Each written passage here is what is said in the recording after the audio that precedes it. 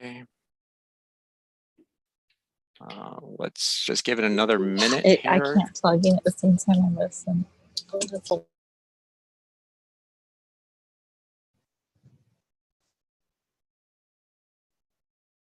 Okay. Chanel, if you can make Michelle Chang a co-host as well. Mhm. Thank you.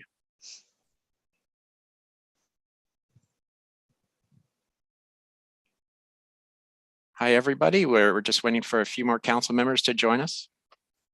We do have a quorum, so there will be a meeting today.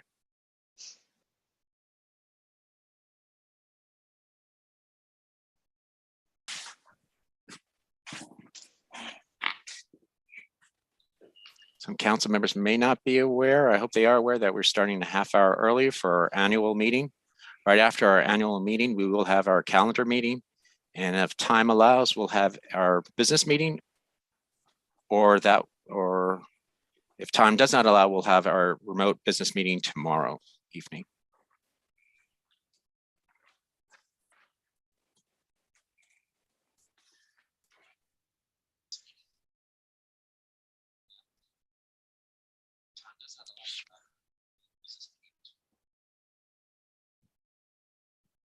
I think Councilmember Lupe Hernandez's other account is on there, so if you can make her a co-host as well. Yep.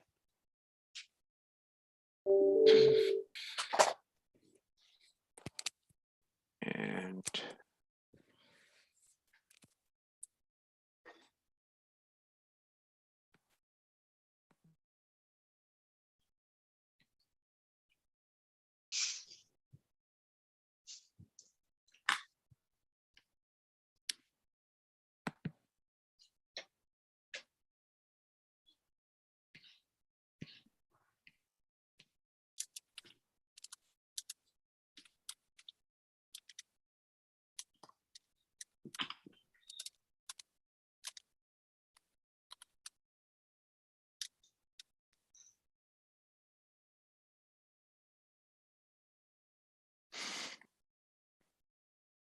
okay.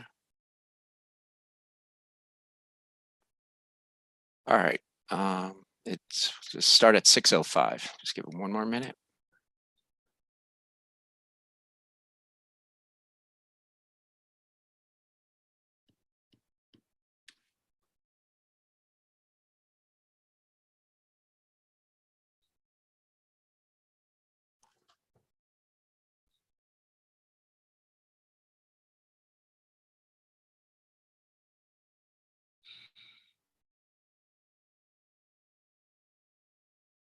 Okay. And Chanel, you said that Janie will be joining us as well. Yep, just a little late. No, I'm here. Oh, Oh, you're there. oh, Yeah, right. sorry. So-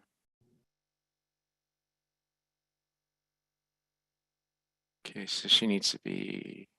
Yeah, she's co-host. Okay. All right, there we go. Should we do the Mandarin interpretation? Yeah, that sounds great. Yep. So our Mandarin interpreter, Max Chen, if he wanted to make your announcement. Oh, are you not co-host? Oh, okay, great. OK，各位今天参与的嘉宾跟家长还有CEC 委员，各位大家好，我姓陈，是今天的中文翻译。我们有特别的普通话翻译专线，电话号码为347-966-4114，密码是793-209-059，请字号。当你打通电话的时候，麻烦请把你的麦克风给关静音。再重复一次，我们的中文普通话翻译为347-966-4114，密码为793-203-059，请字号。OK，Thank you. Thank you, Max. Chanel, is there another interpreter, or did we just? Yes, Yuri. So are we saying the same announcement? Yeah, so they know that there are two interpreters. Thank you. 哦，对，大家好，我是另外一个讲国语的翻译。如果大家需要普通话翻译的话，请拨打电话347-966-4114，然后输入这个会议号码793-203-059井号键。重复一次电话347-966-4114，然后输入会议号码793-203-059井号键。谢谢 ，Thank you。 All right. Okay, thank you everyone for joining us. I see there's a number of our community here for our annual meeting. Thank you. My name is Ben Morden. Once a year, we have our annual meeting to elect officers to the council. And there is a script that I'm supposed to follow, but so again, I just want to repeat, we are recording this meeting and it's live streaming. And after this meeting, we'll have our regular calendar meeting, and following the calendar meeting, we'll have our business meeting if time allows. And during our calendar meeting, we will have a public comment sessions, 2 public comment sessions. So if you're looking to make some a public comment, we have our link. I'll post it up on our website, on our chat here, but we have a link for a sign up to that. I encourage everyone who wants to speak, or if you want to just write down your comment, you can submit it to the same form, and I just posted it to our chat. So please welcome to sign in now, and approximately around 6:45 or around 7 p.m. we'll be doing public comments, depending how the annual meeting goes. And so let's start that. Welcome everyone. And I just have to follow our script provided by the DOE. And okay, so just before we start, if anyone has any concerns or questions, I'm going to post the link to our bylaws, which also help govern this annual meeting. And I'll just put that in our chat as well. 1 second.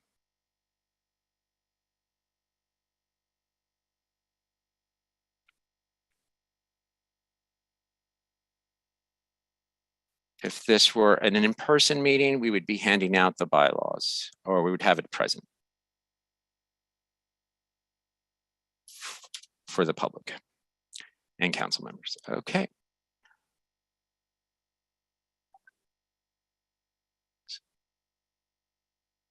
All right, so it's now 6:10 p.m.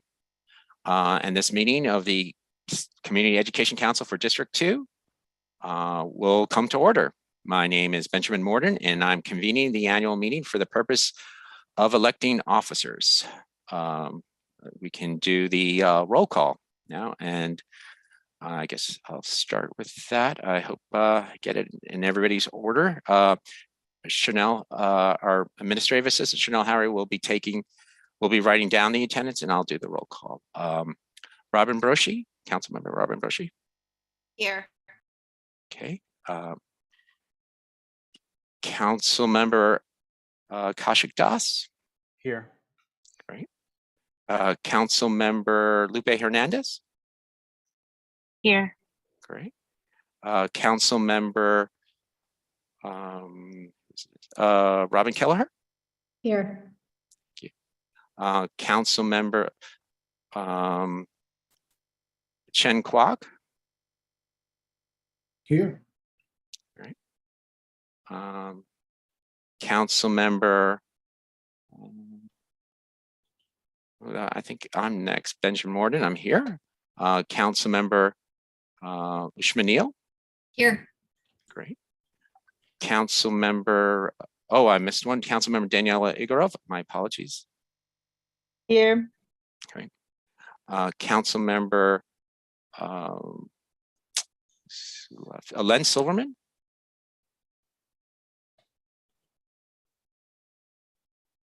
I think he might need to be co-host or, He was joining. I saw his name. yeah, He is. he's here. I see his face actually, but Yeah. Yeah, and he waved his hand. So Chanel, if you can make him co-host when you have a chance there. Yep, he's co-host. He is co-host. Okay. Yeah. So, great. Councilmember Lim Pham Sim Here. Janie? Here. and okay, and Councilmember Lily Wu. Is she here? Oh, I'm here, by the way. This microphone wasn't turned on. Sorry. All right, so I think thank you, Lance, you noted. So I guess Councilmember Wu, Lily is not here. All right, maybe she'll be joining us soon. So we have a quorum. All right. Article 2, Section 2 of the Council bylaws requires that officers be elected by roll call vote at this annual meeting. To be elected, a candidate must have at least 6 votes. Officers remain in the position until their successors have been elected. Okay. So the first order of business is to elect a chair pro tem to chair the election meeting until the president has been elected. The chair pro tem must be someone who is not running for office in the election she or he is chairing. Since the first election is for president, the chair pro tem cannot run for president. Once the president is elected, he or she can take over running the election from the chair pro tem. Are there any nominations for chair pro tem? We will accept self-nominations. I'm happy to do it if no one else wants to. Yeah, I nominate Robin Kelleher. Okay. All right. I decline. Decline. All right. Does someone else like to be chair pro tem? I nominate Daniela. Second. She having trouble? Daniela, do you I need to we would accept. have Okay, a I vote. Do you accept. accept the nomination? I accept the nomination. Okay. All right. Okay, so I guess we do a roll call vote, or we can also do by hand. Shall we try it by hand? Okay, all in favor of Daniela for chair pro tem? 1, 2, 3, 4, 5, 6. All not in favor? No. Okay. Kashik Das and Janie, you both have your hands up, so I take that was for a yes. Okay. And all abstain? All right. I think it was unanimous for the record. Lily just entered the room. by Oh, the Lily way. did it. Okay. All right. So Chanel, if you can make a, that. Thank you. So Daniela, do you have the script for the chair pro tem language? I don't think so, but if you quickly send me, I'll open right I now. will do that right now. Okay, Just I'll give open me- on my phone, so it's easier. Give me 1 sec. Do you want me to email it to your council email address? Yes, that would be great. Okay, just 1 moment.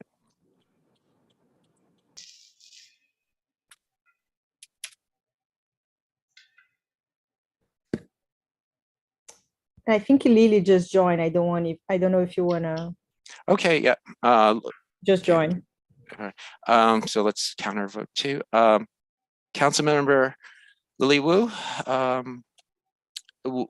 Yes. do you vote in favor of Chair Pro Tem Daniela Igorov? Yay, nay, or yes? Is that a yes? What you want me to do, Ben? Do you agree to have Daniela Igorov as the Chair Pro Tem? We all yes, voted. Yes, okay, great. Yes. So it's unanimous then. Okay, thank you, Chanel. Thank you, Lily. And Yes. thank you. Okay, You're welcome. I have it here now. You have it here? Okay, great. Yes. Okay, so. Okay, wait. Okay, chair here. To elected officers, we'll vote upon each position before moving on to the next so that any candidate not elected to an office can run for others. I'll take nominations now. Members can nominate themselves. If a member is nominated by another member, I'll confirm that he or she accepts the nomination. Nominations do not need to be seconded. I need to read all of this, right, Michelle? Okay, I just want to confirm before I do a by the moment here. If a member is not present, but has submitted her nomination in writing to the AA or another member, she will be treated the same as any member who is present, including having a 2-minute statement read aloud by someone else. Each nominee will be allowed to make a speech of up to 2 minutes. Following the candidate presentation, we'll conduct a roll call vote. All positions must be voted, or even if there is only one candidate, where there are 2 or more candidates, each member must make a choice and vote for one or the other. Example, John Doe and Jane Smith are running for president. On the roll call, each member will vote for either John or Jane. The council must not vote first on John, then on Jane. Members may abstain from voting. If no candidate receives at least 6 votes, we'll vote by show of hands or whether to do a second round or proceed to the elections for the next office. If a position remains unfulfilled over 2 or more rounds of voting, the incumbent will continue in the position. New elections for all unfilled positions must be put on the agenda of following month's calendar meetings until all the positions are filled. Is the procedure clear to all members? First, we'll elect the council president. Are there any nominations for the office of the president? I nominate Benjamin Morden. I second, but you said you don't have to, right? We don't have to, I believe, yes. Any more nominations for president? Okay, nominations for the office of president are now closed. I will now call each candidate in alphabetical order to make a stand. Oh, we don't need to make a statement now. So now we're just gonna have the vote and we'll proceed with a roll call vote. Okay. Let me just go here to the order. Xian, Kwok, Yes, You have to actually say the name of the candidate you're voting for. yeah, I vote for Benjamin Morden as president. okay. Kaushik Das, I vote for Benjamin Morden as president. Len Silverman, I vote for Benjamin Morden. Lily Hu, Benjamin sorry. Morgan. Benjamin. Jenny, I vote for Benjamin Morden. Lupe Hernandez, I vote for Benjamin Morton. Robin Broshi, Abstain. Robin Kelleher, I vote for Benjamin Morden. Ushma New. Ben Morden. Did I get everybody? And I vote for Ben Morden too. I think I got everybody. Okay, I think I can Not vote for bad. myself. yes. Okay, Oh, wait, congratulations. no, did Ben vote for himself? Yeah, I vote I for think you myself. can vote for yourself, yes. Congratulations, Ben. You have been Thank you. elected to serve as council president for 2022-23. Thank you very much. As Chair Pro Tem, do you want to continue the? No, you can No. continue now, Ben. Okay, all I'm right. sure you're going to do a better job than I will. Thank you so much, and thank you, everybody. I appreciate it. I look forward to serving for 2022 through 2023. Just one moment, and I'll pull up the script again.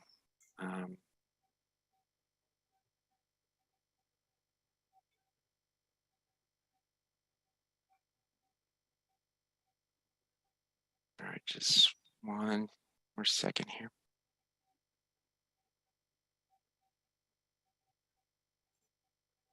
All right.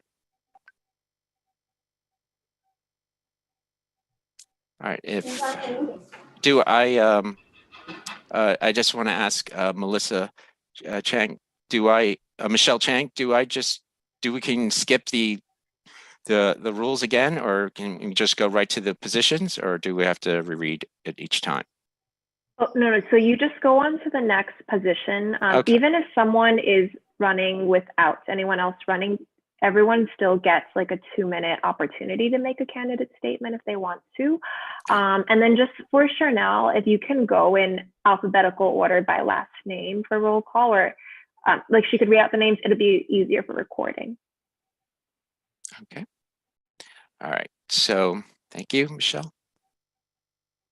All right. So are there any nominations for the office of recording secretary? Oh, excuse me, vice president.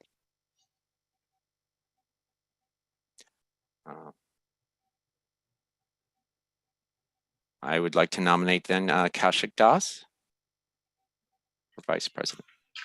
I accept. Are there any other nominations for vice president?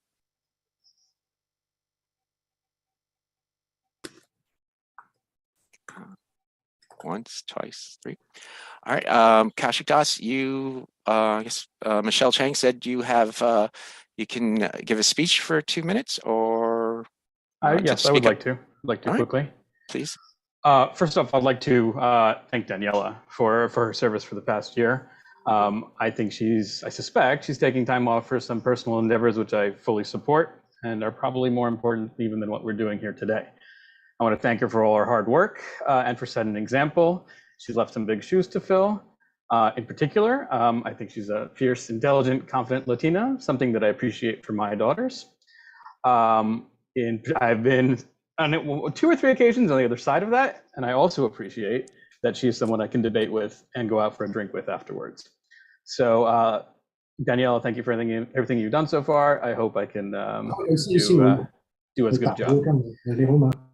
As for myself, many of you know who I am and what I stand for, but I would like to reiterate some points. Some of these are from my speech from when I ran for CEC. As a father of a half Indian, half Latina daughters, I do believe in striving for diversity in our schools while maintaining academic standards. However, I do not believe that equity is served, nor any minority group empowered, by tearing down merit-based programs or by the lotteries which we've had in the past years. I do not believe that attempts to diversify our schools can be successful without simultaneously addressing systemic issues like housing and wage inequality. I do not believe that divisive rhetorics that inherently pits racial groups against each other, which I believe some of the anti-racism rhetoric specifically does, as evidenced by many of the resolutions we've posted and passed. I do believe in expanding opportunities and special needs for all, whether those needs be G&T, ELL, IEP, physical disability, or just a solid education at your local school. I also believe the way forward is by changing things at the youngest age possible. But I warned that I do believe in having higher standards for everyone. And the way to do that is to have improved skills at as early an age, as young age as possible, to give people the tools and skills that they need to succeed in life down the road. Thank you. All right, thank you, Councilmember Das. And now I guess we will proceed to, I will now call each candidate in, I guess we skipped that part. So now we will have the roll call vote.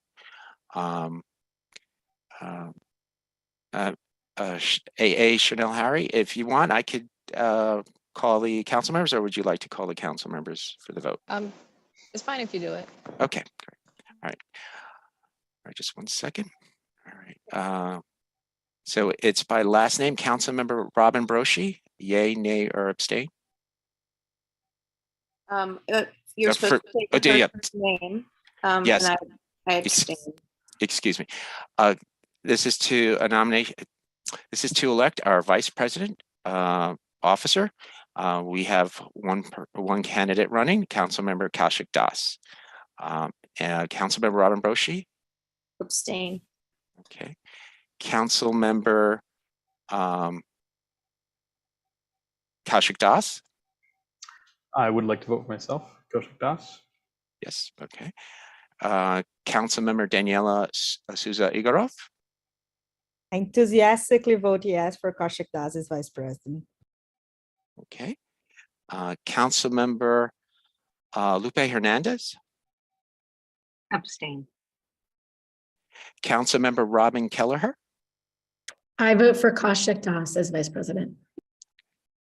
Councilmember Chen Kwok, I vote to elect Councilmember Kaushik Das as Vice President. okay, excellent. Councilmember Ushma Neal. Didn't you skip yourself? Oh, yes, I skipped myself. Councilmember Benjamin Morden, I vote yes.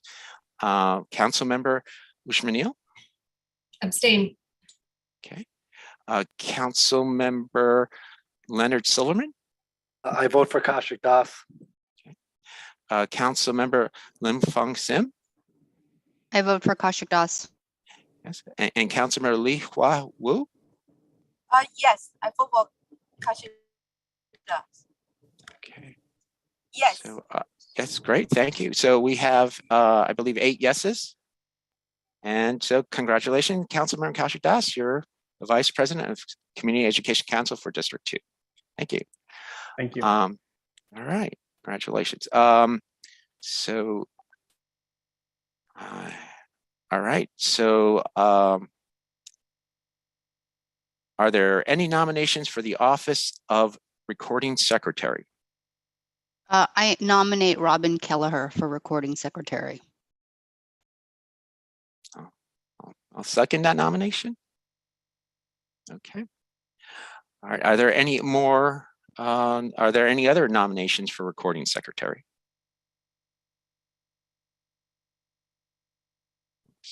Three. Okay. All right. Councilmember Robin Kelleher, you have 2 minutes to give a speech. Thank you, Ben, and thank you, Janie, for nominating me. I also want to thank you for your service for the past year. I think you've done an incredible job, and I'm excited to be working closely with Ben and Kaushik and Chanel. Thank you. I think my job will be a lot easier than yours was, Janie, since we now have Chanel helping and doing more than her fair share of work and jumping into projects full on. So thank you. I look forward to helping our district recover from combination of the pandemic and just a disastrous couple of years of exmissions and students leaving to other areas, other schools. And I hope that we can work with this new administration to fulfill some of the promises that they have made. And I'm committed to returning our schools to what they once were, to excellence. And I too believe that hard work should be applauded and rewarded. I believe we can have diversity and merit and excellence. I think they all go hand in hand. And I believe that with working with all of this community and with this council, that we can achieve those goals. So thank you for nominating me, and thank you for allowing me to be in this position right now to be voted in or voted not. Thank you very much, Councilman Robin Kelleher. So now at this time, we'll take a roll call vote for the position of Recording Secretary. And our candidate is Robin Kelleher. I will do a roll call in order, alphabetical order by last name of council members. Okay. Okay, Councilmember Robin Broshi.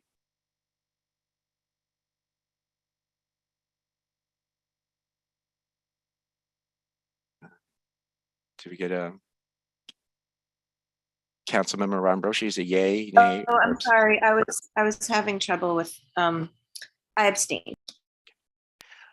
Okay, Councilmember Kaushik Das. I vote yes for Robin Kelleher for Recording Secretary. Great. Councilmember Daniela Souza Igorov. Yes, I vote for Robin Kelleher.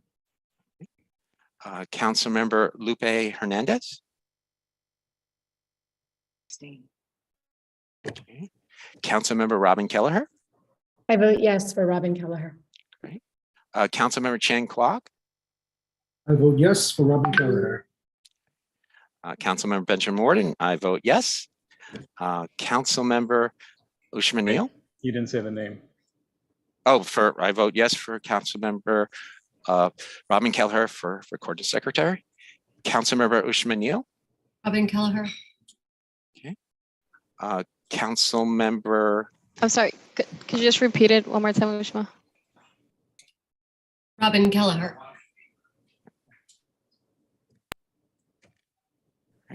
Is that a vote? Yes or no? Or abstain for Robin Keller?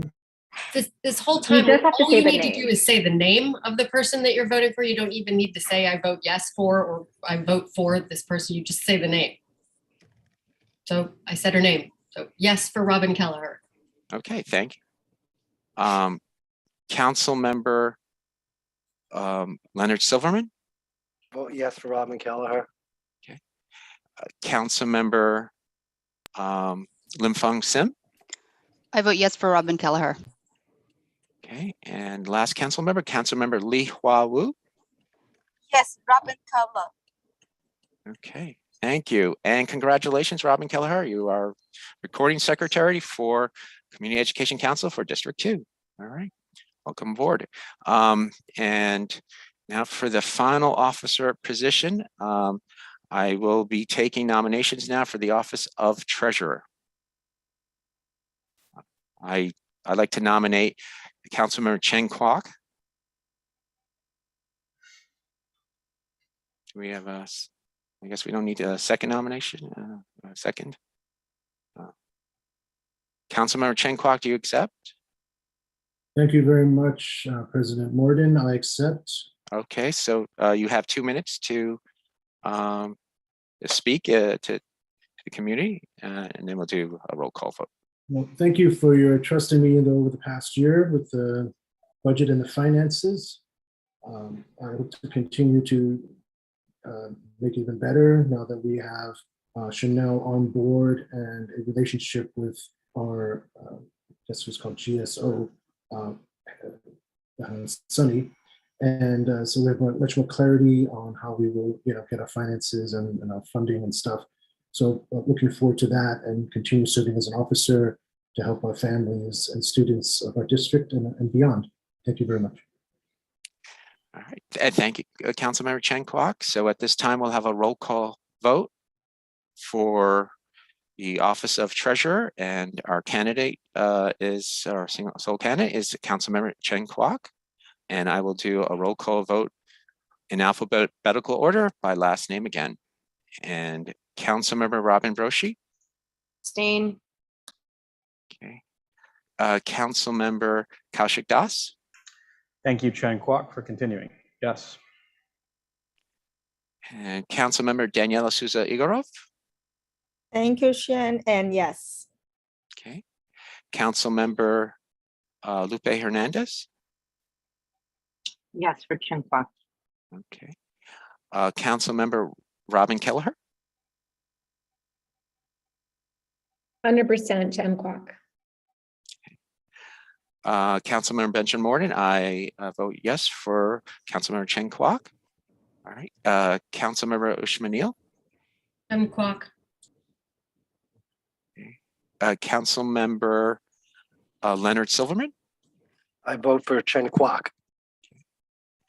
Councilmember Lim Fong Sim. I vote for Chen Kwok.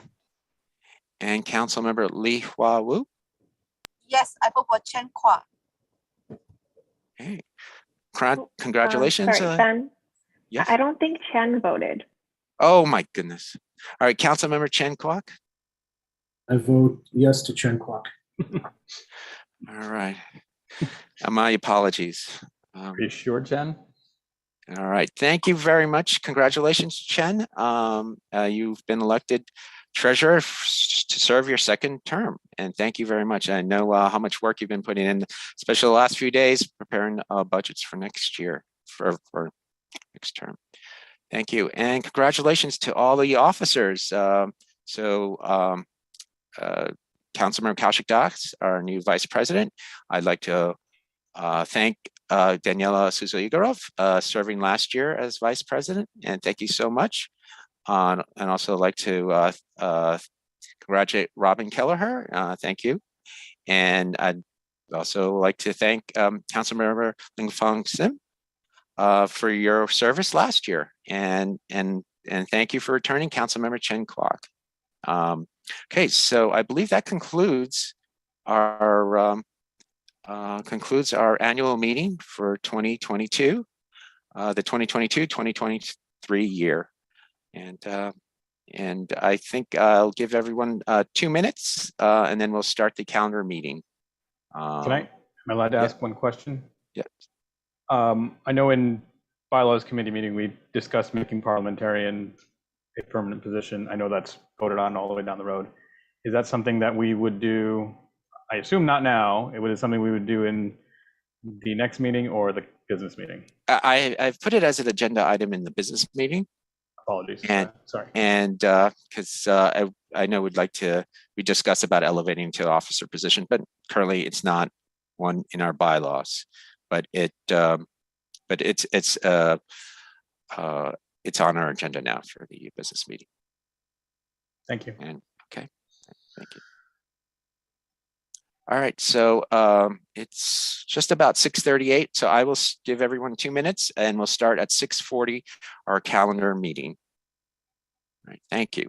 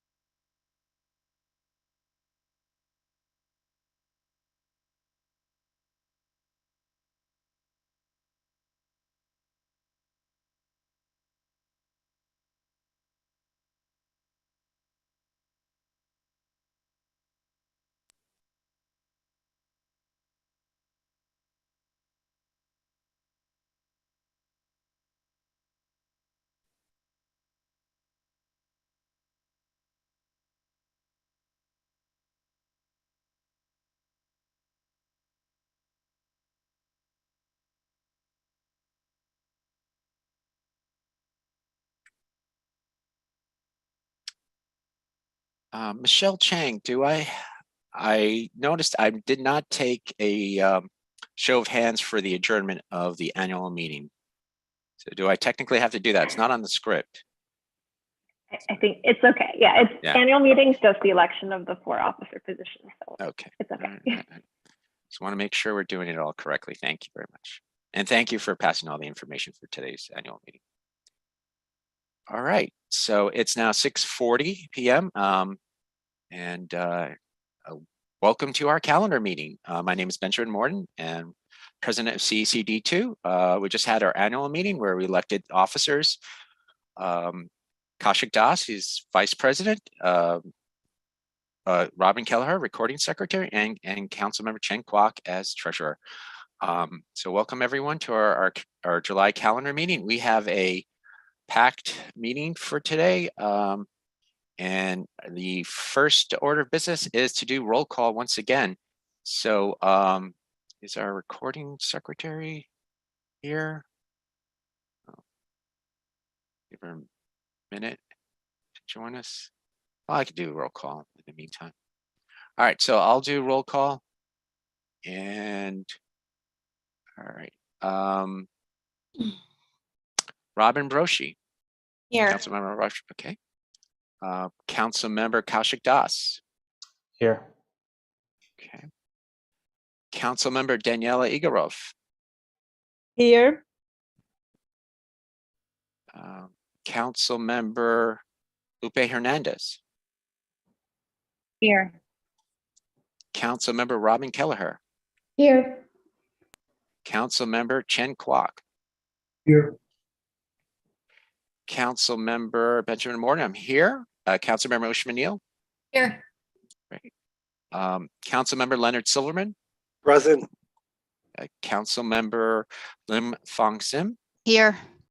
and Councilmember Li Hua Wu. Here. Okay, so we're all here. I know many, maybe some members of the community might be wondering if why we don't have a student council member present. We're looking for submissions or for people, for high school students, seniors to submit. There'll be information on our website and in some of our social media. And I believe our District 2 leadership of Superintendent Kelly McGuire will be organizing and deciding on that in the coming month. So if you know some eager 12th graders out there who are looking to support our community, please convince them to consider us. All right. And our first item is announcement of council's Zoom, second item, announcement of council's Zoom chat rules and calendar meeting norms and expectations. Councilmember Das, do you have norms and rules on the chat that you'd like to share with us? I should have been ready for this. Apologies. Don't have it ready. Give me a moment, please. Okay. Is there another item we can continue to in the meantime? Well, it would be, the next item would be the presentation of resolutions. So when does the chat go on?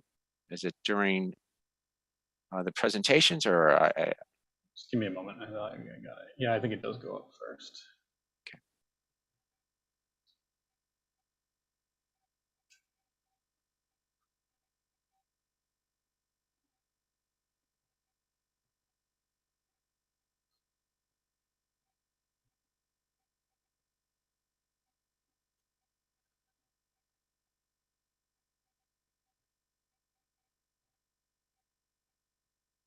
Okay. Bear with me.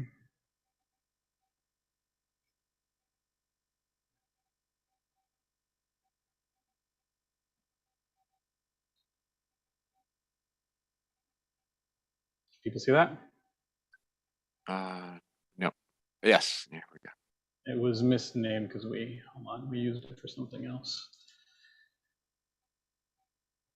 And they're no longer proposed. We've agreed to them. Okay, chat rules will be posted at the start of the meeting and voted upon for approval. We've already voted on that in the past. Only hosts and co-hosts will get unrestricted chat, mainly meaning the council members, the administrative assistant, superintendent, people like that. No participant to participant chats will be allowed. In participant to everyone chat, it will be disabled during public speaking sessions.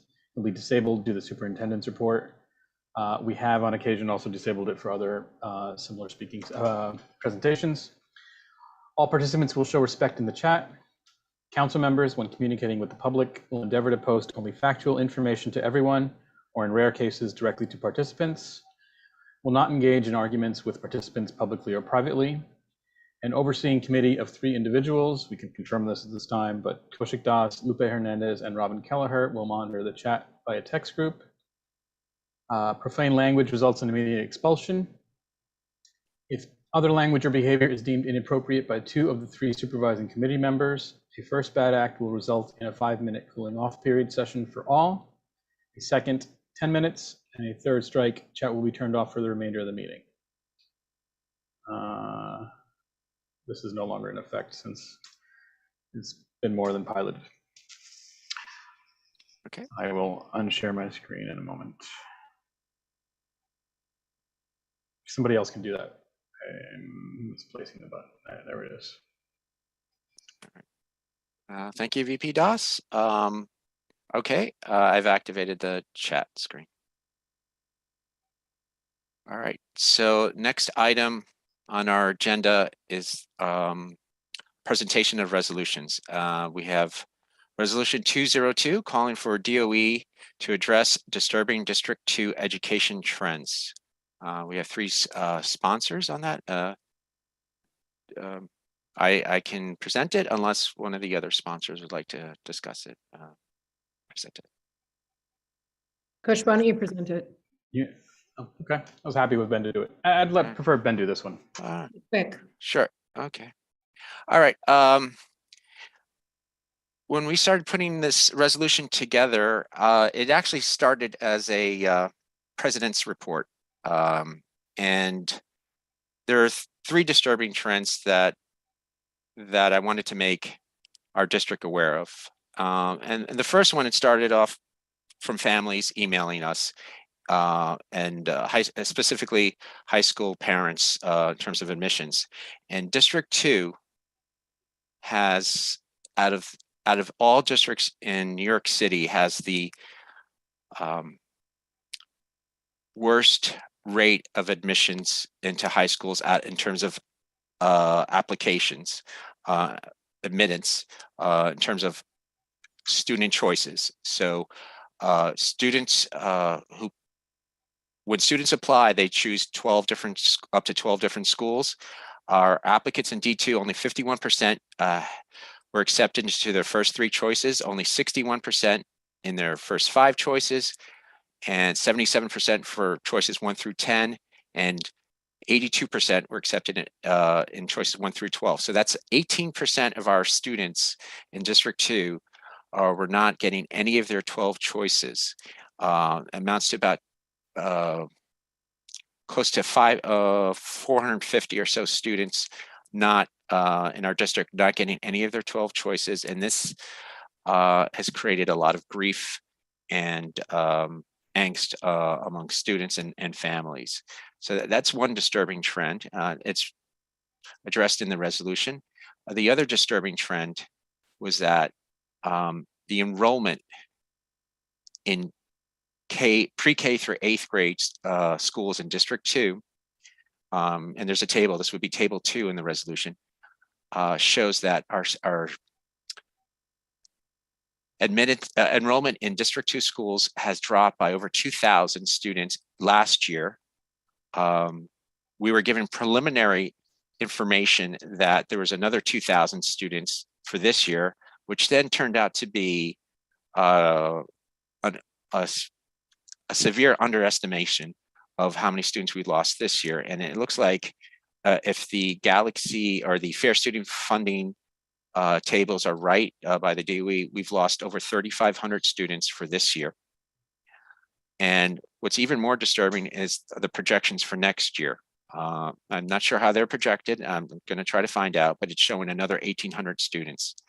So we've lost in our district from approximately 28,000 to approximately 20,000 students. It's a lot, and it's not sustainable. It's going to impact the district in many ways. And in one way that it is already impacting the district is the third disturbing trend, is that we see funding in the 49 schools in the purview of Community Education Council for District 2. We see that we've lost over $60 million in funds for 49 schools.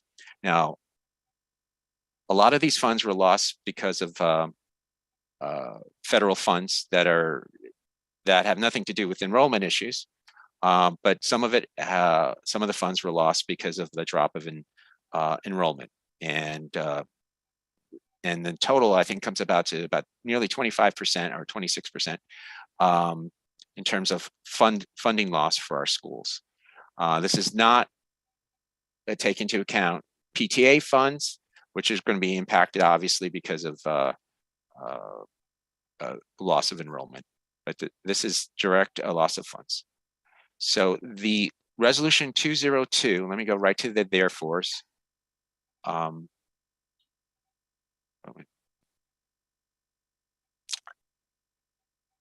is asking for three things. Therefore, be it resolved, CECD2 recognizes that disappointing school admissions results, enrollment declines, and funding losses are unsustainable and will undermine the long-term education quality provided by District 2 schools. Therefore, be it resolved, CECD2 requests that the DOE central leadership, including Chancellor Banks himself and First Deputy Chancellor Weisberg, urgently meet with District 2 stakeholders prior to the start of the 2022-2023 school year and include Community Education Council members, the President's Council, PTA, PA leadership, SLT representatives, school principals, and the community district superintendent to devise, introduce, and reinstate education policies to improve D2 admission results, encourage enrollment growth, and restore school budgets. I should have added that we should also encourage we include community boards too. And therefore be it resolved, CECD2 respectfully invites Mayor Eric Adams to attend this meeting as well, given the educational urgency and scope of District 2 within New York City.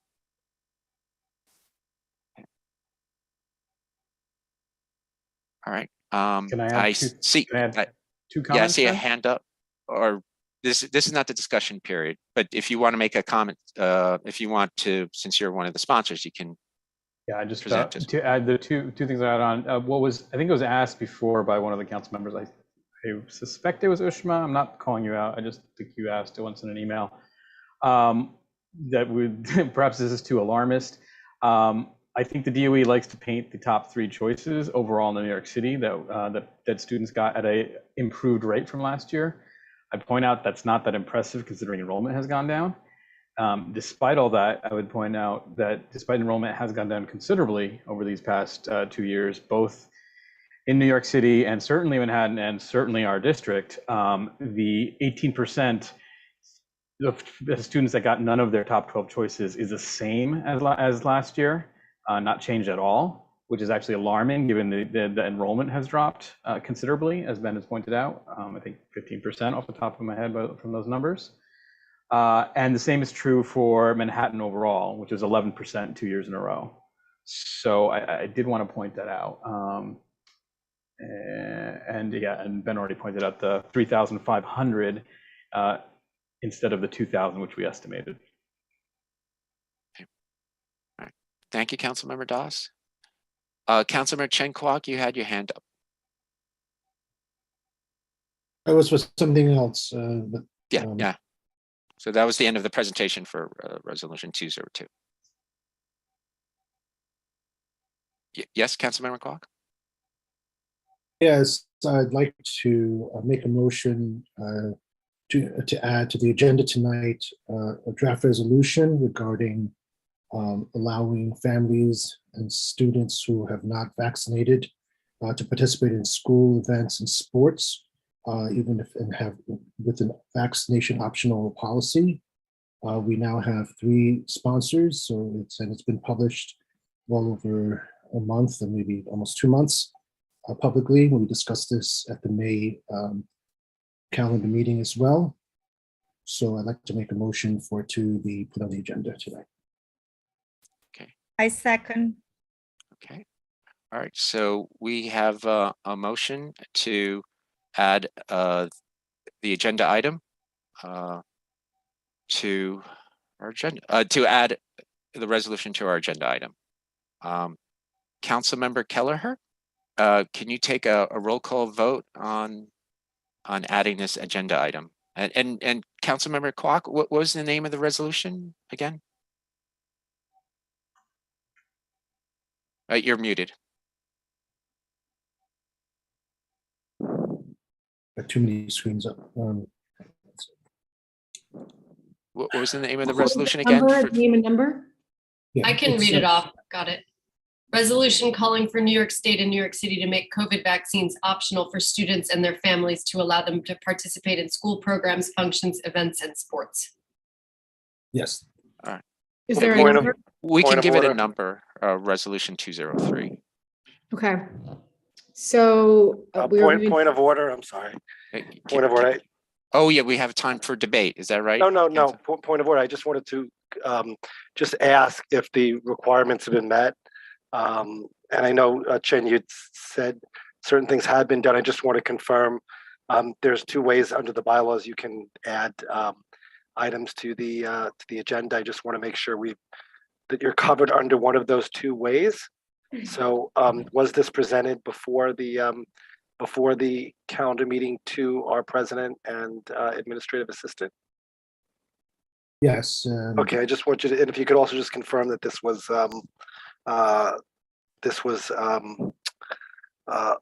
also copies were delivered to other council members before the call to order. Okay, just confirming. I just wanted to be clear. Thank you. Thank you. And Councilmember Silverman just had a bylaws committee meeting, and he is an expert on our council now. No, I'm not, but thank you. Thank you anyway. I Great. appreciate it, but I'm not. Thank you both. Ben, I would love going forward to have the script in front of me in terms of alphabetical names, but I do it very easily off the top of my head. We're going to be voting on whether or not to add to our agenda the resolution that Chen Kwok just brought up. I believe that was number 203 regarding COVID vaccine mandates. This is yes, no, abstain. Robin Broshi, how do you vote? No. Kaushik Das, how do you vote? Yes. Council Member Lupe Hernandez. No. Councilmember Daniela Souza Igorov. Yes. Councilmember Robin Kelleher, yes. Councilmember, let's see, Benjamin Morden. Yes. Councilmember Chen Kwok. Yes. Councilmember Lim Fong Sim. Abstain. Councilmember Ushmanil. No. Councilmember Lily Liwa.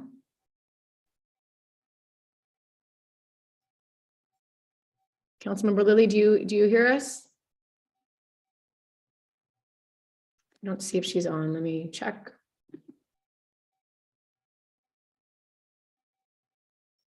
Okay, I don't see her on. I know she was driving.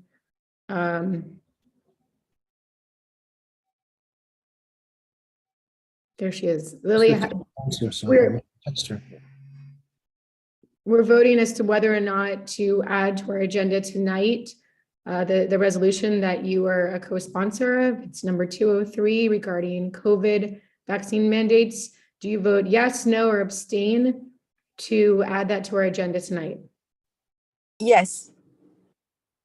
Okay, so. And there's Councilmember Silverman.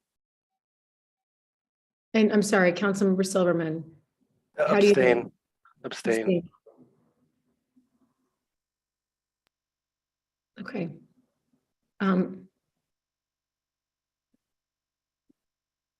So I did not take a tally just now. I need to. It's six yes. Oh. 6 yes. Six yes. Okay. Yes.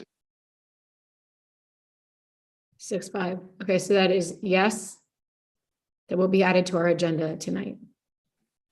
Thank you, Councilmember Kelleher, and I'll have a list for you next meeting of all the council members in order. I just sent it to you. The list, Robin. Okay, thank you so much. Great. It was actually six yes, 3 no's, and 1 abstain, and 1 we could not reach. Okay. No, Lily, we did reach. Yep, and it was 2 sorry. abstain. 2 abstain. Okay. Thank you. So the motion has been approved. So Councilmember Kwok, you can present your resolution and or your sponsors if they'd like to join as well. I will present it, and I also want to make a motion for an amended resolution because of their new facts and data that since it was first posted. So I'd like to make a motion for a amended resolution, and I'll describe it in the discussion. All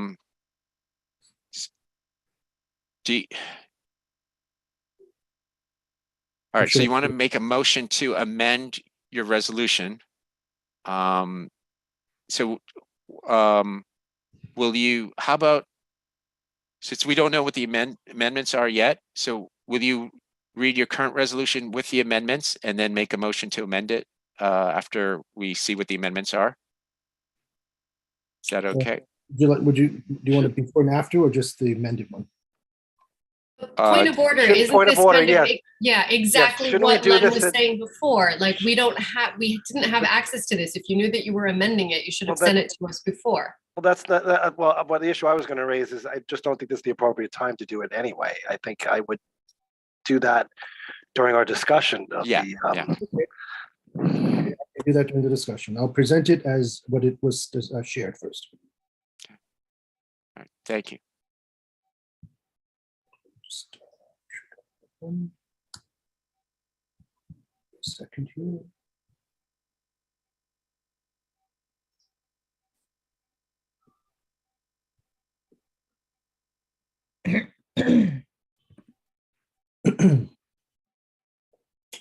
Can you see the resolution, the draft resolution?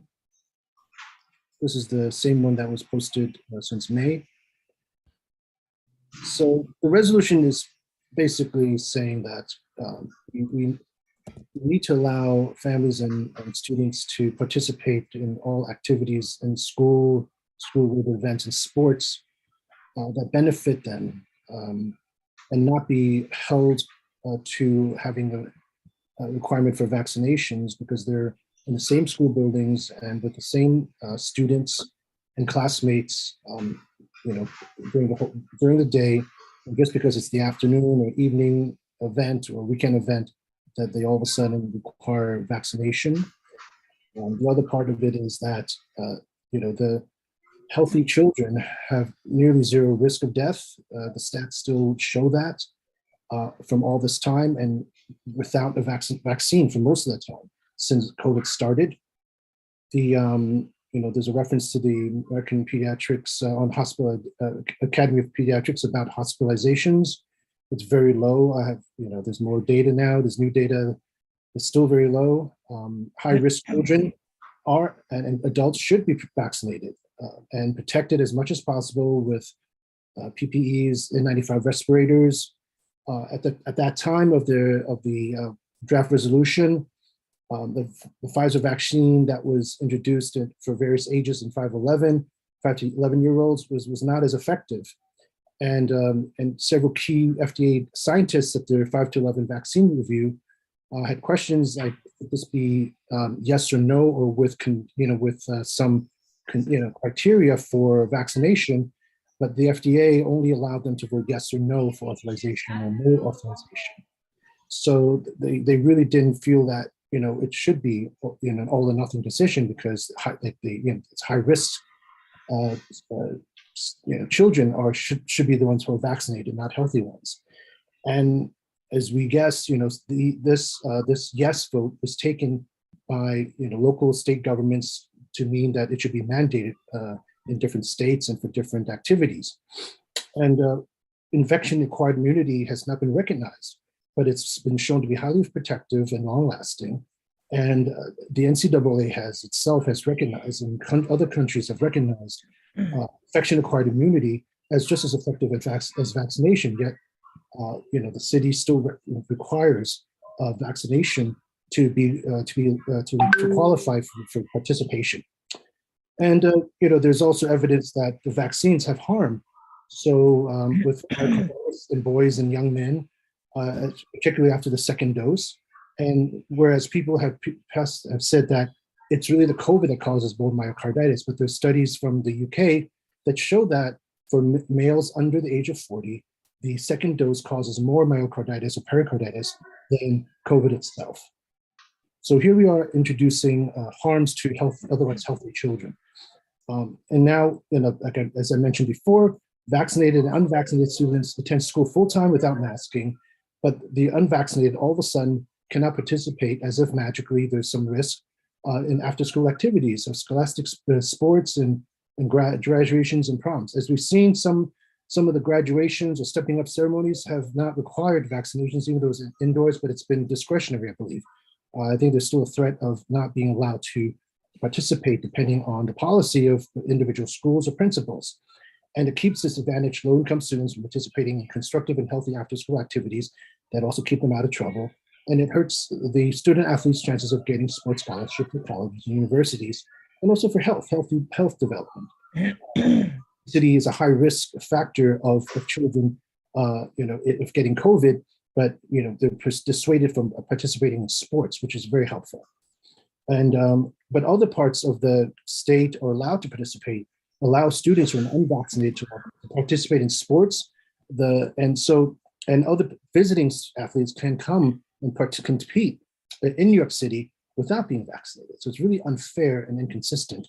And adults have had no need to have vaccination proof or to wear masks when they do go about their regular business, shop, dine, watch movies, concerts, and sporting events with tens of thousands of other people. But parents and guardians all of a sudden need to be vaccinated to enter a school building or to attend after-school activities or sports events. And Mayor Adams has mandated city workers to be vaccinated or lose their jobs, and mandated private companies. He says he's not going to hold it. That's the rumor for private companies, but he's granted exceptions to rock stars and billionaire NBA basketball players to not be vaccinated, but children have to be vaccinated. So be it resolved, we call on the New York State Education Department, City of New York, and Department of Education to not require COVID-19 vaccinations for students to attend and participate in school and after-school and sports programs, functions, and events. We call upon the New York State and same as above, to not require family members to be vaccinated in order to participate and access school buildings. And also urges the Chancellor, the DO, and the Mayor to collect and share objective, reliable, detailed data metrics about student, faculty, and staff COVID vaccinations, cases, hospitalizations, and deaths, so that we can better adjust COVID safety protocols and understand better how, who, and to what extent individuals are being affected by COVID within our schools. Thank you. That's the original resolution. Does that conclude your presentation for? Well, I mean, there's this, and then there's new data, which I wanted to update because of it's, the previous one's based on March 30th data. I have June data. I also have better, data for showing hospitalization from the New York Times. There's a new vaccine that's been approved for 6 months to 4-year-olds with very short testing periods. I wanted to talk about, to add that into the resolution, and also to reflect that the polio vaccine, right, saved lives for children, and that had severe consequences for all children, and every child and adult was at risk compared to COVID, which is high risk. Children and adults are at risk. It's very age stratified and health stratified, but the polio vaccine that Dr. Salk developed had a test of 2 years with over 1.4 million children, whereas the COVID vaccines have only been tested with 3,000 or 6,000 children over maybe in a period of 6 months, and they got approved. So something that doesn't benefit any healthy children, or healthy children are not hurt by drastically by COVID.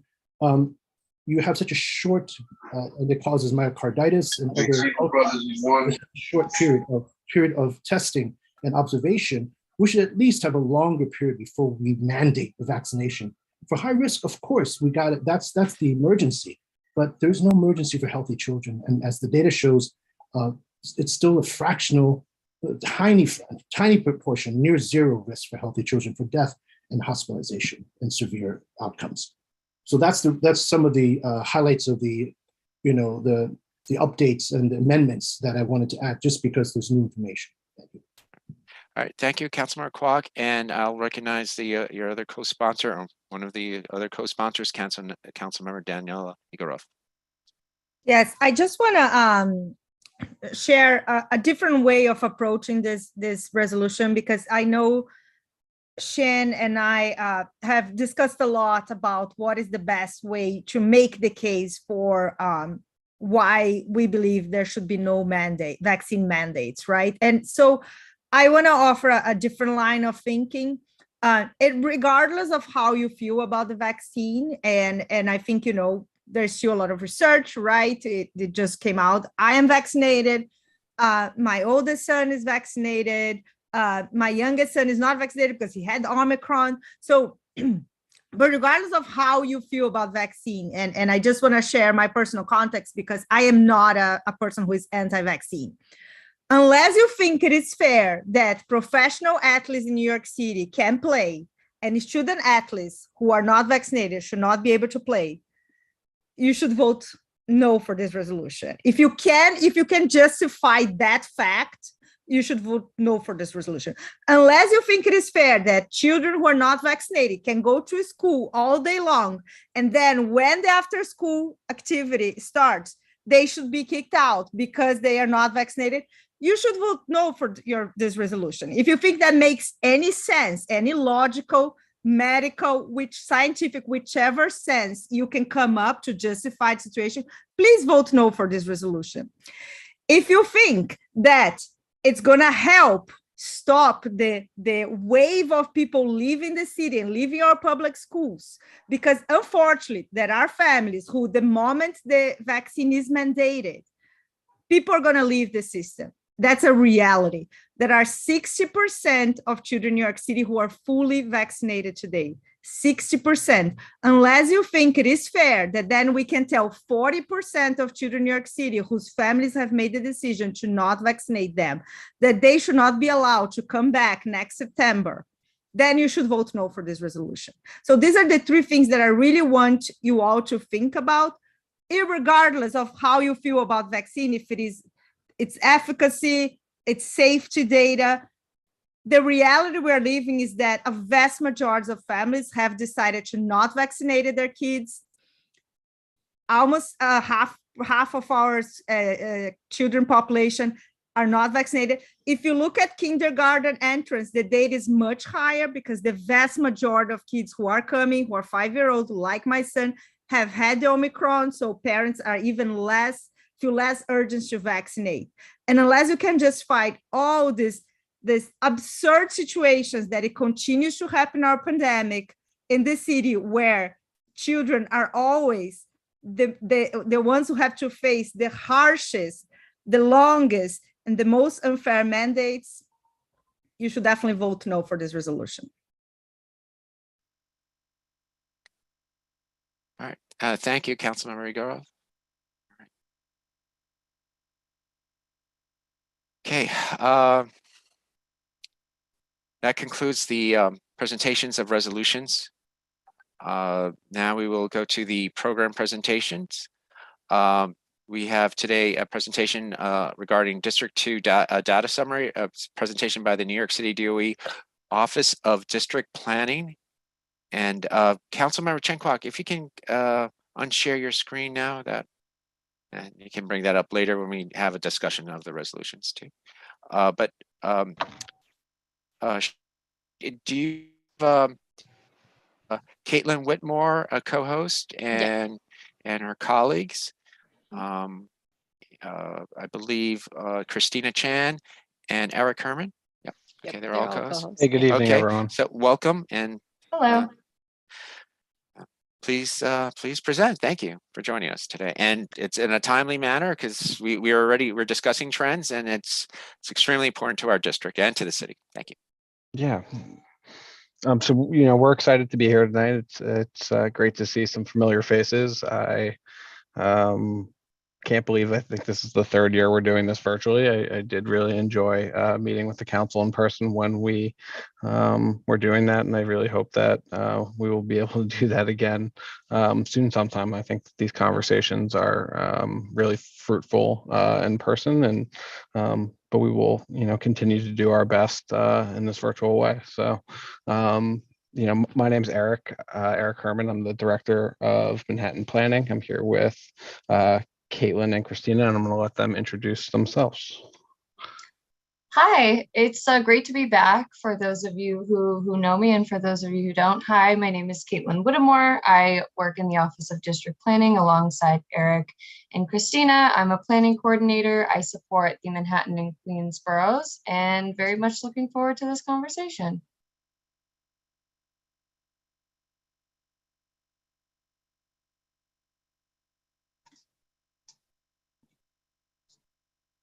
Christine, I think your mic is down or dead or something. Oh, I'm so sorry. I think I didn't unmute myself. Is this better? Yeah. Great, thank you. Hi, everyone. My name is Christina Chan. I'm also from the Office of District Planning. I work on their data analytics team, and I support Queens and Manhattan. Great. Caitlin, you have the ability to sort of share your screen or share information? Absolutely. And we're starting with the intro deck, right? Yep. You got it. Can everybody see my screen? Yep. Yes, we can. Great. Great. So just pop to the agenda. We have already introduced ourselves. So, tonight, our hope for tonight is really to go over sort of who we are, what the Office of District Planning does, who we work with, what are some of the things that we work on, and what we're trying to do. And then we really want to dive into and spend the bulk of our time having a discussion with you guys about the needs and priorities and opportunities in your district. And we can do that in conjunction with having a discussion about the data summary that we shared with the CEC a little while ago, and we're happy to answer questions about what you guys see in the data. If there's any sort of questions about the technical pieces of it, or if you guys just want to share sort of what you guys are seeing. So we'll keep it moving. The Office of District Planning, partners with a lot of different offices at the DOE, from the Office of Student Enrollment to superintendents, to various communities, including yours, around the cities, to identify needs and priorities and to address them year over year. So one of the things that we work really closely on is increasing access to quality schools. That could be opening new schools, that could be expanding schools, that could be adding programs at schools. We also work on increasing diversity and integration in our schools, which goes hand in hand with rezonings that we work on, but there are also other mechanisms that we could do that through outside of rezoning. And then we also look to improve learning conditions in our schools. So there are some, as you guys are aware, there are some schools that are overcrowded. There are some schools that are underutilized. So we will work to support our schools through that. We also work with the communities and the School Construction Authority and opening new capacity. So some of the levers that we have, or some of the things in our toolkit that we work on, that I referenced before, is rezonings, which is shifting zone lines where we have overcrowded schools, to send schools to move students zoned options to alleviate overcrowding. We've done school mergers. I do not believe that's something we've worked on in District 2, but we have nearby District 1 and 3, where we have taken two schools and brought them together to sort of support each other and bring out the best practices of both schools. We recently did one in District 1 to support under enrollment, to increase diversity, to alleviate overcrowding in one of the buildings. As I referenced before, we can open up new schools where there is a need to sort of meet the needs of different communities throughout the city. We've looked at opportunities to resite schools to provide them better facilities. This could be, sometimes we have, middle schools that are in elementary school buildings, and we can provide them with a stronger facility with science labs and more age appropriate facility options, whether it's a gym or an auditorium, or, as I alluded to, science labs. We look to open up new programs. This could be, our office played a large role in identifying places to expand 3K and pre-K programming throughout the city, but we also look at different opportunities to expand dual language programming, ASD Nest programming, and we also work closely with the Office of Student Enrollment to make sure that our schools are the right size and they can fit in our building. So these are just some of the things that our office works on to support schools and children around the city. This is sort of a nice graph of sort of what our process, looks like. It's very cyclical. Our office spends a lot of time identifying what the needs are of various districts. We come to communities to have conversations about what the needs and desires and priorities of the districts are. We engage with numerous school communities about what the needs are for communities, and we try to develop plans and proposals to address those needs. Sometimes they have to go through technical processes, chancellor's regulation processes for significant changes, which are like residings and mergers, which is a public review process. Sometimes enrollment planning and expansions of schools from an enrollment perspective does not have to go through that process, but is a worthy thing to talk about. So, what we really want to do tonight is have a robust conversation with the CEC sort of about what you're seeing as the needs for your district. We shared the data summary with you guys, I believe 2 or 3 weeks ago, and hope that you guys had some time to take a look at it and, come up with questions or identify sort of what you were seeing so that we could answer some questions for you guys.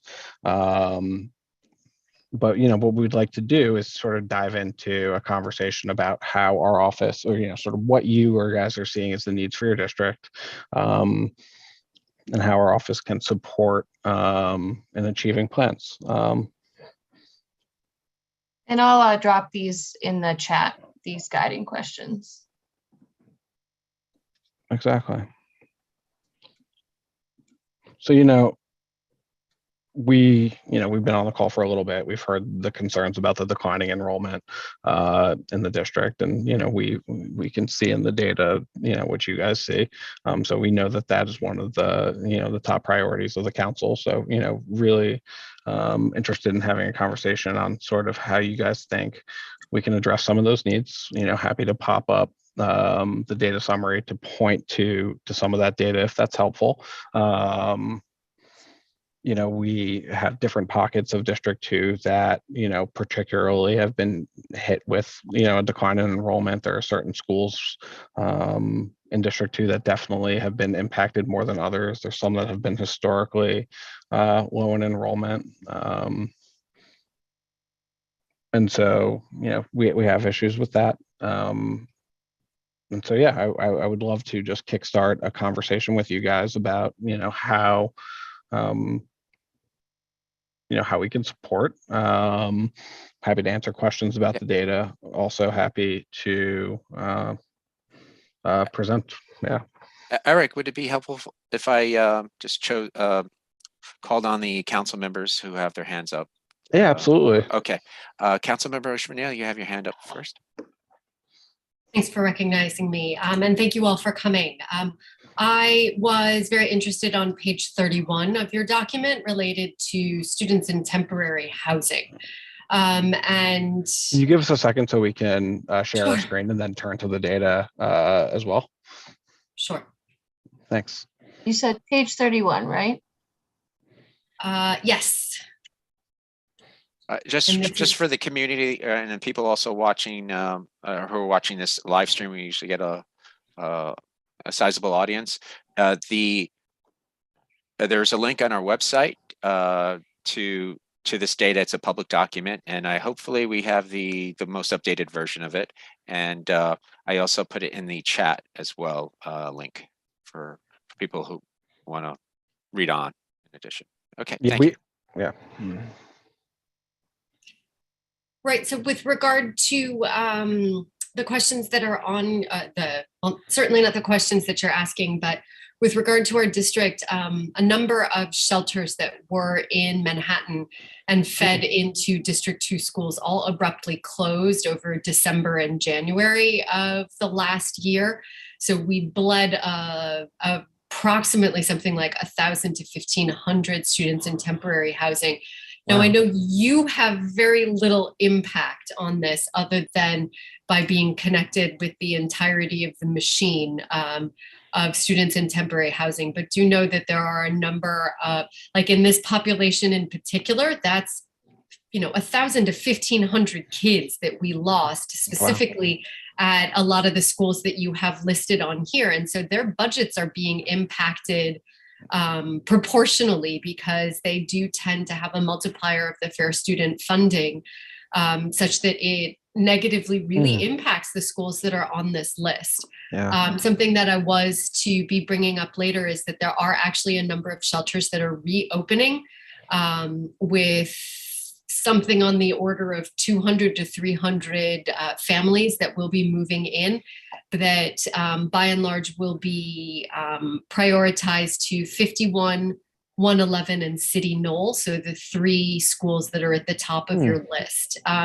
So we are particularly, or at least there's several of us on the council who are very oriented to these families and making sure that these schools have appropriate resources and that their budgets are not cut while we are gearing up for that. Like there have been news stories that have put out about those shelters reopening and actively enrolling students in those shelters that have just recently opened for September. I suppose I don't really have a question there. It's just more of a comment and a hope that you are keeping these issues in mind related to enrollment, and such that the City Knoll, Elias Howe, and Adolph Ox are not being penalized in terms of utilization of space and budget. Yeah. I'm sorry to jump in. Would you be able to scroll down just a little bit so those watching can see the schools bullet? Thank you. Yeah. Okay. And there are a number that probably will feed in, and there are many people who are working towards trying to make sure that students who were in D2 schools that were moved out of the borough will be given first priority to move back to these schools. But when there are other things in the document about potential for co-locating schools or collapsing schools or underserved schools, these schools in particular on this list, please make sure that there's an asterisk next to them and that they are held harmless, given the massive role they play for our students in temporary housing and economic need.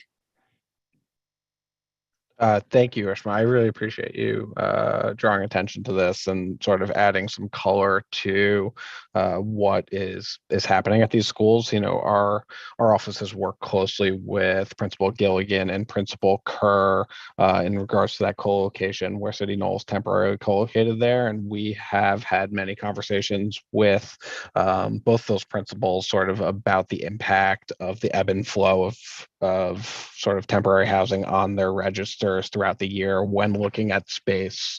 Our office really doesn't control a lot of the budgetary stuff. That is also integral and sort of impactful in terms of, when the audit register closes and stuff like that. But I can assure you that that is definitely something that we look at when sort of assessing available space and buildings and looking at these schools.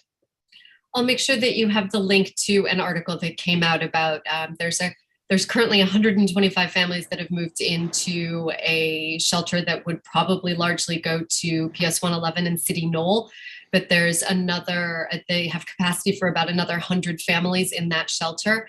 Plus there are 80 families planning to move into another shelter nearby and another 100, and that will be in the September, October range. Yeah, the great. principals are aware, but I just wanted to make sure that the right hand and the left hand are speaking. Thank you.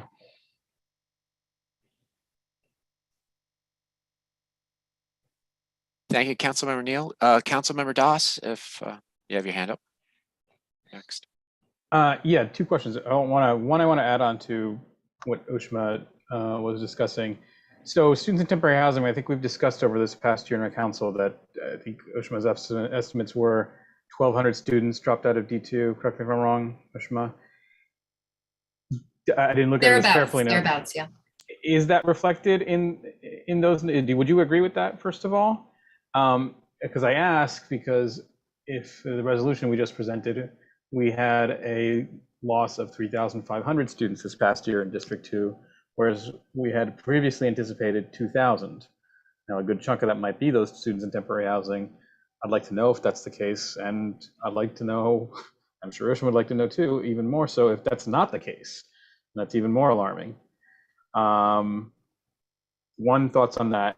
Two, I'm going to reiterate a request I think I made almost at the beginning of this term. You guys always say that you discuss trends. Is there any reason why we can't look at monthly trends?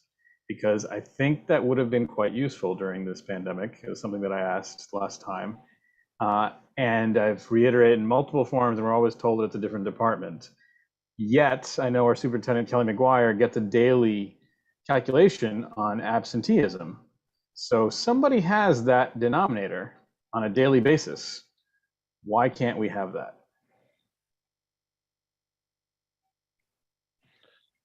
Well, where to begin?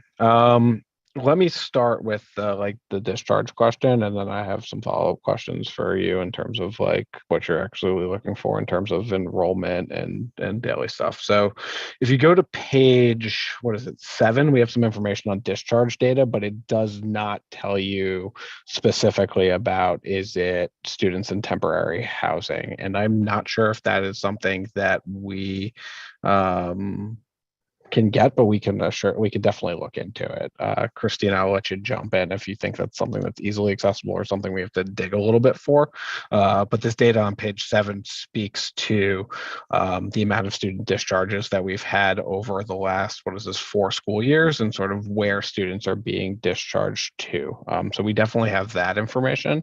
I think you threw a number out about 2,000. So this is K-12 data. And so this year, what is it? It's almost 5,000 students who are discharged from public schools. And then, what is it? So I'm playing with the colors, they're looking funny to me. Around 3,000 of them were just schools outside of New York City. And I'm not sure if the transitional temporary housing students would sort of lie within transitioning to would be captured here, but okay. I did want to point out this data that we have, which is new to these presentations for us. Yeah, it's a large number, and I think it's a large number that OSHMA and other council members on Students Temporary Housing Committee probably want to know outright. But then also it's a number that I think our entire council would also like to know, to see if that's yet another further knock-on effect we should be expecting in terms of enrollment across the district broadly, to speak to some of the budget concerns, both for students in temporary housing and the district as a whole. Yeah. Ushma, would you say that's fair? I say that's fair. Having said that, the Department of Homeless Services and the DOE do not talk very nicely together. So it's absolutely exasperating when it comes to the following of these children and where they land. And there's no infrastructure that has been built, but don't get me started. I'll take the next 20 minutes to talk about the frustrations when it comes to where these students are and where they are going, et cetera. So, but yeah, it's very frustrating, but you're correct in the assessment. This is something that I'm particularly oriented to. I know many of us are. At the same time, this is also such a huge percentage of the students that we are bleeding from this district. Mm-hmm. Definitely. All right, Councilmember Robin Broshi. Oh wait, he didn't answer the monthly or daily question. I mean, I think that I know that we want to share information as accurate as possible, and I think we lean on the audited register as that point for what we share publicly. And I know that's sort of the response that you've probably been given over and over again. But yeah, but we don't. I mean, we have confidentiality requirements. We don't have to share that publicly. But as council members, that's something we've asked for. It's something that, like I said, the superintendent gets. It's shared with the superintendent. Then he gets it. He gets the rate. So somebody every day knows what that denominator is by our district. We want that number, and it doesn't have to be daily. It can be monthly. Somebody has it, and this would have been helpful to look. Just the budgetary concerns alone, it would have been helpful to know. But I also think it's helpful to know why people are leaving on a monthly basis. We go back and forth in this council as to why.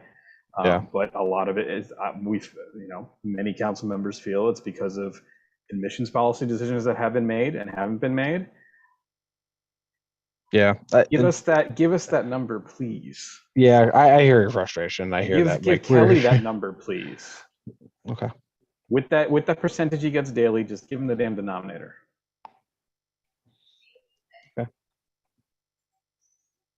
Thank you, Councilmember Doss. Councilmember Robin Broshi. Thank you. Hey, Eric, how are Hey, you? I'm good. And yourself? I'm okay. Very easy question, actually. This is such an amazing document, and I'm wondering how public is it? Is it on InfoHub? Is there one for every district in the city that anybody can access? There is one for every, there will be one for every district in the city. You were one of the first. We're trying to roll these out and get them to CECs about, at least 2 to 3 weeks before.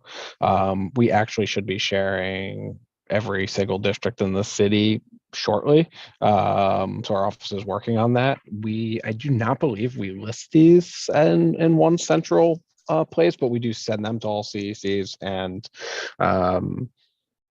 you guys can share them as publicly as you'd like. But Is there a way? You bring up a good point. Yeah, like. I mean, I would like, and a lot of people around the city would love to see them. And yeah. I can ask you to just put together an email to me with all of them, I assume, but that seems very inefficient. Yeah. Although I will do that if you don't put it in a central location.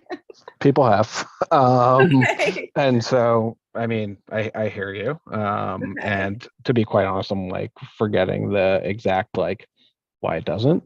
Okay. But they exist. Right. The one that we have for you, we actually made some slight tweaks to today, and so we'll be sending another one tomorrow. Benjamin, I'm sorry for the continuous emails. I know we've sent you a bunch already, but it's nothing significant. So yeah. Okay, great. Thank you so much, Eric. I will probably be nudging you about that then. All good. If you do ever get a central depository of all these documents, I will forward it to all the council members and to our district. And put it on the website. Yeah, thank you. Great question. Councilmember Robin Kelleher. Yes. Thank you. And thank you, Eric, for your presentation. You're here, to help us and to help come up with a solution as to how to help bring families back. I guess I want to touch upon universal literacy, which is something that Adams and Banks have been big proponents of. I don't know if the public was aware of what that meant to individual schools. You talk about these students in temporary housing coming back, Ushma, predominantly in District 2, going to City No, 111. I don't think there was an awareness when everyone was championing the new schools that would be going up for children who are struggling with reading and dyslexia, and what that may have meant individually to schools. I know at 33, which was also on the list of having, I think it was 10% of students in temporary housing. This school, it's one of my children go to the school, liaison to the school. We've lost our literacy support. Oh. This really negatively impacts a very large proportion of students, and it will continue as students filter back in, including City No and 111, into these schools. These students might disproportionately need the reading support, and yet, unless they are to enroll in the designated literacy or reading support school, they won't be getting these services. And if we talk about enrollment and how to attract people back in and how not to lose people, we are actually, as parents, are becoming aware of this situation in the process of losing families, whether or not it means to outside schools or to specialized schools. But I think it's really ignorant of our administration to assume that that a student can have dyslexia but might not fit in any other school for so many reasons, whether it's practicality or where they live or whether or not they're in a different program. But to not have these reading supports, to me, is sort of like a nail in the coffin, and it's just going to really harm our projections of enrollment going forward. We had a meeting the other day with Mark Levine, Borough President Mark Levine, who also said he wanted to help and work on enrollment numbers and was fearful for the trend, but he had zero thoughts about this reading support and where we might go with that. So I ask you, I guess, what do we say to the schools who are desperate for support, who are worried about losing these more students than have already come up in the tallies that we have, who risk further budget declines because of the drop in enrollment? And ultimately, the biggest situation, the biggest issue is the harm that will be done going forward to the students. The number was so high. It was like 70 or 80% of students are, not proficient in reading. And here we are pulling reading support from these schools. So I guess my question, which was more of a little dialogue here to you, but my question is, do you have any, are you given any answers or any supports that we might be able to suggest to these schools who are asking for help and who feel completely hamstrung when it comes to supporting the students that might be returning or who might be questioning whether or not to return? Thank you. Yeah, I really appreciate you sharing. Unfortunately, this isn't like my wheelhouse at the DOE, so I don't want to even begin to tell you sort of what supports are being given directly to schools. Kelly, I will let you jump in if you want to say anything on that now. I will say that our office has been sort of, we know the importance of this to the mayor and to the administration, and we are working to expand sort of those specific schools around the city, but that's not what you're directly asking for. But is it okay to jump in? I'm not sure if we recognized or not. Yeah. I'm not hearing anybody stopping me, so I'll jump into it. I appreciate it. And Robin, I do really appreciate your advocacy and that of any other council members. I think people have heard me speak during CEC meetings and other places in regard to the importance of our early childhood reading intervention programs. So just a couple of quick things on it.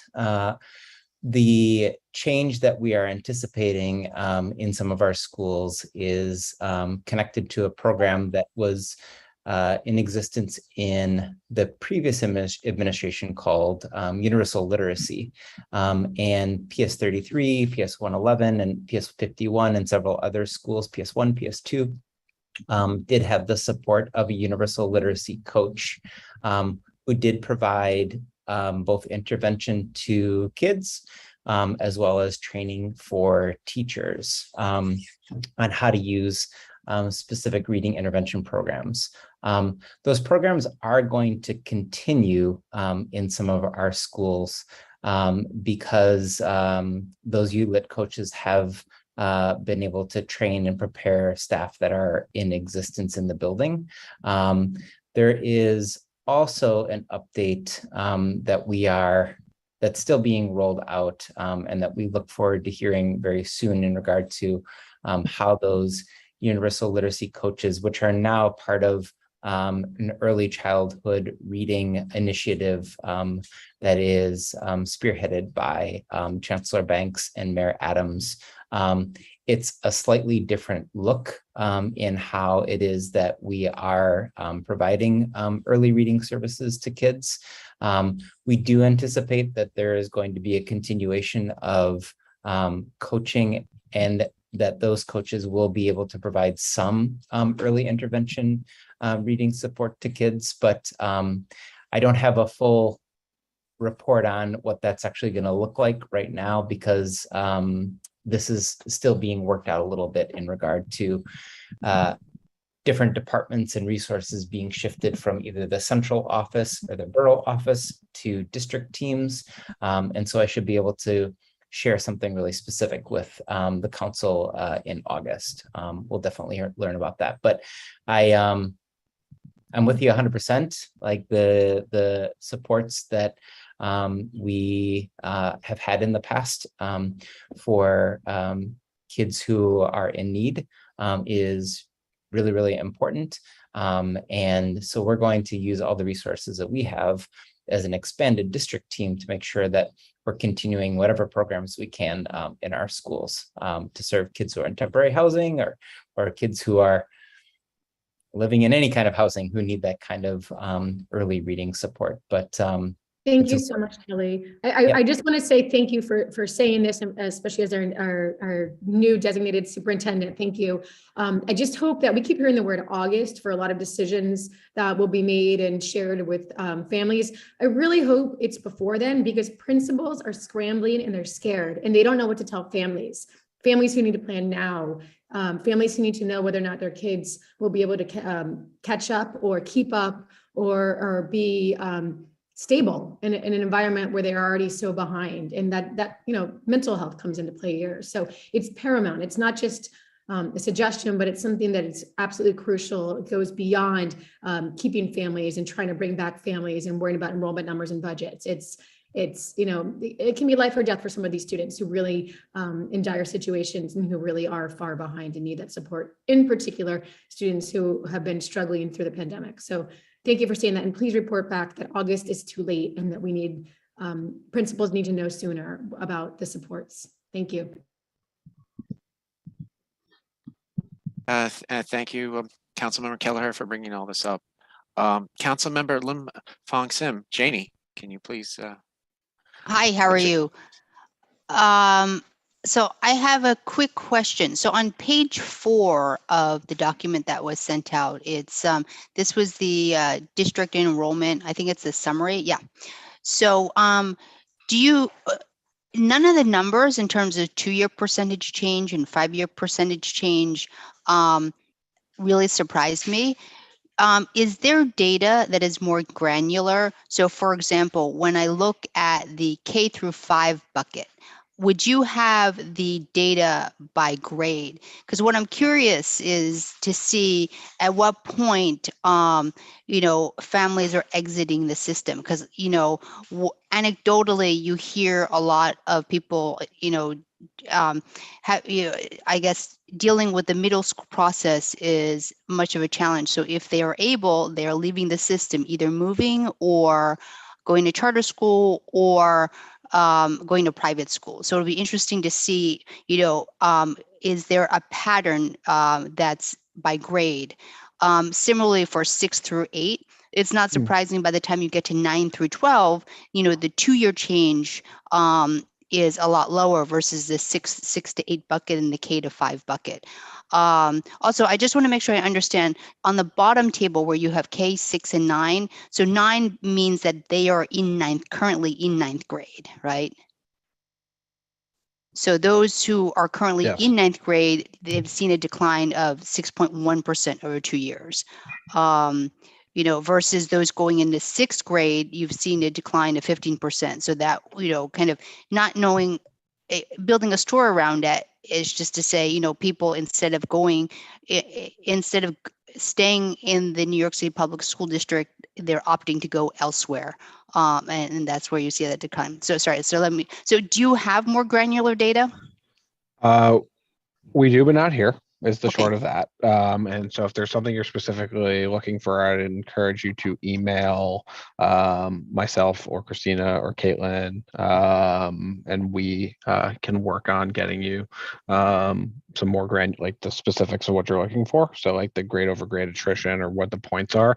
I think the point of this, the bottom thing is really like those are the entry points, right? Yes. And those typically are the places where students come into the system. It's not all of them, but it is the main point. And so if you're seeing declines at the entry points, that's sort of when you can project potentially future declines. And that's sort of why we showed this, but not necessarily like a grade over grade. It was sort of a little more succinct. No, great. Okay, I'll email you that. But no, I get your point, because I think for the K through 5 bucket, anecdotally, what I've heard is some people are even opting at 4th grade to just, kind of move on. So it would be curious to see if, what I'm hearing actually is supported by data or not. It could be, as they say, I'm hearing this and actually the data doesn't support it. So it's always good to have an idea of, what's being said versus what the actual numbers are telling you. So thank you. Yeah. You're welcome. Councilmember Kwok, you have your hand up. Please unmute yourself. Yeah, thank you for coming today, presenting. Absolutely. I guess my challenge in asking questions is really, your role is, correct me if I'm wrong, you guys are just tracking the changes and marking where they are, where there's utilization. So you're kind of a monitoring reporting group, but you're not in the budgeting or financing and saying, well, this is what if we did this is what the cost would be to move, to relocate a building, to consolidate, or do you have information on that? There's the data is very dynamic. I was looking at the back, towards the end of the pack where there's about overutilization and underutilization, but that's invalid now because it's 3 years old. Back, in the quote unquote normal times. But now, the earlier pages, the front pages is closer to the dramatic changes we've had.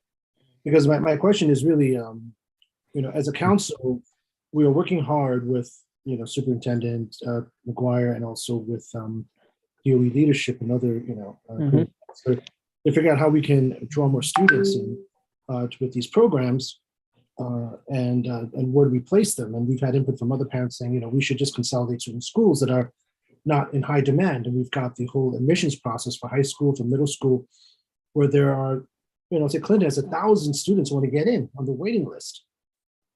So Clinton is a great school. It's a brand new building, but it's, if we do let all the people who say they want to go there, top three choices, as you noted in your report, then the capacity of Clinton won't hold them. Right. So why can't we then relocate Clinton students to, this is the question that, that's been brought up. And, I question about the cost, like how much would it cost to do that? And for how many schools can we do that versus if we create more schools or put more programs in schools that have a lot of capacity that are undersubscribed with programs that families and students actually want, then that might draw families and students back, like, rigorous education, safe schools, and good, appropriate school discipline instead of letting kids, disrupt classes. That will draw more families back. So can you state like what your goal is? Like, do you work strategically and say, here's how we can get more students and families back in to fill in? And do you have any recommendations of where we can relocate and what the costs are, to do that versus, bringing a new administration, with, and adding, and improving the schools that are in low demand, let's say. Sure, I can try to tackle some of this and we can keep the conversation going as well. So, our office, we're assessing enrollment trends.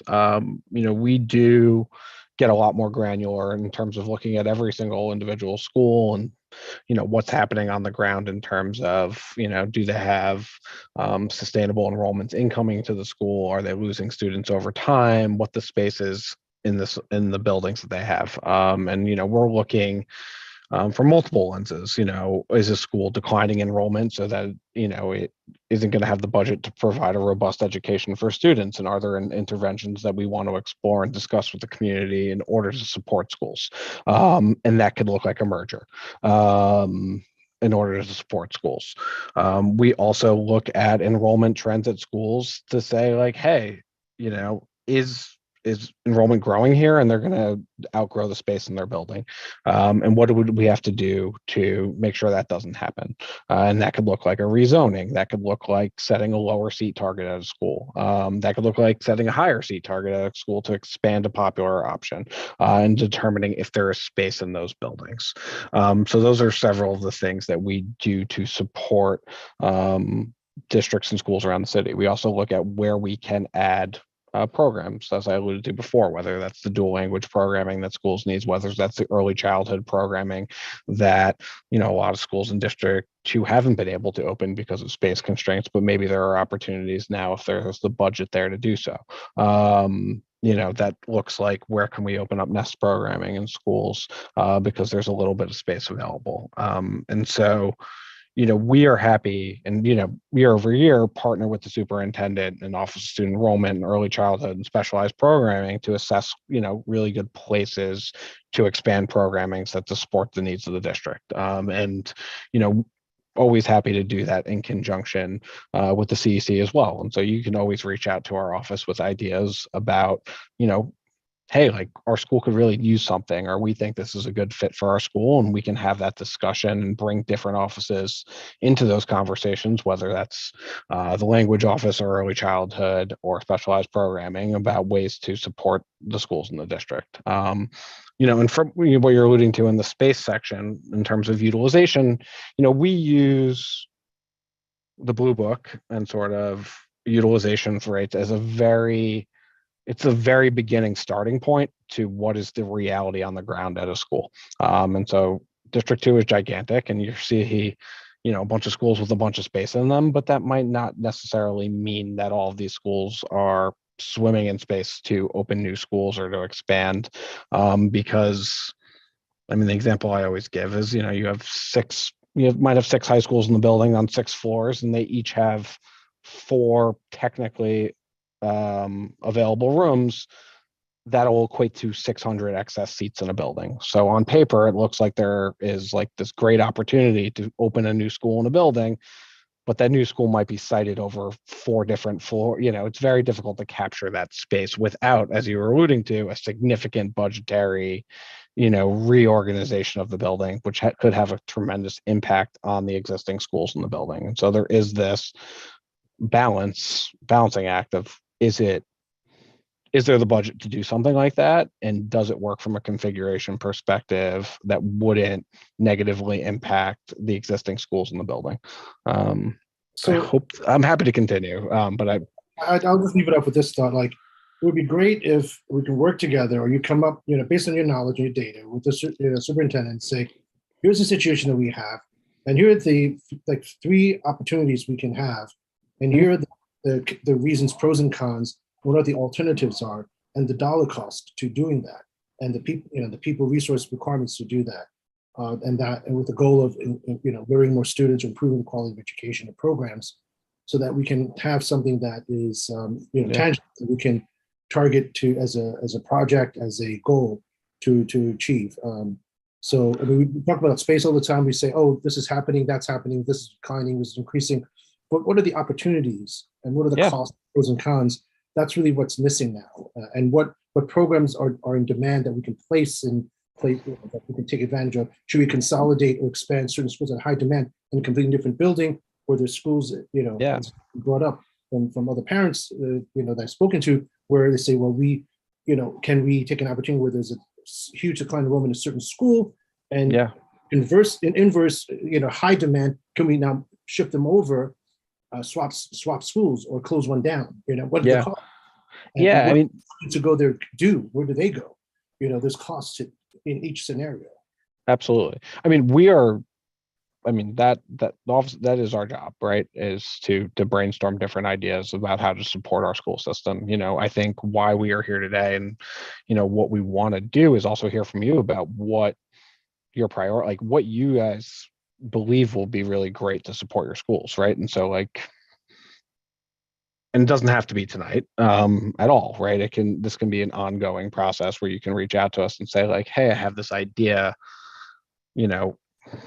we want, I don't know, what's a good example of, like, we want to, expand a really quality option, and as you said, like you alluded to Clinton, like we want to explore opportunities to expand Clinton.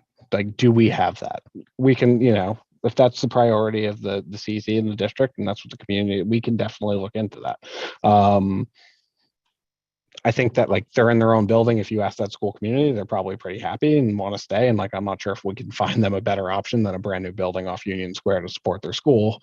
But, if I'm using that as the example, like, we can absolutely explore anything that the CEC would like us to look into. From a space perspective, from an enrollment perspective, is this going to be viable for the community if it gets off the ground?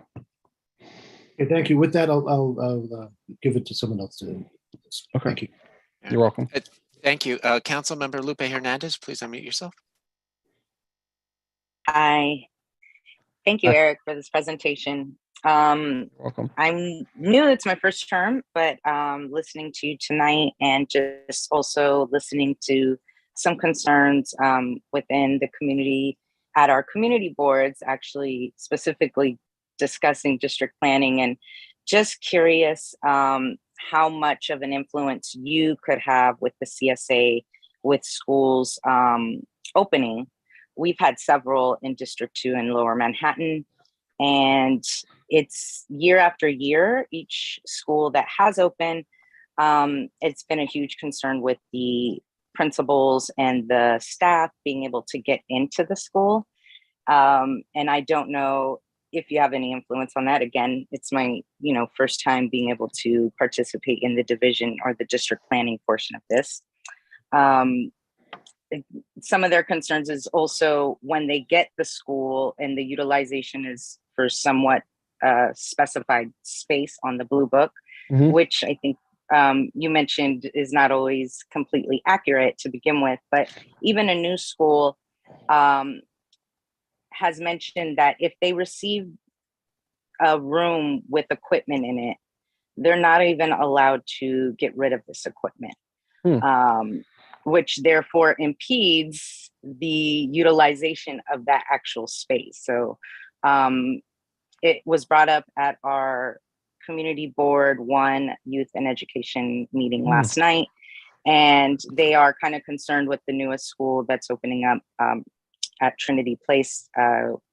Kaushik Das is the liaison for PS 150. Gotcha. And they're very eager to get in, and we're coming from all angles. I'm as a BP representative trying to get borough president involved. Our council member, Christopher Marte, is also heavily involved in trying to work with the CSA. But I thought maybe I could pitch it to you and see if you had some leeway in that, or at least just thinking about it in the future when opening these schools and allowing that space to kind of be seen. And that way staff can even say, we don't need this type of equipment. That was some of the concerns that was brought up. I do have a couple other points, but I'll let you address that. Yeah, I don't have any pull in terms of getting temporary certificates of occupancy to get people into buildings. That's sort of like the steadfast rule that I believe the SCA sort of says, when it's safe and we get it, you can go in.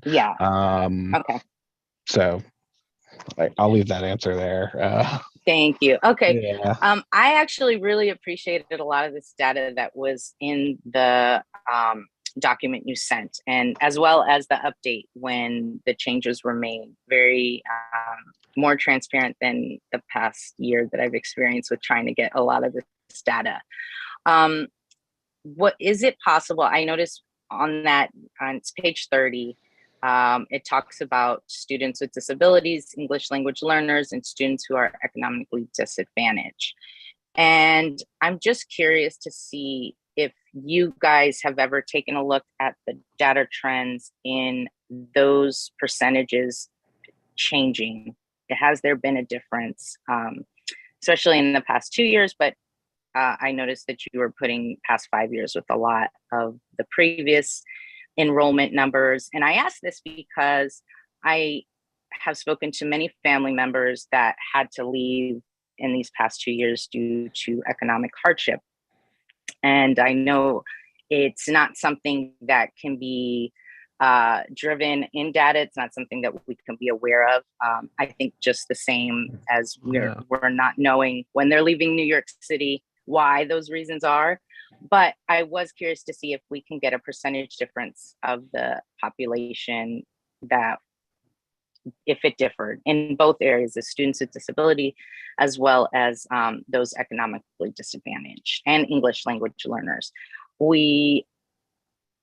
I think we spoke about the students in temporary housing that fluctuates, but I've also heard from many families with students with disabilities that would love to be in our district. And unfortunately, the Nest and Horizon programs are not spread throughout our large district. So if I could pitch, I think we've pitched before for more Nest in District 2. I think we have 3 or 5. I don't know how that differs between the other districts, but I know Lower Manhattan is not as service for students with disability as Upper Manhattan, parts of District 2. Christina, can I turn to you to see if we have sort of discharge information disaggregated by, am I muted? No, I'm not. Oh, no, go ahead. I'm sorry. I was talking to my husband. I apologize. I thought I was Gotcha. muted. I was talking to Christina, who is our analyst, who pulled together all of this amazing information for us, and knows sort of the source data a lot better than I do. To say if it's possible to look into sort of that. You were asking for sort of like economically disadvantaged language learners, students with disabilities, and if we have information on that for discharges. Am I correct, or did I get that wrong? Right. If you see any trends, I mean, I'm curious to see. I know many families that have not even entered our districts, so they're forced to go to a lot of specialized education schools outside of the district that are recommended, and or if they do remain in the district, they're being forced to possibly sue the DOE through FAPE and IDAA through private school, and then go through the long, harder process of getting reimbursed. And there are many people in our district that don't have that ability, and not every local school is able to accommodate children's special needs. And so I know me as a parent of a child on autism, Nest would have been great. There wasn't very many options in Lower Manhattan. It's been brought up. I think our council had put forth a resolution last term, and in that regard. But if I could pitch anything to you as far as students with disabilities, I would like to retain. I think we have some of the highest retention with local schools, I noticed, than any other district. But I'd like to see if you can gather the trends of students with disability, because I think we could do better. And that's just based off of my own personal experience, as well as families that I know in our district.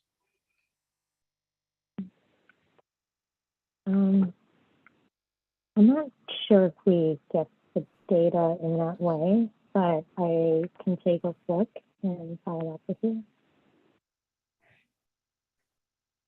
And as far as the socioeconomic disadvantage or the economic disadvantaged, if there was just percentages from previous years to see if there has been a change. Yeah,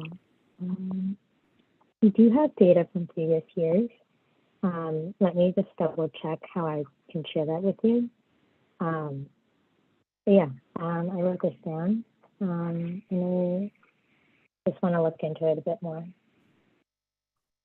Great. And Caitlin put our emails in the chat. And so I think a really effective way is to sort of email the specific questions that you're looking for, just so that we capture it exactly and can respond to you in a way.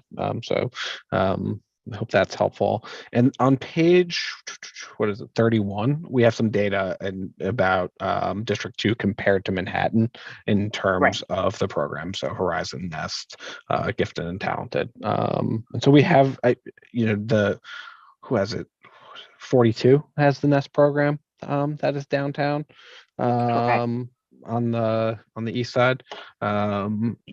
And I don't know why I am blanking on the other two off the top of my head right now. Normally I'm pretty good at this. So I apologize. Thank you so much. I was just about to say that. Thank you so much. With other questions, so we can move on to the rest of the meeting. Okay. We just have one more council member, and then I just have just 2 technical questions. So Council Member Doss? Yeah. I'm going to withdraw my question. Everybody went once. I'd like you to go, and then let's move on. Okay, great. Thank you, Councilmember Doss. I know it was spoken earlier about consolidation and mergers. If I don't know how it was done in the past with other schools, because this is a big concern for me. Enrollments are declining precipitously in this district, and I don't want to see schools lose, certain teachers, certain programs, whether it's languages, whether it's science, whether it's history. I want to know what the trigger points are and what do we have to watch for, and when we have to make big decisions to save some schools and still provide enrichment. So I think this is extremely important that we start sharing some of this data and especially the trigger points and when does it make sense or not. With regards to, there's a few pages here on the graphs, like 29 and 28. You're showing percentages for K-5 race, ethnicity. It's percentages, it's not absolute numbers. So it's kind of, it doesn't tell the whole picture. It doesn't tell a picture. Like some of these schools have 100 or 200 students. Some of these schools have 1,200 students. So I think if you could put down the absolute numbers next to it, so we can get an idea of that. And also, a lot of these schools are zone schools.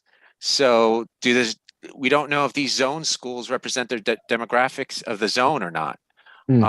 So if you can, like, under each line, I'd like, in theory, for the zone schools, I'd like to know what are the demographics for that zone are.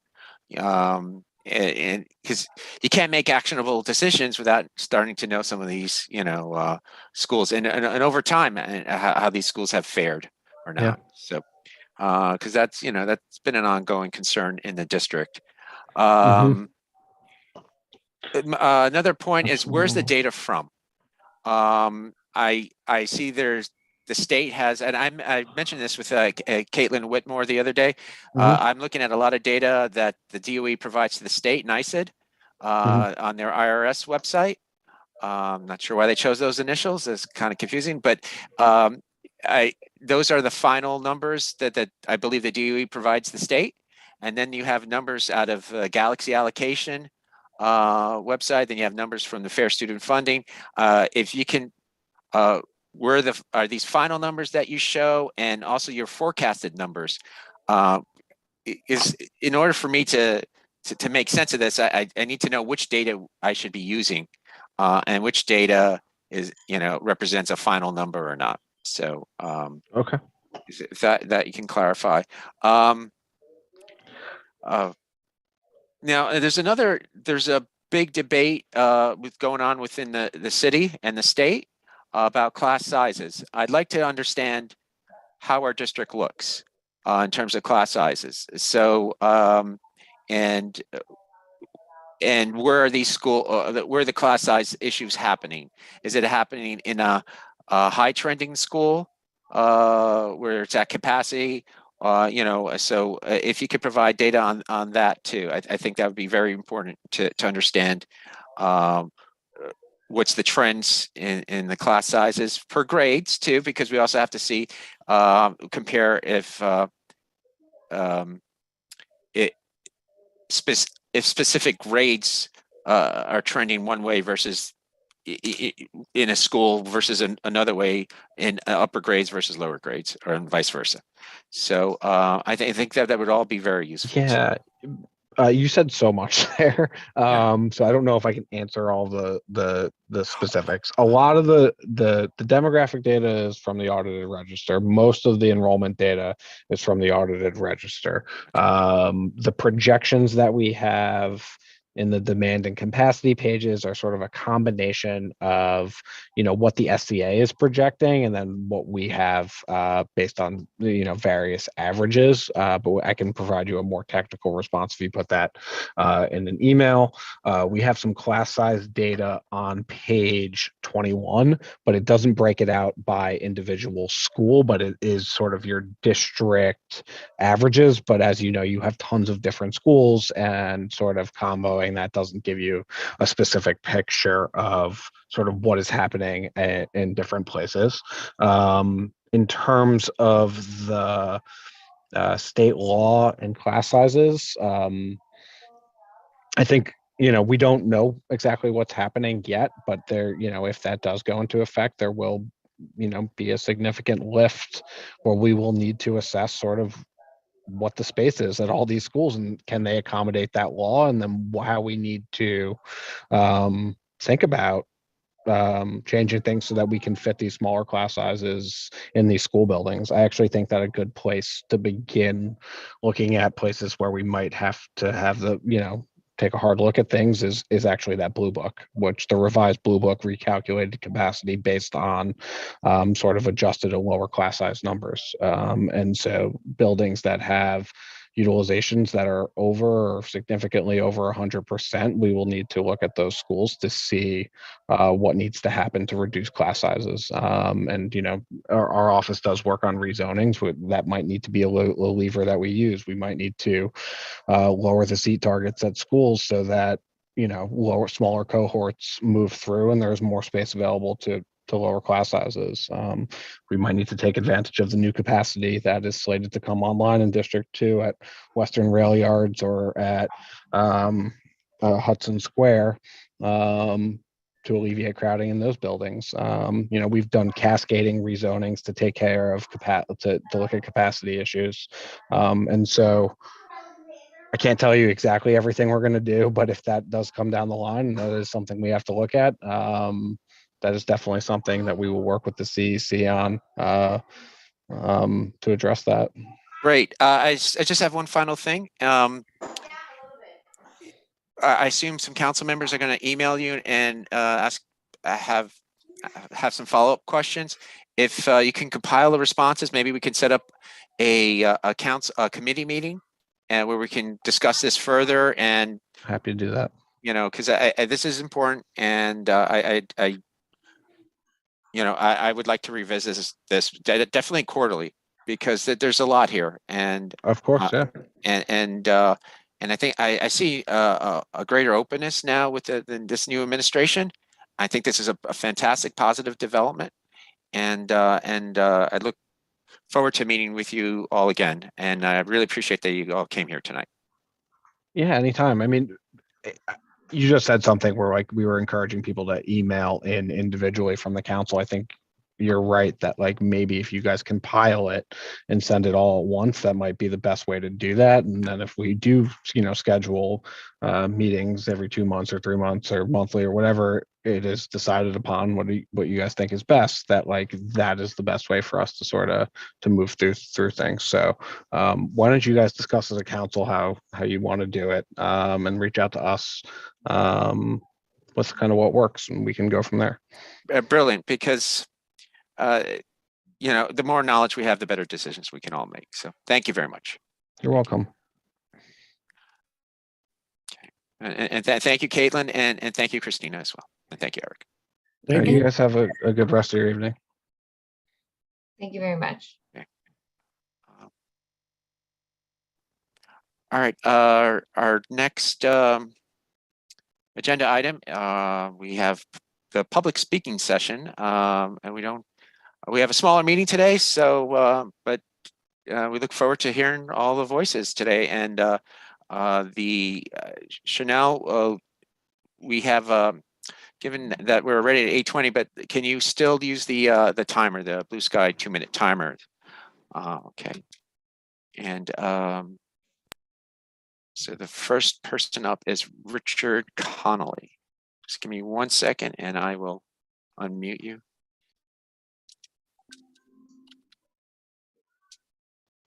And I don't see Rich. Okay. All right, so we'll go to the next one. Ana Rojas, can you unmute yourself? And welcome to CECD2. Thank you.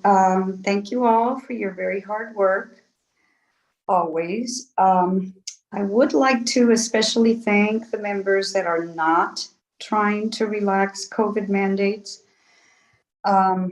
which keep getting blamed for the decline of enrollment. I'm sure there's many reasons, one of them being remote work, that families can move from one of the most expensive places in the world to live.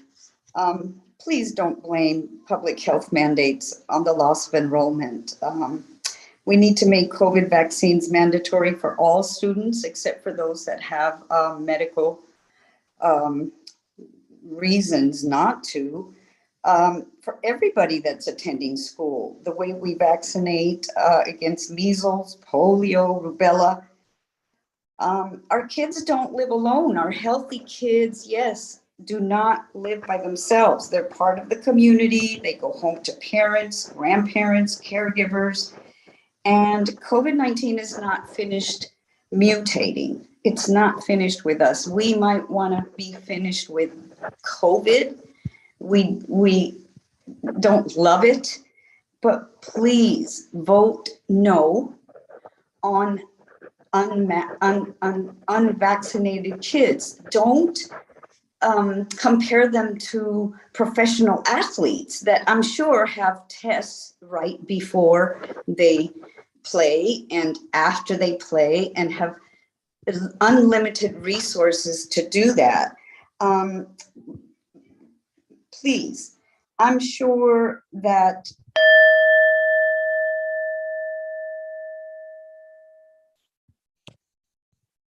oh, I thought I was over, but please vote.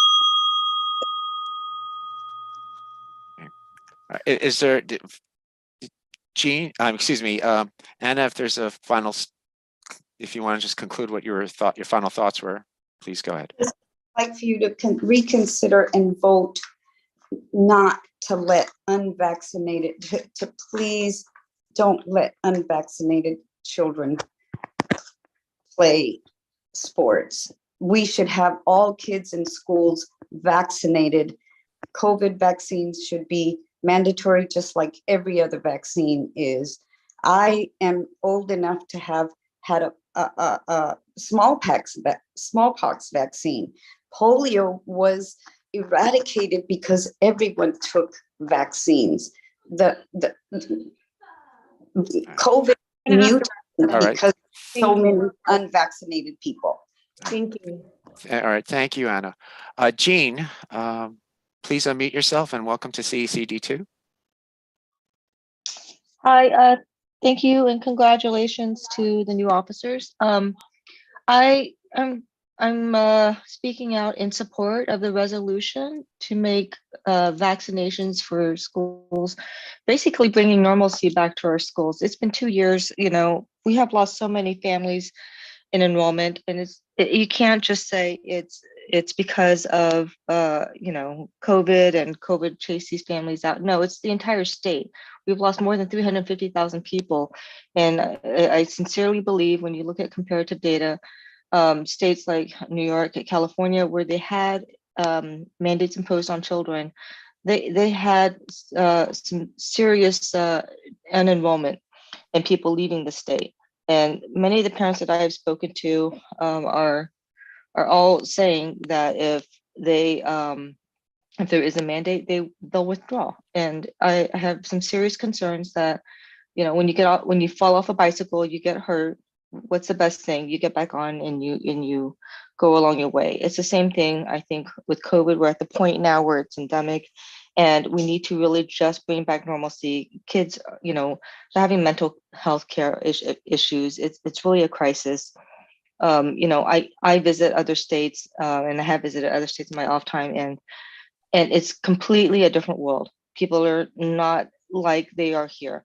And I think for us to get back to mental health normalcy for the sake of our children, for there not to be a divisiveness when one child talks to another, oh, but I can't play with you because you're not vaccinated or you are vaccinated.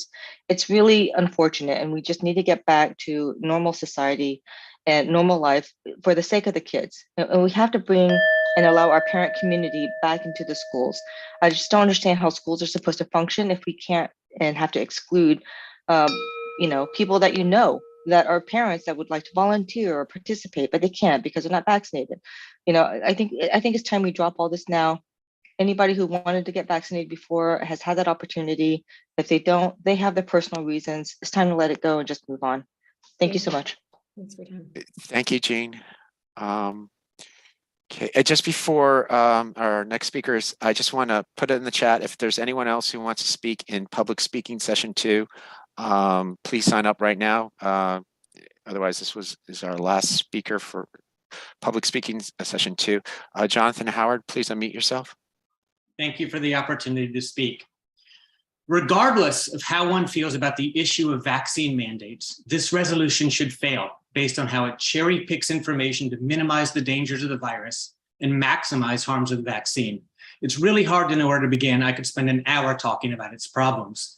According to the link provided in the resolution, 1,125 children have died of COVID, while according to the CDC's COVID data tracker, over 1,600 children have died of COVID, and that includes 30 children here in New York City. While the resolution is correct that a very small number of children are hospitalized, by focusing on the numerator, not the denominator, one realized that this translates to tens of thousands, if not hundreds of thousands of children who've been hospitalized by COVID this pandemic. Over 1/3 of these children go to the ICU. COVID is the #1 disease that kills children in the United States today. No other vaccine preventable disease, not polio, measles, or diphtheria, has affected children this way in our lifetimes. Despite the cherry-picked out-of-date data, and therefore inaccurate data in the resolution, vaccine has been shown to cut pediatric hospitalizations by 2/3, even with Omicron. The resolution cites out-of-date data. And it has also been shown to prevent catastrophic outcomes, such as multisystem inflammatory syndrome, which has affected nearly 9,000 children and killed 70 of them.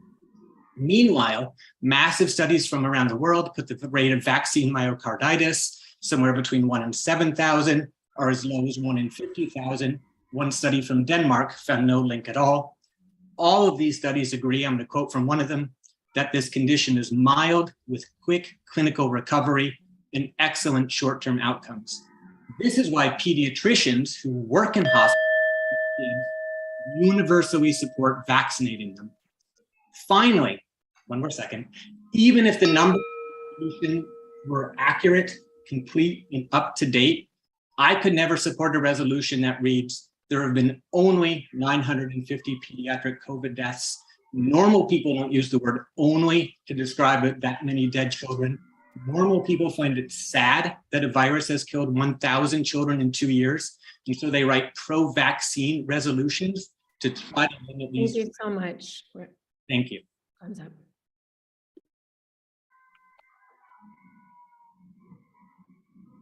No other speakers have signed up. So I guess we'll move on to the next agenda item. And thank you very much, everyone.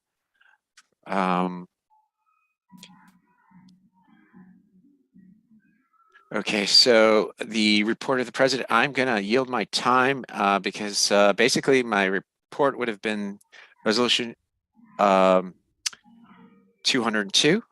And since we all talked about trends today, I think we understand the point of what's going on in our district. I do have to mention one important item. Congratulations to Kelly McGuire for returning to our district as the community superintendent for District 2. And we're looking forward to working with you and Reggie Higgins and Jennifer Greenblatt and everyone in your office. So we're excited for you all, and I'm excited for ourselves too to be talking to someone who've developed a very wonderful rapport with over the past year.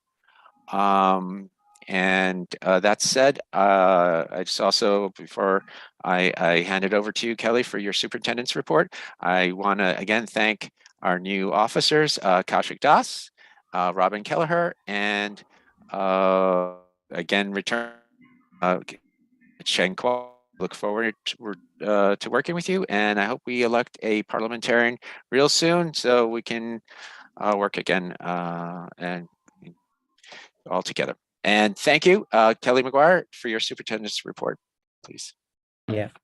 Thanks so much, President Warden, and to the entire CEC. I know the past few months, for me for sure, but I think for the entire community, a lot of was up in the air as we were figuring out how things were going to be moving forward. But I do think that there's a lot that's come out of a lot of positive things that have come out of the process. And so I'm really looking forward to partnering with you all in the coming year and years.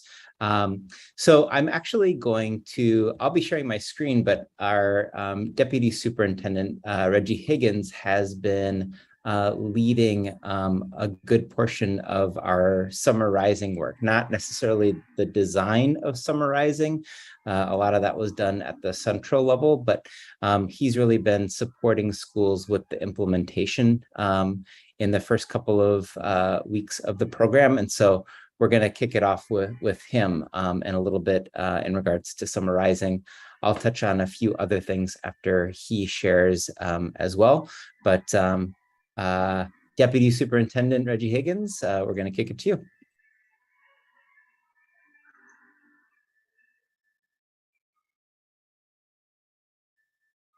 Can we unmute him?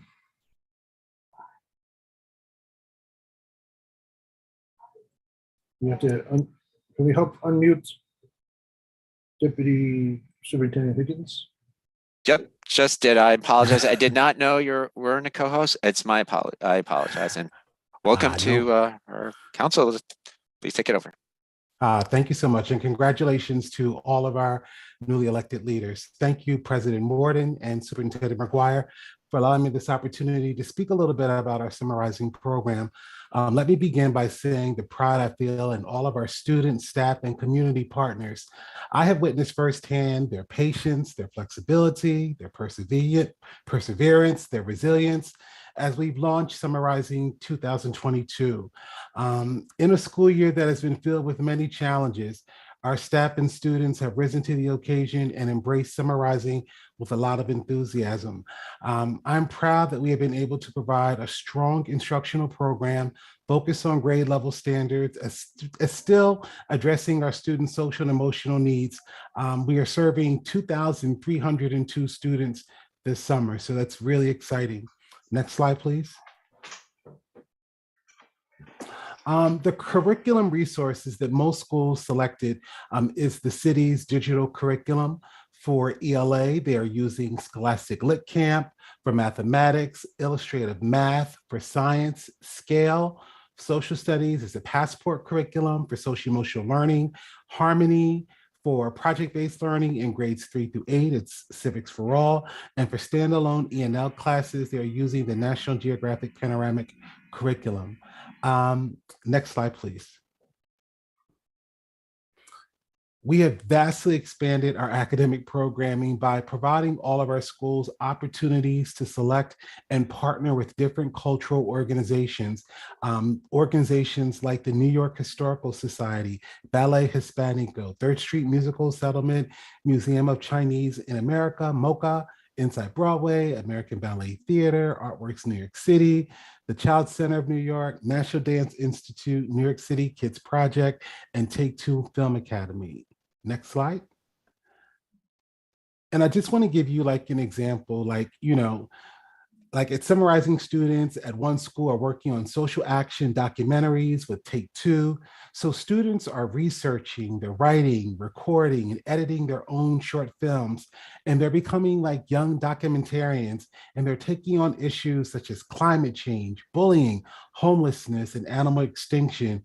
And they're learning like what people can do about it. And so I think that that's really exciting how it's not just focused on learning in isolation, these foundational skills, but providing them opportunities to connect their learning to real world experience. Next slide, please.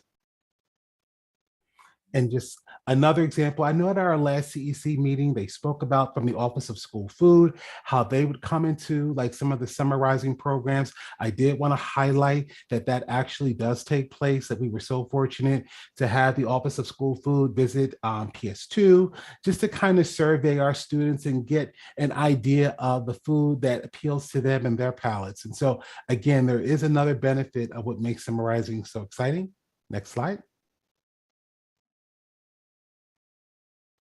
and just another example of our students and work. We want you to understand that the summarizing program is organized Monday through Thursday, where the academic piece takes place with the DOE-led staff from 8 to 12, and then they transition with an enrichment program, a CBO, from 12 to 6. And the cultural programs actually are working on the academic enrichment side to kind of supplement what takes place inside of our classrooms. I had a chance to see at MS 131, a lot of exciting things. Students were learning to play guitar, keyboard. I saw a dance lesson.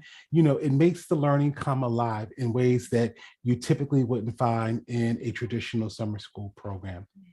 Next slide. And I am done. Thank you all so much. Thanks so much, Reggie. We really appreciate it. And just, you know, touching back really quickly, over the past week, I've been spending time with the chancellor's team. They have planned out a whole week of onboarding. We've got a lot of new superintendents in New York City, and so we've been spending a lot of time with the senior leadership. And one of the things that I realized and really learned from that time so far is the partnership that is going on at a city level between the New York City Department of Education and other city organizations. One of the things that has made summarizing a success both last year and this year, which I think has the program has taken a step towards tightening up quite a bit, is that the agencies are actually working much more closely together and in better partnership. And I think that that's leading to stronger partnerships with community-based organizations as well. We know in District 2, there was enormous demand for our summarizing programs. Our elementary school programs filled up almost immediately. Our middle school programs are near capacity. And so we will continue to advocate for more programs should summarizing continue into the summer 2023. I know it's our hope that that continues and that we can continue to build year after year to putting together great programs for kids in our district. I mean, who wouldn't want their children in programs like this with our DOE school leaders and DOE teachers? So moving on to a little less joyful information, but very much reality with work that we're doing here right now in the city is that all of our schools have completed budget reviews with senior budget directors. A lot of schools have had to make tough decisions in regard to how it is that they are reprogramming and reallocating funds that are in their schools. We currently have about 13 or 14 actually schools that are currently a part of the budget appeals process. So they have officially appealed for additional funds in order to support the program that they need to serve all of the children in their schools.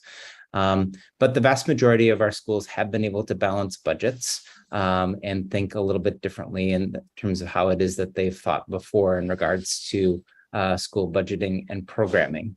In some places, we've seen great outreach and support from our schools that have been able to raise strong funding through PTAs and other community organizations. We are going to start leaning very heavily, I know, as a district on all of those supports that our elected officials have to offer, additional grants that help to pay for upgrades in technology, arts programs, after-school programs. And so we are looking to build really those relationships and communication structures between our district staff, elected officials, and our central office in order to make sure that all of our schools have what they need for the coming year. As folks, I think, do know is that there are two snapshots that are taken of a school's register, one at the end of August and another in December. Based on those numbers, a school's budget can be increased or decreased based on enrollment. A school starts with a basic budget that is built around a projected enrollment, but we know that those projected enrollments can vary at different times throughout the summer. And so again, a snapshot will be taken in October and another in December, and then the budgets of schools will be adjusted to pay based on the numbers of students that we see in those schools, as well as the different demographic information that we see about students in those schools. The Fair Student Funding formula is built around a basic allocation per child, and then that changes a little bit depending on whether the child has a disability or whether they are an English language learner or are living in temporary housing, as we discussed earlier, or receive free or reduced lunch. So some changes do come to our schools throughout the year based on enrollment. I am very proud to say that we have been able to continue professional learning for our schools this summer. Much of this is in part to support that we've had through grants and funding. And that those summer programs have enabled schools to continue with summer professional learning that they had traditionally done in the past, but might not be able to do so this year due to changes in how it is that they are allocating funding. So we are funding programs for hundreds, if close to 1,000 teachers in our district who are engaging in curriculum planning, work around social emotional learning. We are trying to rethink how it is that some of our schools are doing in-school tours and school promotion for the fall, especially middle schools, that we are pushing strongly for middle schools to expand how it is that they are inviting fifth grade parents and children into schools so that they have a good sense of what goes on in our buildings. We want to do more of that in the coming year to make sure that families are really getting a sense of what's happening in the school building, not just the school buildings where their children are currently attending, but also those they might be attending in the future. So we're proud of the work that we've been able to sustain this summer, even if it is one in which schools have not been able to allocate as much funding to summer learning as they maybe have been able to in the past. Just a quick little update in regards to health and safety protocols that are in relationship to summarizing. If your child is not attending summarizing, these are the protocols that are currently in place for our summarizing programs. We have yet to see new updates in regards to what the fall will look like, but we've continued to use the health screener as well as test students who have consented and are participating in the summarizing program. All of the adults that are working in our summarizing programs, DOE staff, of course, but also CBO staff are required to be vaccinated, and they are also tested regularly. We're distributing at-home tests just like we did during the school year, and we have those on hand for any family or child who needs them based on whether or not they had been exposed to someone who had a positive case of COVID-19 or they are just concerned. So we are supporting families with home testing as well. Masks are not required in summarizing, but they are encouraged to be used, especially with the rising number of cases in the city. So looking ahead a little bit to 22-23, I wanted to share that we now have a fourth new principal who's going to be joining our new principal ranks. We are going to be seeing new principals joining our team at PS 124, in our District 2 pre-K centers at PS 59 and PS 527.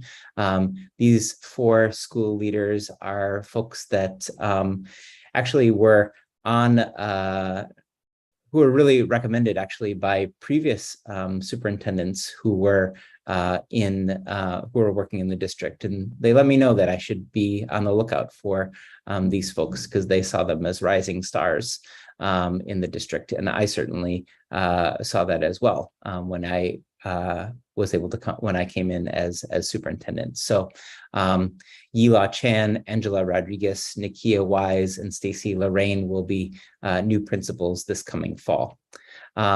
We are also very proud to say that we've been able to work with the Department of Early Childhood and are looking at adding some 3K programs, at least one class on the Upper East Side to allow families who are on wait lists there. We should be able to share information soon about those expanded 3K programs. I'm very thankful that the Central Office Administration listened to both our advocacy from the district team, as well as families that had reached out. That's one of the pieces actually that we are looking to do again in 22-23 is to make sure that the families of children who are participating in our 3K and pre-K programs really know about the amazing work that's happening in our kindergarten classes across the district. And so we're working with our pre-K learning center as well as elementary schools to make sure that those opportunities are available for families as well. And just as a quick little note, I am returning as superintendent to the district. This will be my second full year as superintendent in the district, but I have a renewed sense of or a renewed plan for engaging with families because there are new initiatives that are coming from the central office. There's a new approach that is being taken. We are looking very much to engage with families as partners. We want to be here. We want our ears to be open, and we want families to know that they can come to us with any concerns, ideas, in order to help to make our schools as the best as they possibly can be. I think that we have an amazing, we have a very small right now team, but I think that they've been really incredible in being able to address concerns from families that have come to our office. In the coming year, as you've been hearing, the district teams are going to expand quite a bit. And I think that that's going to enable us to serve families even more. So this July and August, I will be working with the CEC to schedule a virtual family forum in which our district team and I will be available to answer questions and to field ideas from families. We really want to make these opportunities for families to engage directly with us. At the end of this past school year, both Reggie and I started attending PTA meetings, PTA general meetings. We want to be available in person for families to be able to listen. We know that not everybody can make it to scheduled events that might happen just once a month. So we want to be as available as possible and give people as many opportunities as possible to connect with us. And then we also want to work closely with our District 2 CEC.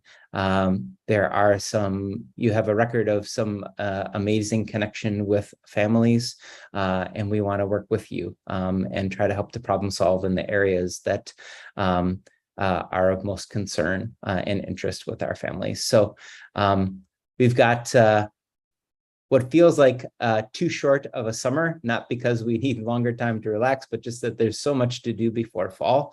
But we are really energized and excited for the coming school year. And a last little bit here about some final dates that summarizing will be ending August 19th through for kindergarten through 5th grades, the 12th for our middle schoolers. September 8th is the first day for children. All of our grade level schools have a fall parent engagement conference, often referred to as Meet the Teacher Night or Open School Night. Those are the dates there for those events, September 15th, 22nd, and 29th.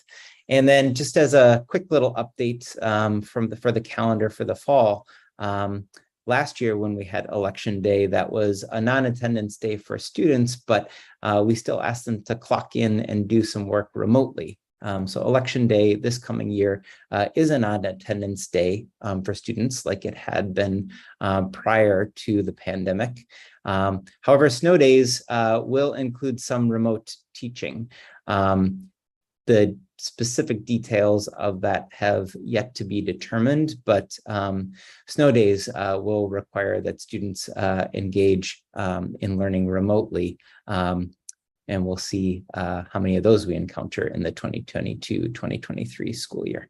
But that's all that I have this afternoon or this evening. And I appreciate the time. Thank you so much. Thank you so much, Superintendent Kelly McGuire. Before the council members throw some questions at you, I want to say I absolutely love hearing that we're going to increase dialogue with you and principals, and I think that's fantastic for our district and for our community. And I'm really looking forward to this school year.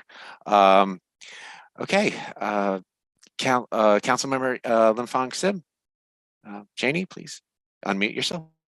Great.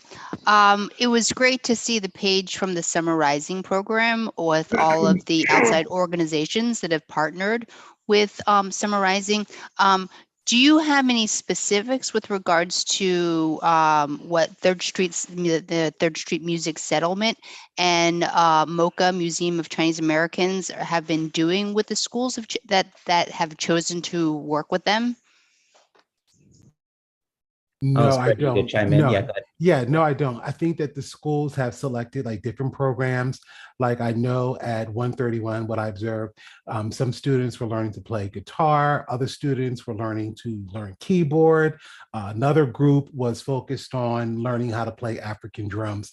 But I really think that it was at the discretion of the principal in charge and the AP that's supervising summarizing. Like they kind of figured out with Third Street Music what would be a good fit for their community. Thank you. Mm-hmm. Councilmember Daniela Souza Igorov. Yes. Yes, I have, I'm sorry for my voice. I have two questions. One is, I would love to understand how the DOE is managing the wait list for schools this year, because I look at some numbers and it doesn't make sense to me. For example, why a school like Clinton, for example, that it's going down tremendously, their enrollment. It's hard for me to believe that there are not enough more families that want to be there. And I believe that if we actually let families choose the schools that they want to go, some schools would actually not see a drop in enrollment because there's so much demand for these schools. And so is the DOE artificially reducing enrollment in some schools just to keep the schools that nobody wants to go to with a minimum number that makes them financially viable? I think actually what I will say about that is just that we've actually seen numbers change quite a bit over just the past couple of weeks. I know that you speak about Clinton, is that I know that several students have been admitted to Clinton in recent weeks. These numbers are going to continue to fluctuate throughout the summer. And we're going to, I think, continue to see enrollment at some of the highest demand schools. I know that that is something that our central enrollment office is looking to do. They have heard from Chancellor Banks, and there is a real concerted effort to make sure that we are supporting families in their enrollment where it is that we can do that. So I do think that the numbers are going to continue to change, and schools like Clinton are going to see strong student enrollment for the fall. There are a few other schools across the district that actually increased enrollment from last year. Baruch Middle School, actually, their enrollment changed from last year. PS 217 has a significantly higher enrollment from last year. And so there are some positive things that we're beginning to see. And so I think that this is an important question, though, to keep coming back to, and really determine how it is that the new central enrollment office is implementing their enrollment strategy across the district. And one other quick question. You have no idea how many calls I get every day of people saying, can you help me get an answer if my kid has been placed in the GNT? And I tell everybody, I'm on the same boat as you. I also don't know where my own son is going to be for kindergarten next year. And we were told end of July, which is already an insane date. And now parents are getting answers about beginning of August, which is like a month before your kid starts kindergarten is when you're actually going to know. I cannot explain the level of frustration the parents have about that, and I share that frustration. And so I really think that we need to figure this out and be able to give parents a little bit more time to plan and to make choices. So anything that we can do to get these placements as soon as possible. Also, because as you know, it will impact enrollment in other schools. And then it creates all this budget instability and enrollment instability for schools that it makes life for everybody, like for us, for staff, for you, for families, for kids. I want to be able to tell my son, that's the school you're going to go. I know 100% sure, start preparing him. And so I really urge the GOE to set these placements as soon as possible. Yeah, and I hear you, Daniela. You're schools, you're spot on. You understand the impact that it is having, not just on families, but on all of the schools that may have kids shifting to GNT programs. So, but I agree with you that we need to get that information out as quickly as possible. This past year we did see some changes in how gifted and talented programs were being done in the district. We're expanding by one class in District 2 with a new program. But I know that everybody wants that information as soon as possible, for sure. All right. Thank you. Councilmember Lupe Hernandez, please unmute yourself. Hi. Thank you, Kelly. I have a couple questions. One about summarizing. I think you mentioned how our district filled up pretty quickly, and I see we have a large, I think you said 2,300 students. Do you have data on the demographic of those students, as far as, are there any students from outside our district or charters or private parochial schools? I don't have those specific numbers. I do know that the enrollment system this year did allow kids to apply from outside of the district, but I don't know the percentages of those numbers. Okay. Second question, kind of two-part, but about the budget. About how many schools in our district filed for appeals, and how many teachers have been accessed? Do you know? And how many open positions are there? I will say that we definitely have open positions, and there are schools that are still looking to hire, especially teachers in those high need areas, special education teachers, science teachers, teachers of students who are learning English. So we are still hiring. I believe that there are 14 schools that have applied across the district. So 14 out of 49 schools. I don't believe our 2 pre-K centers were a part of that. So 14 schools that applied for an official appeal. The timeline on those appeals is the budgeting office is trying to accelerate that. Historically, those numbers came through, or those increases came through in mid-August. I know they're trying to get money out to schools if they, after finishing the audit, as quickly as possible.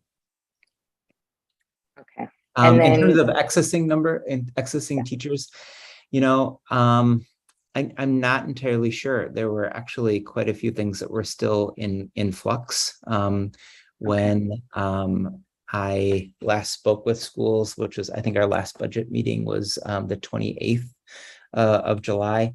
But some things have changed in different schools since then. And again, just, accessing teachers, nobody wants to do that.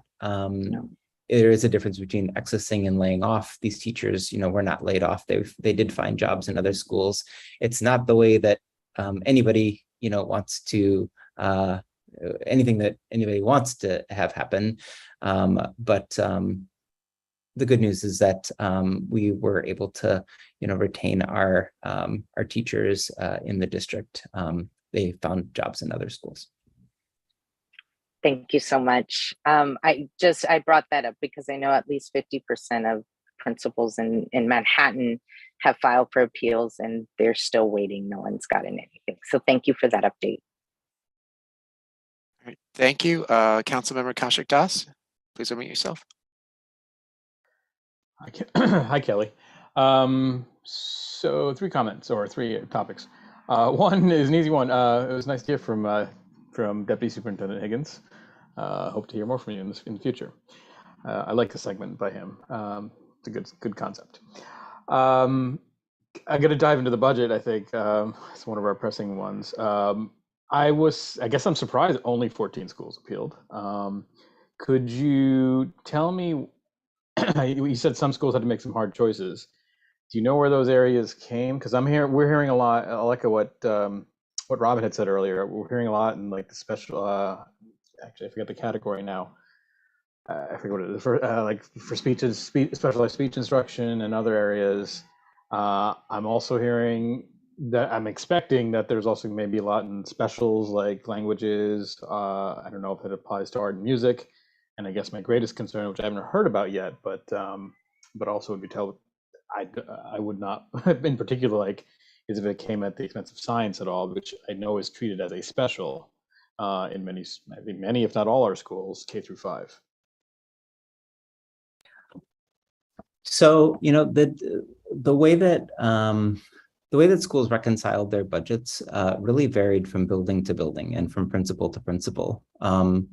When I say that it's 14 schools that applied for the appeal, that was based on a lot of that is based on mandates that could not be met with the budget that the school had currently been allocated. They may have an increased number of students with disabilities or an increased number of students who are learning English. So the appeal is initially done just as a way of determining which schools, or excuse me, it's done for those schools that can truly not meet some of the mandated programs that that the students in their buildings require. The way that different schools managed their budgets this year also really varied quite a bit.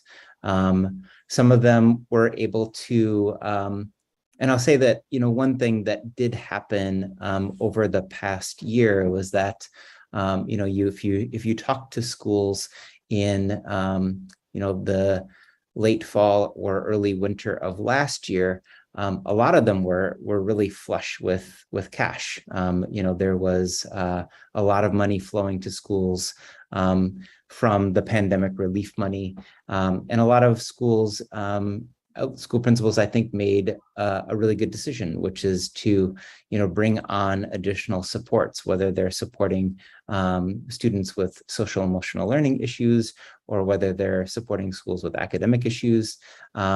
We did see the number of teachers and staff that were working in schools increase because principals were able to hire. And so that's not to say that those people weren't great and didn't provide a really valuable resource to some of our schools, but it may have been that last year we saw schools with more people on staff than they had prior to the pandemic with the same number of students. In some schools, the tough choices are increasing class size. We might have had a situation in which we had 3 teachers who were taking 2 classes of kids, and really trying to provide more individualized instruction for kids of all performance levels. Now that may have had to revert back to the contractual mandate, which is some of the numbers that we saw in the report: 25 in kindergarten, 32 in the elementary school grades. So some schools are going to see a larger number of kids in their classes, and that is based on the Fair Student Funding formula. In a few rare cases, and I will say that this is one way in which our District 2 families have been pretty amazing in supporting our schools through this tough time. And I'll just, say on behalf of all of our principals an enormous thank you for the ways in which you supported schools, is that our schools have been able to retain arts programs. If we're thinking about how it is that we are going to make sure that our families are coming back into our District 2 schools, they have to be amazing, brilliant spaces places where kids are coming in and they're excited and engaged in math and science and reading and art. And so we have to make sure that everybody is getting access to those programs. And so some of the support from our families has really saved a lot of those programs in our schools. And then the final thing I'll just say is that a big way in which a lot of our schools have managed their budgets this year is that principals have always retained a pool of money that they can use to pay teachers to do a little bit extra. And I'm not talking about the special education recovery program. That's a special allocation that can only be used for that service. But being able to provide teachers with opportunities to do work after school, either to develop curriculum or to work directly with kids. Some schools have had to cut back on that. It is one of the ways in which we are really anticipating and looking forward to our district budget and thinking about how we can help to support and fund some of those programs so that they can continue. The district budgets in previous years have been very, very small in comparison to what schools receive. And the money should be directly in schools, but some of the money that had previously been in the borough offices is coming to districts, not just in the form of people, but also funding that we can use to help to support teacher learning. So, okay. Just two quick ones. Of the 14 school appeals, can you don't have to do it here, but share with the CEC members what 14 school, are you allowed to share what 14 schools those are? Because so that we might know if there are liaison schools and see if we can help in any way. Yeah. And I don't have the specific numbers, sorry on that. But I did want to make sure that I knew the number for our district. I'm sorry, no. I don't know the specific DBNs, but I did want to make sure that I knew the district. But if you want to reach out to me, I can get that for you. Yeah, if it's on one of our schools, maybe we can reach out and help in any way. And similarly, when you go to these PTA meetings, can you let us know if you want to do interest in partnering with the CEC, which we have expressed interest in? It might be if we could also attend our liaison schools when you attend. That might be helpful to give those parents a one-stop shop to go to. Yeah, great. Yep, for sure. All right. Thank you, Councilmember Dawes. Councilmember Kwok, you please unmute yourself. Yes, thank you, Superintendent McGuire and Deputy Superintendent Higgins. Just try to be quick as possible. How many students were turned away from the summarizing District 2? I don't know that answer. I wish I did. That's just trying to get an indication of how much demand there is, as an indication of how successful it is. And hopefully, I think we lost capacity compared to last year. Is that correct? I'm sorry, did you say increased capacity? lost capacity from last year? Because there's some schools under construction you mentioned a few meetings ago. And what's your Yes. plan to increase that capacity? Hopefully we'll still have it next year. I hope that we can increase capacity next year. Okay, but it's just a hope, right? There's nothing being planned in terms of how to deliver more capacity and so forth. I mean, we're in a budget crunch, and there's no first student funding for summer Rising, right? For the summer months. That's true. Yeah.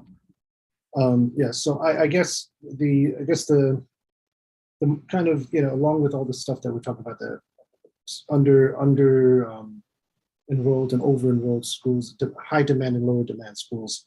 I think we should support the ones that are high demand and understand why that's high demand, as we figure out to be a kind of more customer focused, so to speak, if I can say that word.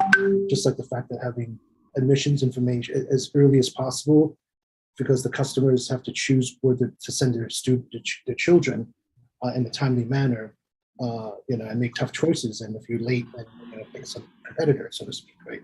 So, and then figuring out what families and students want, and what is it about that the high demand schools, can we bring those programs to the lower demand schools, and you could balance it out just by purely offering more programs, and then that will attract more families. I mean, this is like, I think this is what we've been talking about all the term, and hopefully what you're doing with the expanding the GNT program in one of the schools, and those things, those are high demand, and putting supports for different types of learners, so I hope we can do that, and congratulations on continuing, and we work towards that over this year, to increase demand for our schools, and hopefully they'll come back and want to come back in large numbers. Thank you. Thank you.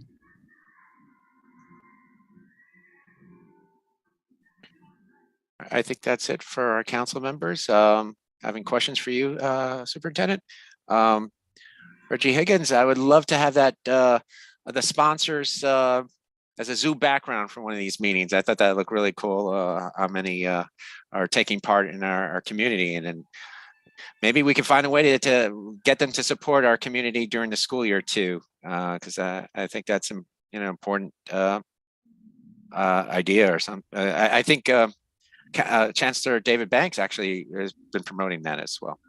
I've heard him discuss that. And Superintendent McGuire, you have some new principals. Please invite them next time to our CECD2 meeting. We'd love to get to know them and hear from them. And any principals that whoever want to speak as well.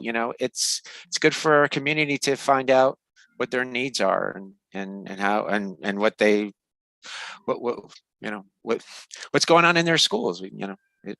So I hope we can do that in the future. Yeah, Reggie and I were just texting about how it is that we can bring more principals to the meeting. So yeah, for sure.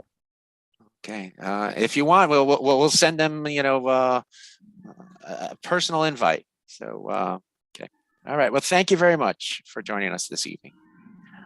All right, our next agenda item is are the report of committees, and I know we had a bylaws meeting, so.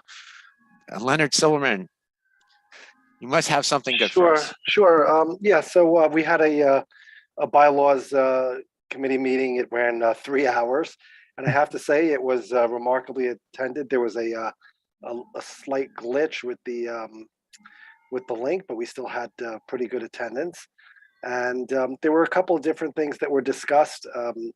One of the things that was a issue that was discussed was extending the amount of people that are necessary to remove officers. That was something that came up at our last, there was a big issue during the last CEC, and there was a proposal to change that from a simple majority to remove an officer to 2/3 of the voting members. That's one thing. There was a discussion about having co-presidents, which we're waiting back for some guidance on that. And there were a lot of really good proposals, and I want to thank everybody who participated. We had 4 council, actually 5 towards the end, council members that participated, and we had members of the public who stayed for the entire meeting, I think really found the process worthwhile. So we are going to work on those changes. It's not the kind of thing, unfortunately, where we can have some proposals done the next day, as might have originally been anticipated, but it's going to take a little bit of time. But with that said, we're going to have an additional meeting, and things will move fairly quickly. And we hope to have some things for the council to vote on, some proposals to bylaws amendments circulated after we kind of marshal the notes together, and then we can vote on what makes sense and what doesn't make sense. But what we're trying to do is we're trying to streamline the process. We're trying to make it easier for our members, and we're trying to avoid issues that came up in prior councils. Thank you. Thank you very much, Councilmember Silverman. Are there any other council members with committee reports? Yes, Councilmember Neal. It's not necessarily a committee report, but within the world of students in temporary housing, I mentioned a little bit of this during the district planning process, and I dropped a link in the chat that has much of the information, but we will be welcoming back to D2 at least 350 families, both PS 111. I spoke briefly with Chen about this, who is the liaison for PS 111 and City Knoll, who will be taking the majority of the middle school students. And then also with Principal Lucas of PS 51. Those schools have been really terrific and very welcoming environments for that population. And so they are doing all they can to prepare for an influx this fall. I touched base with Kelly, who knew a lot more than I did about this, who already even proactively took the opportunity to make sure that their budgets are not going to be held in harm, especially as they are anticipating such an influx, so that they can think about some additional supports, whether it be literacy and English language learner supports, et cetera. So our committee is right now working with Eric Botcher's office. Well, I am working with Eric Botcher's office, as well as a couple of homeless coalition advocates, towards trying to figure out what we can do to support these families within Amazon wishlist, pantry donations, et cetera. Of note, the Skyline Hotel that will end up housing up to 232 families does not even have on-site laundry. So the city itself is spending an enormous amount of money on buses to pick up the people and their laundry and bring them to laundromats and put the coins in themselves, because they don't even trust them with laundry vouchers. So there's a lot going on here where we can, as a community, try and help these families. And that does not just necessarily need to come from 11151 and City Knoll. We are going to do everything we can to advantage these families. There's some sticky points. There's not even a shelter director on site yet at the Skyline Hotel. It's been a bit messy, but I want to take a moment to especially also thank and mention Vivian Rosario, who's the community coordinator for STH at PS 111, who's been on site at the Skyline because she's bilingual and helping to register families day in and day out and letting them figure out how the process even works. But anyways, in terms of what we can do to help get supplies for these kids, we're waiting on a shelter director, and when I have a moment, I'm going to start to put together some Amazon wish lists, and then I'm going to need everybody's help to mobilize this, because we tend to do these kind of drives during the school year when the parent communities are oriented. So this is going to be a little bit off cycle because there's a massive need right now, and then another shelters will be opening in September and August. But appreciate the offer. I will absolutely be calling on all of you to help get this out to various communities. Okay, thank you. Thank you, Ushma. I just want to say that. Thanks. All right. Councilmember Kwok, please unmute yourself.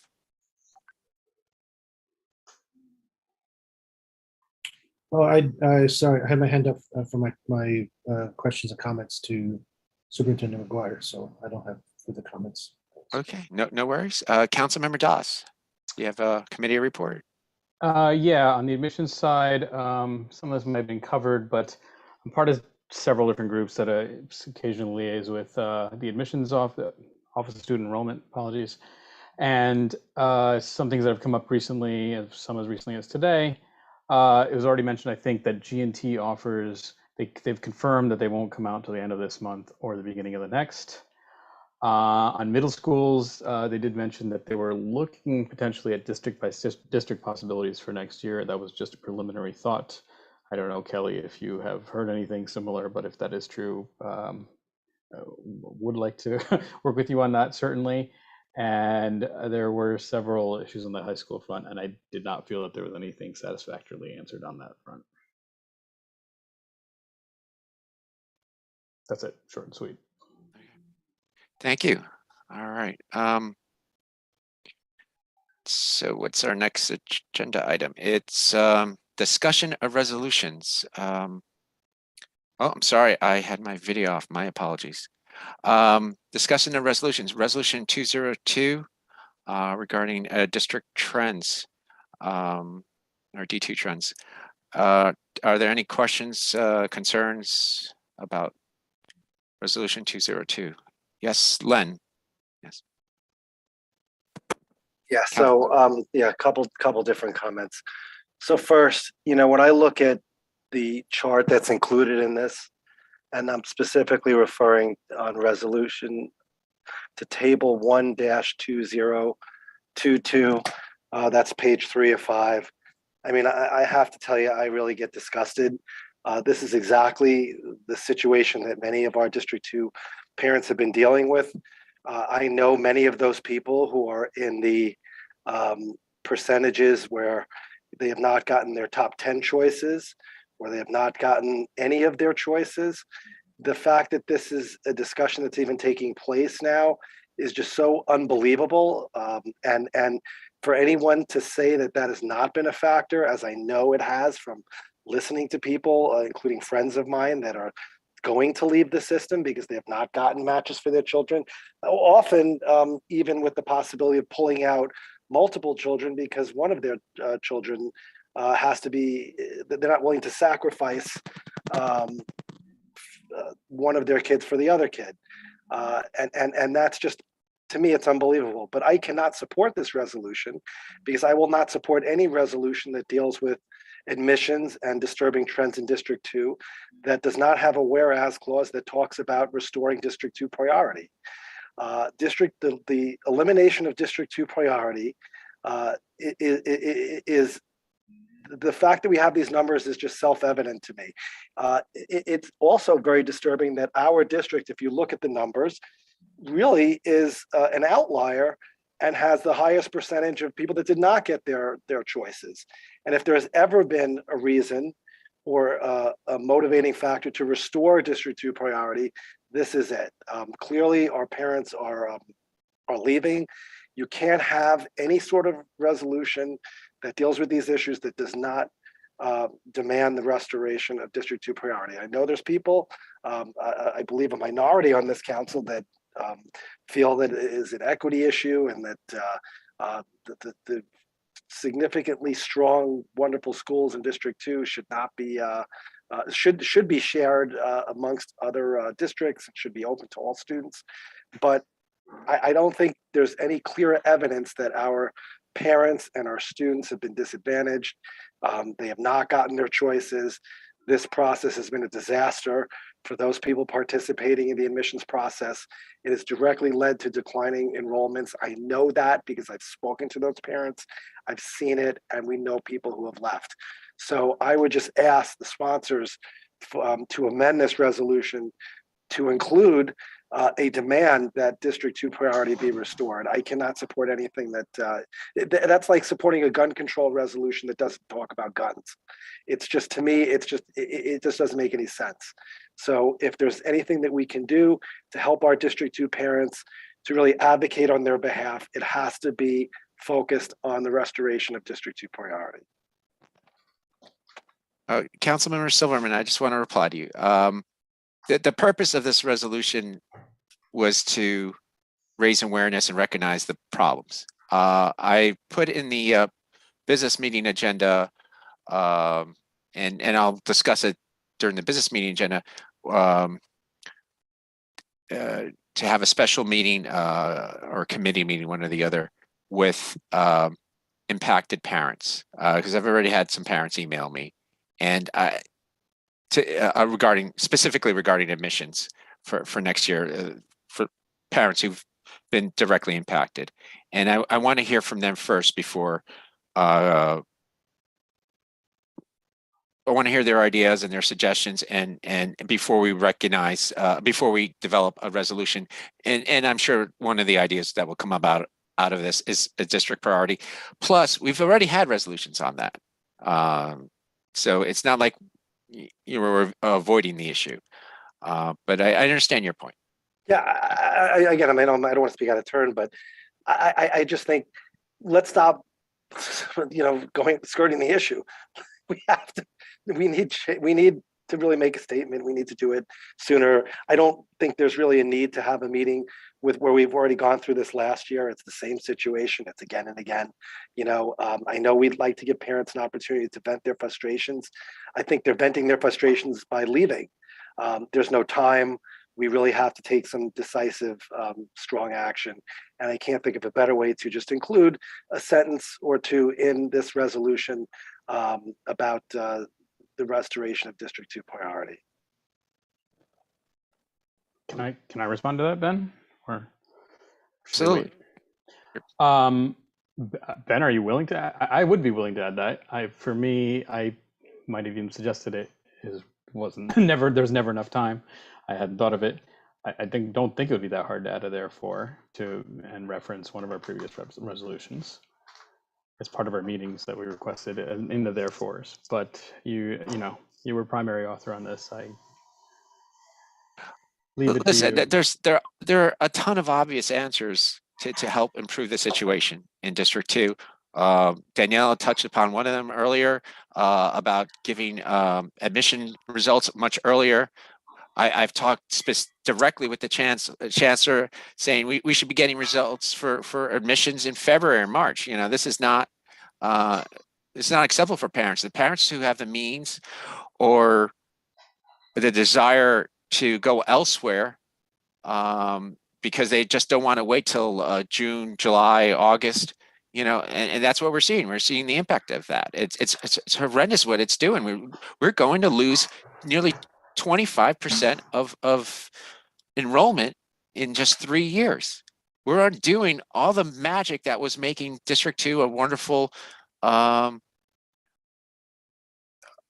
district to learn, to get educated in. And you're seeing $60 million evaporate. Okay, a lot of it's federal funding, but some of it is fair student funding. And this is not going to be repaired real quickly. And then, Robin, you made a great point earlier too. If we're going to lose these literacy and other, so it's all of the above. It's not just admissions. I want to pick back on top of that as the third sponsor of this. Len, I appreciate what you're saying. I could not agree more. However, everyone is coming together now and saying, what can we do? What can we do? Whether it's the administration, council members, our presentation tonight, our superintendent, people want to know, what can we do? Well, read the resolutions that we've written this whole year. All the suggestions are there. We've written in a ton of therefores, bring back District 2 priority. This is just outlining exactly how bad it is and all the, we told you this would happen and here it is. And now this is the state we're in. We're in bad shape. This is a resolution saying we're in bad shape and we have to do something. But what? Go back and read the resolutions. We can rewrite them. We can bring them back up.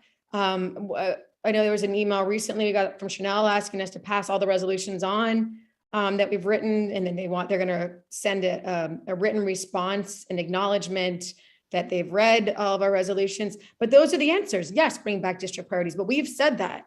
We've said that over and over and over. And this is what happens when all those things that we've advocated for don't happen. It's all coming true, and it's just going to get worse.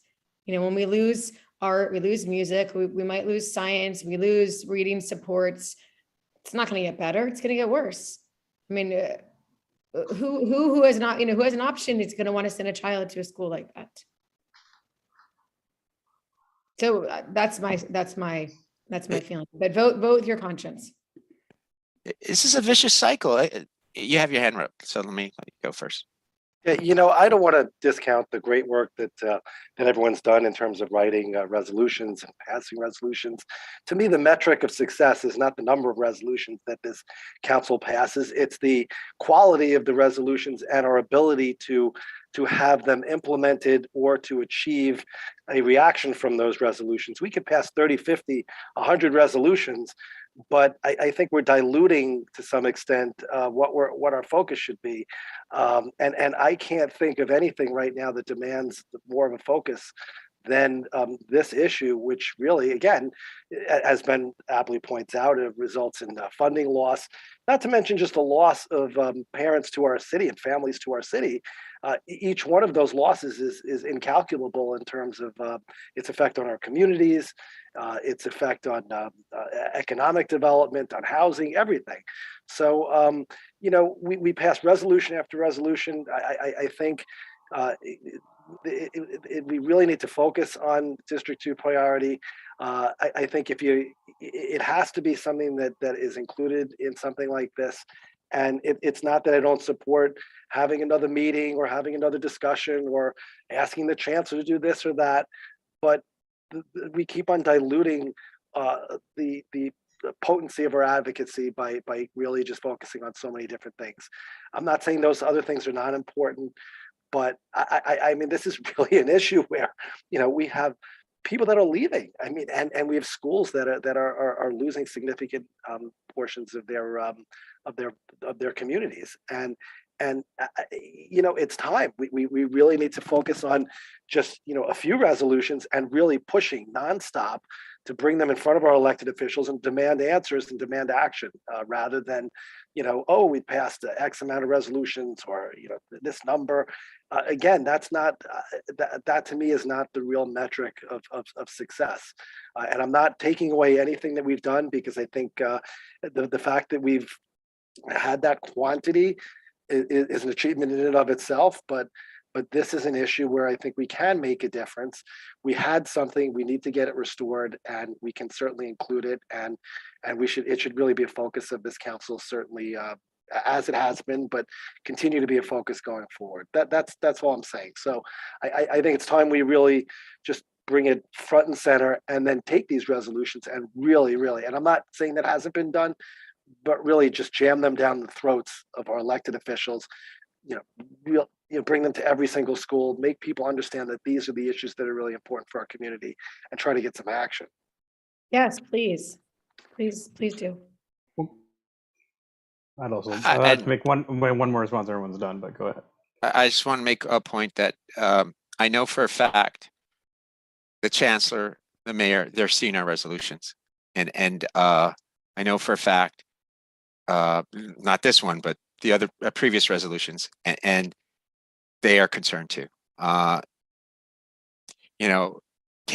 we see change during this year? I hope so. I want to turn around this, and that's why, I ran again for president, because I don't want to be the president who lost 8,000 families, 8,000 students. One of my daughters benefited from early intervention, reading intervention, literacy intervention, and because of District 2, she's graduated high school, she's off to college, and with a hopeful future.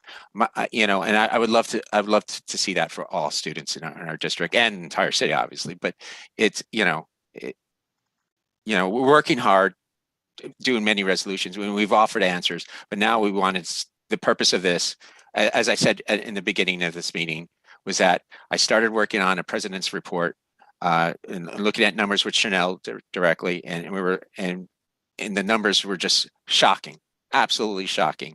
And we have to do something about this. We have to raise awareness. And the answers, there are a lot of check boxes, and we'll be giving them, and we've given them. But it's just right now we have to give a wake up call to the city and say that this is a huge priority. Not just, and a lot of this is in other districts too, but since we represent District 2, I'm going to advocate as much as possible for our families. Thank you. Yeah. Kaushik Das, Councilmember. Len, again, I said I'd be willing, but depends on the other co-sponsors. But if it makes you feel better, we're not just writing these resolutions. I spend a significant amount of my time following up on this stuff, which I think our president and vice president can attest to. And one of the reasons why I was interested in being vice president. If it really makes you feel better, I was invited to join a group that already met with the mayor on class size matters, and is probably meeting with Chancellor Banks on that, as well as the high school issue. So I could see Ben's point in not wanting to include that yet until such a meeting happens. But like I said, I could go either way. But it's not. I do think like you said, we've done all we can on the resolution side, and it is time to actually have those meetings and not just with office enrollment. And by the way, I've also requested meetings with office enrollment, and included on there were the first deputy chancellor's chief of staff and his deputy. So and we specifically asked it to be escalated above office enrollment because we hear the same typical things, and it needed to be kicked up higher. So all these things are in the works. I don't publicize all of them until we get some results. But since you've asked, I'll share some of that. But I don't stop when a resolution is passed. I take it much further, as I encourage all council members to do. Yes, Len. Yeah, and I'm not suggesting in any way that people aren't really, advocating as well as they can or as best they can. All I'm saying is that I kind of get the sense that we've got so many different balls in the air that maybe even the DOE sometimes is having a problem figuring out what our ultimate priority are in this district. You can have meeting after meeting, but ultimately, at the end of the day, I promise you that. Well, Robin, ultimately, at the end of the day, it's results that matter, and I haven't seen those results. Not because of Which is why we wrote this resolution. Not because of any advocacy on behalf of any council members here, but just because whatever has been done up to this point has not provoked the reaction or the actual change that is required. And I think that most of us on this district feel it's necessary to really restore our district. It's a matter of just restoring at this point. It's not even a matter of moving forward. It's just trying to bring back what made District 2 what I feel is the best district. I think we all agree, probably the best, highest performing district with the best schools in the entire city of New York. And that's all I'm saying. I'm not taking away from any of the hard work and the meetings that people have gone to, and the resolutions that people have spent considerable amount of time. Kush, I know you've spent God knows how many hours, day and night, working on things. And you're right. You mentioned your hand has been in many of the resolutions, but all I'm just saying is that I'm just frustrated, and I just think including that should be something that's constantly included in every single thing that we do, especially on these issues, almost like a rallying cry, so that people know that this is what we want. But to me, the restoration of district priority is a solution. It's not an acknowledgement of a problem. It's not recognizing we have a problem, we have people leaving. It's an actual solution. It's something that can be done to solve or address issues. I'm not saying it's the reason why everyone's leaving. Just like I'm not saying the schools. I agree. I don't know if it was Ushma that said it before, or somebody that said, we have people that leave the district. I don't know if all of them are leaving because of schools, but I can tell you, I know people that are leaving because they didn't get their choices. So it's a solution. It's something that I believe our parents really could benefit from. It's something that we had. It's something that really needs to be restored. And it's something that I think needs to be included in every single thing that we do on these issues. That's all. And I respectfully, Len, think that we're basically saying the same thing. Whether or not we include that line, we all want to restore District 2 to what it once was. We want to bring families back. We all feel depressed about what we hear and saddened about losing our friends and families, and the constant influx of emails and calls from really devastated families who don't have options and who just feel like their children's educational futures are not in their hands and are in a bad place. So it's devastating. And I think we all agree that, or I know I agree with you on that. So thank you for saying that.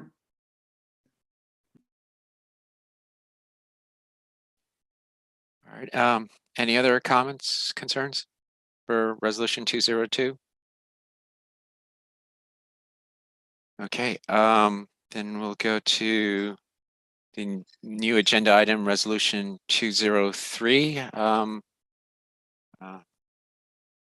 Chen, I apologize. I don't have the, I do have the name here. One second. We're calling for New York State and New York City to make COVID vaccines optional for students and their families to allow them to participate in school programs, functions, events, and sports. Len, you have your hand up. Not trying to be a rabble rouser tonight. Look, I'm not a doctor. I know that the sponsors here are not doctors. I don't know whether being a doctor or a medical professional really makes that much of a difference. But here we go again. We have, for every footnote that's included in a resolution like this, we hear from members of the public that tell us that the information is either inaccurate or contradicted. I just don't think that we should be we should be making medical policy as a community education council. This is exactly kind of relates to the last thing I talked about. Here we are, devoting time and resources instead of District 2 priority. We're talking about vaccines now, which at the end of the day, I understand it's an issue that's important to many people, certainly in our communities, in our school communities. But we're not, District 2 is not going to set the agenda for the city of New York, nor should it under these circumstances. I would also just say vaccines are proven effective. They have been a tool that has been used for, I don't know, Ushma, if it goes back centuries at this point. I also, like one of our public speakers, am old enough to have a smallpox vaccine. We know they work. They're not perfect. I believe they have saved lives. I can't tell you how many children's lives have been saved because of vaccines. I can only estimate. I'm not a doctor. I'm not a statistician, but I support our students being vaccinated. And again, I think it comes down to the point that we as a community education council really should not be setting medical policies on vaccines. We should, follow the CDC guidelines, follow the guidelines that are set by the city of New York and the professionals on this. So that's just to add my 2 cents. I was quiet for the previous portions of this meeting, but I just wanted to just let my feelings be known on this one as well. Thank you. Councilmember Quack, if you want to respond, or else do you want to hear first from Councilmember Neal?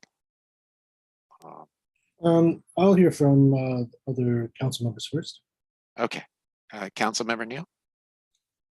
Okay, it's a little strange. Usually we go in the order of those who have their hands raised, but He was a sponsor, so I thought you get an opportunity to respond, but please go ahead. Understood. Suffice it to say, I have a lot to say about this resolution, and I spent the afternoon going through all of the things that were listed, and I appreciate that Chen knows that this resolution is out of date, but I am a doctor and scientist, and I spend an enormous amount of time working on vaccine-based outreach. And so I wanted to, regardless of whether or not this resolution is updated, go through a number of different things. First, here's the updated data from the CDC. So this was the first table on the very first page of this resolution.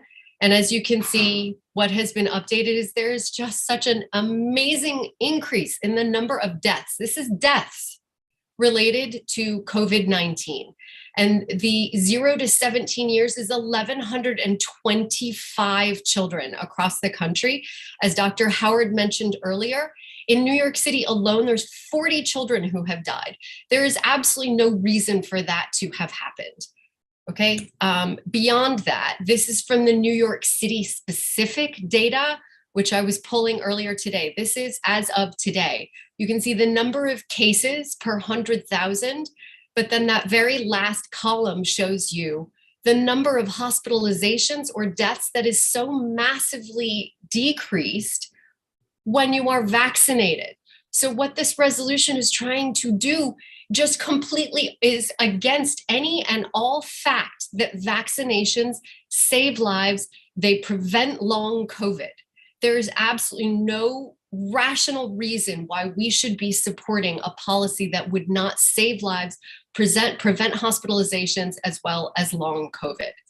Furthermore, updated data, not some of the things that, as Len was noting, were footnotes that were cherry-picked data.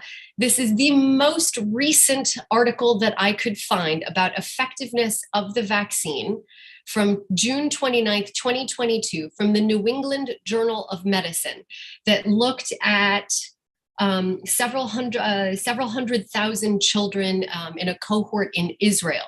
And their conclusion here, this is a screenshot from the discussion, is that the vaccine efficacy of 51%, this was also measured during the Omicron surge.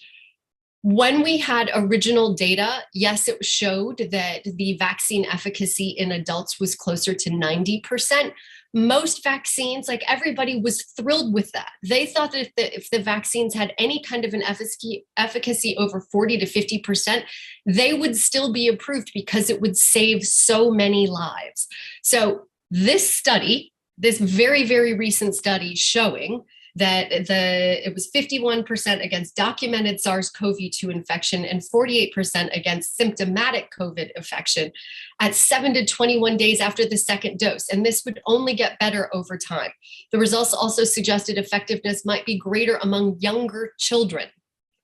Okay, furthermore, the CDC on June 18th, 2022, specifically recommends COVID-19 vaccines for young children.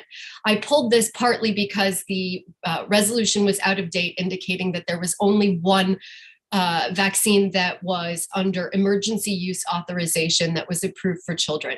That is no longer true. There is also a Moderna vaccine that has been given emergency use authorization.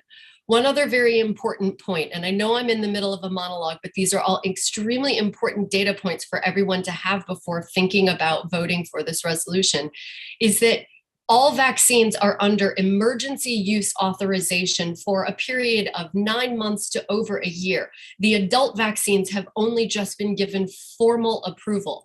Only when formal FDA and CDC approval is given can any of these things be adopted as mandatory vaccines. At present, none of these vaccines are mandatory in our schools, and we are not the body who should be deciding about any of that.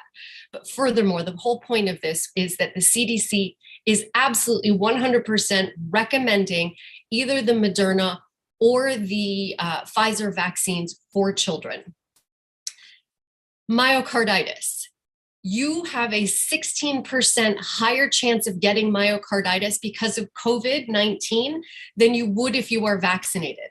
As Dr. Howard was mentioning earlier, the follow-up cases on myocarditis have shown that this is essentially tantamount to a flu. None of this has been fatal, whereas COVID-19 is fatal. Furthermore, from the CDC, a whole page related to myocarditis and pericarditis from COVID-19 vaccination. I am not disputing that there is a correlation that has been shown to be true there. Causation, not necessarily shown. Very much that could be as a result of COVID-19, not because of the vaccine. And from that bottom of that page from the CDC, should I still get myself or my child vaccinated?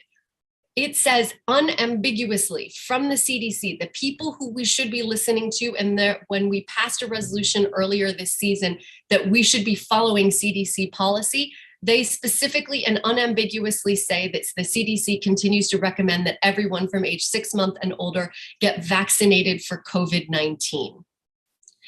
Lastly, there was something that Chen said earlier as he was discussing the presentation of this resolution, that the vaccine for those 6 months to 4 years was not tested in enough children, nor was it tested for long enough.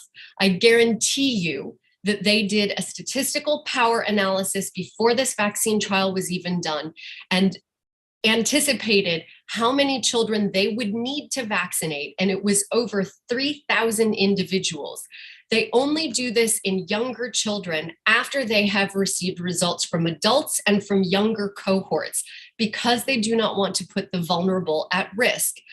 I have recorded a vaccine primer on an introduction to viruses, vaccines, as well as to the clinical trials process. I've also done a version of this. I think Janie hosted me in the Return to School Committee, which name I'm getting wrong.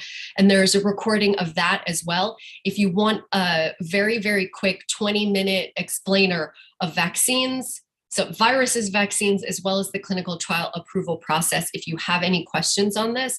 But trust me in saying that the FDA, the CDC, and any number of different watchdogs have determined that it was an appropriate number of children that these vaccines were tested in. Thank you.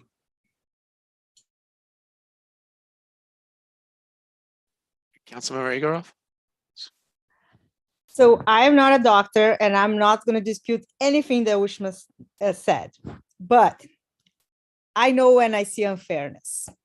And the reality is in our city, if you are a professional athlete, you have an exemption, you can play. Our children cannot play because they are not vaccinated. If you are an unvaccinated child, you can go to school, but you cannot go after school. It makes no sense. We don't need to be doctors to see that it makes no sense. And here is also another reality that we all need to face. Only 60% of children in New York have been fully vaccinated. Only 60%. So unless you're willing now to 40% families to vaccinate and then endure that there is a number who is not going to vaccinate. It's just going to pull their children out. And then we're going to suffer the consequence of this in our enrollment and in all of the other stuff that there is a huge, huge part in the budget and everything that we've been talking about. You should vote no for this resolution. Unless you are willing to do that. That is a reality. And Ushma, when you talk about the CDC with all this authority, the reality is that there are so many families who don't trust the CDC anymore because they let the teacher unions write guidance on how to reopen schools, not with the public's interest. And so there are so many families that are never going to buy your argument that now we need to follow because they lost credibility with so many families. Forcing the mandate of this vaccine is just going to drive families, it's just going to polarize people more. And it's not going to have any good impact for our children or for our schools. Regardless of the medical conversation, these are the facts that we need to face, and we need to make decisions on this resolution based on that, on fairness and the real impact that's going to have in our city, in our schools. Councilmember Silverman and No, Lupe, I think, was next. well, on my screen, your hand was first, but okay, Councilmember Hernandez. Thank you. I appreciate that, Len, or Councilmember Silverman. I will just like to point out the urgency of equity and the unfairness that I've heard a lot tonight with both resolutions and throughout this council is sometimes very tone deaf to the most vulnerable families and populations of our city that does exist in District 2. Many families don't have the choice to just pick up and leave when, excuse my language, when shit gets hard or hits the fan. And that goes for not getting into the best school or not being able to participate in something. I will say I am way more concerned with losing lives of our district and family members of our district community than I am of losing families leaving. Because there's many families that do not have that luxury to just pick up and go.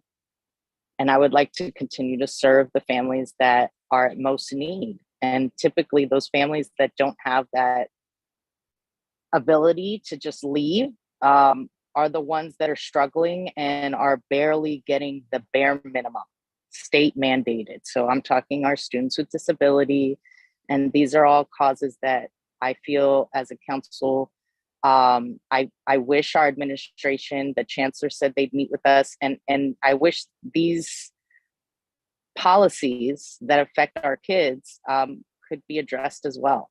So I will just say, as far as this resolution, I should not be shamed for voting no, because this is based on medical public safety. And it is not our job to decide whether or not vaccines should be mandated. But I will put out there that I believe they should. And I think you bring up a good point when you say only 60% of kids are vaccinated. That's not enough. We don't even have masks at this point.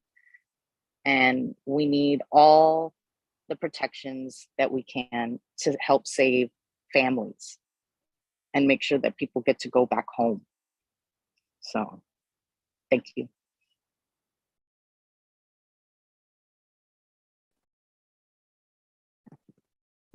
Councilmember Silverman. You know, I heard the sponsors of this resolution twice, both in Chen's presentation, initial presentation, and in Daniela's response just now, talk about the inequities caused by professional athletes getting preferential treatment so they can come to New York, elite athletes or elite individuals. As a member of the District 2 Community Education Council, I couldn't care less whether or not a professional athlete gets a preference to come and play in New York City. Do I think that's fair? Absolutely not. Do I find that inequitable? Yes. I'd much rather talk about inequities or unfairness in our educational system and our lack of providing a rigorous education for our students in our district. Those are the kind of inequities we should be addressing, not referencing the unfairness of professional athletes. And the fact that we're even talking about that and using that as an example, it just shows the rhetorical, the lack of rhetorical bulwark for this resolution. And I just think it's, again, distracting us from what we should be focusing on, which is the educational issues and the things that we really, as a council, really should be focusing on, not vaccine policy.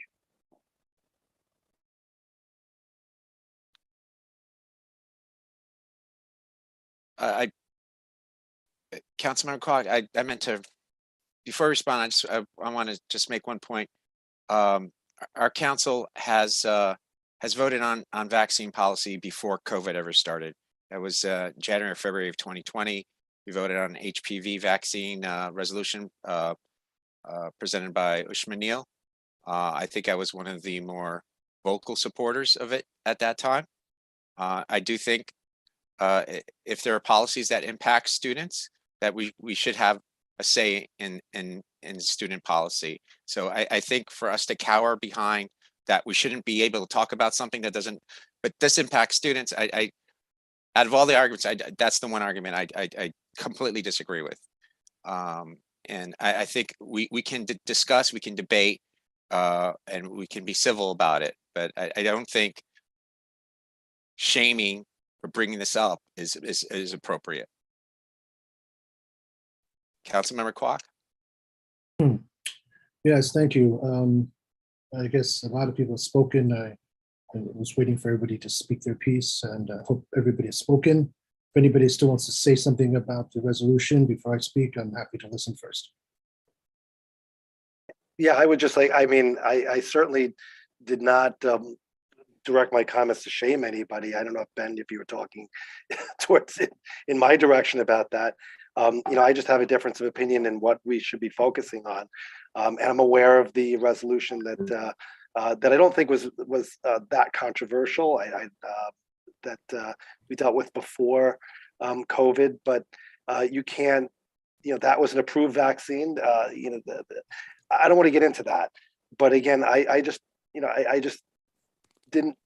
I did not mean my comments or want my comments to be taken in any way. I'm really not even understanding how to shame anyone.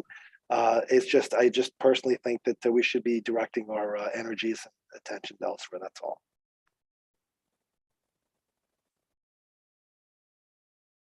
Okay, Councilmember Quack.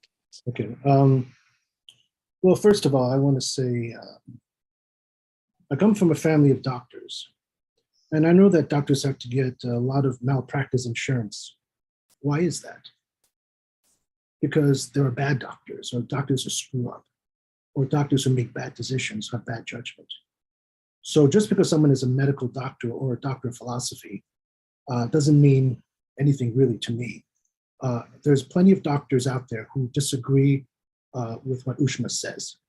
The doctors of the Great Barrington Declaration, and a bunch of other doctors that are out there who've provided more information.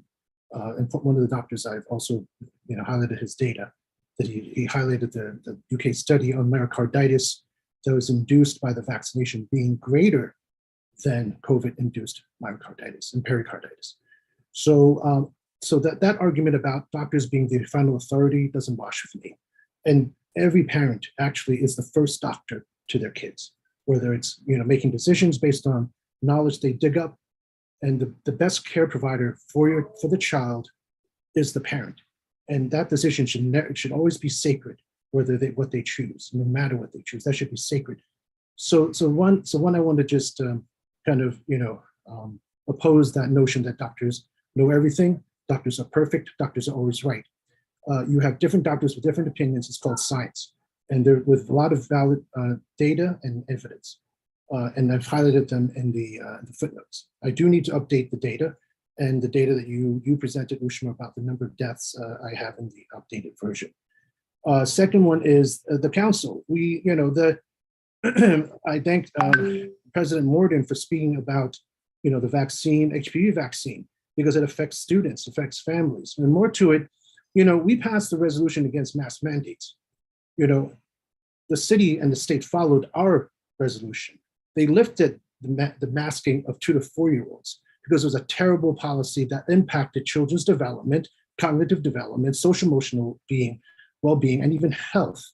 So you're welcome. I thank the council for supporting us on this, because we stood ahead of the curve and said we realized something was not right, and we said something about it. And we took time for people to come to agreement. Families were able to speak out on it and feel more comfortable because they're not alone in their own assessment of facts that they can see. The CDC and the FDA are no longer viewed as authorities. We'd had an early resolution that we wanted to align the city's standards with the CDC standards, simply to have one standard, not that necessarily we always agree with them. Similarly, CDC wanted to have masked kids under 12. WHO recommended against masking kids under 12. How do you reconcile that? So somebody is wrong, right? And CDC, you've seen it, they're politicized. FDA is politicized. The FDA, there are doctors who resigned from the FDA because they opposed how the vaccine was approved. You call emergency use authorization. I agree, for elderly, high-risk individuals, absolutely it's an emergency. But I'm sorry, if we're looking at over 2 years, and we have, everything, across the street, you have a risk of getting killed. Auto accidents cause more deaths to children. Swimming, drownings have more cause to children. Do we ban that? And by the way, influenza causes more deaths in children in the high peaks of the influenza seasons. And I have the data there. So, if you're comparing the deaths, and of healthy kids, do no harm is a tenet of medical doctors. With healthy kids who will recover from COVID-19 really well, and you now put them at risk of myocarditis. My son plays soccer. He's very healthy. He was forced to take the vaccine, which risked his heart. Why? You say that, so, this is double standard. You say that's, we only, it's very, you say that 1,000 or even 1 is too much. So the reports about myocarditis, the usual, refrain is saying, oh, well, most kids get better. Most kids don't have any cardiac issues. But what about those that do have serious cardiac issues? You put them at risk for no reason. Yeah. So I'm going to just show my updated, information here. Chen, I have one question for you while you do that, if you don't mind. Yeah. Because it is a question. We've talked in the past about splitting up these resolutions. So it's for kids under 5, I think still can't get vaccines. I might be incorrect on that. And kids over 5. Okay. They now can. It's 6 months to 5 are now approved. I think it's EUA. Yeah, but for Moderna and Pfizer. That just happened. So now they're going to take that and potentially make that a mandate. Right? They already have a mandate for after-school activities and sports. Nothing can be a mandate until it is fully approved, which probably will not happen for at least another year. They already mandated for after-school activities, Ushma, for playing. But this cannot be a DOE policy. Those are school individual. It's in effect. Well, we're talking to the state as well, right? It's not just the resolution is not just only pointed at DOE. So here's my slides in the yellow, in the highlighted. My very quick question, though, is would you consider splitting up for the under 5 years and over? Because you may get more traction that way. I leave that out there for you to decide. In what way? How so? I'm listening, but I'm just trying to understand what you're saying. I thought in the past we've talked about kids under 5 as it's more educational based, formative in how their speech, masks, and less effectiveness. The mask mandate is lifted for 2 to 4 years. I hear you. I'm just saying, I know that. I'm just saying we've talked about them as different groups in the past. Would you be willing to discuss it? They want to hear me out first, and we can discuss afterwards. So this is the updated information in the highlighted yellow. Updated up to June 30th. It's increased a bit more from over the last 3 months, but as a ratio percentage, it's extremely low. It's near zero. 15 to 17 years old, it's near zero. All these are near zero. Of course, any life is valuable, and it takes nothing away from the pain and anguish. But kids getting hit by a car, dying of influenza, that's also anguish. Hospitalization rate, under 18, as of July 10th, this is from the New York Times, it's 0.9 persons per 100,000 across the time period, all the way across. When there were no vaccines, where's the emergency for children? There isn't. It doesn't justify vaccinating healthy kids. And the approval, I updated the reference to where the FDA scientists concerned about the 5 to 11-year-old vaccine approval. They actually only wanted to be approved of high-risk children, not for everyone, because under the emergency authorization, that's what's for emergencies. But the FDA only gave them a yes or no answer, yes or no to approval, no conditional approval. And then the states and the cities took it as a mandate, which was not what they wanted. But that's not what they wanted to agree to, but they were forced to. So there have doubts in the scientists that they don't think it should be generally given to healthy kids. Yeah, and the Pfizer vaccine, which was the only one, that's the past tense now. Now we have more, that's the only change. It was less effective in 5 to 11-year-olds than older kids. And Ushma, you pointed out 50% efficacy for the vaccine. That's influenza efficacy rates, but we don't mandate influenza for kids, even though they die at higher numbers. And then the recent FDA-approved vaccines for children 6 months or older was approved on highly irregular and unusually lax testing standards with a very small testing population of less than 7,000 subjects with less than 3 months for observation for safety and health impact. And there's a quote from a Wall Street Journal article who referenced this, the FDA session of review. More troubling, vaccinated toddlers in Pfizer's trial were more likely to get severely ill with COVID than those who received a placebo. So those kids who got a vaccine had higher rate of COVID than those of the placebo. Pfizer claimed most severe cases weren't clinically significant, whatever that means. This is a quote. This was all the more reason that the FDA should have required a longer follow-up before authorizing the vaccine. So this is, looking at that data and saying, yeah, this doesn't make sense. Why are you proving something where the kids are getting more COVID with the vaccine? In contrast, the polio vaccine with 80 to 90% effectiveness developed by Dr. Jonas Salk was approved after over 1.4 million children in the United States, Canada, and Finland took part in a placebo-controlled trial for 2 years.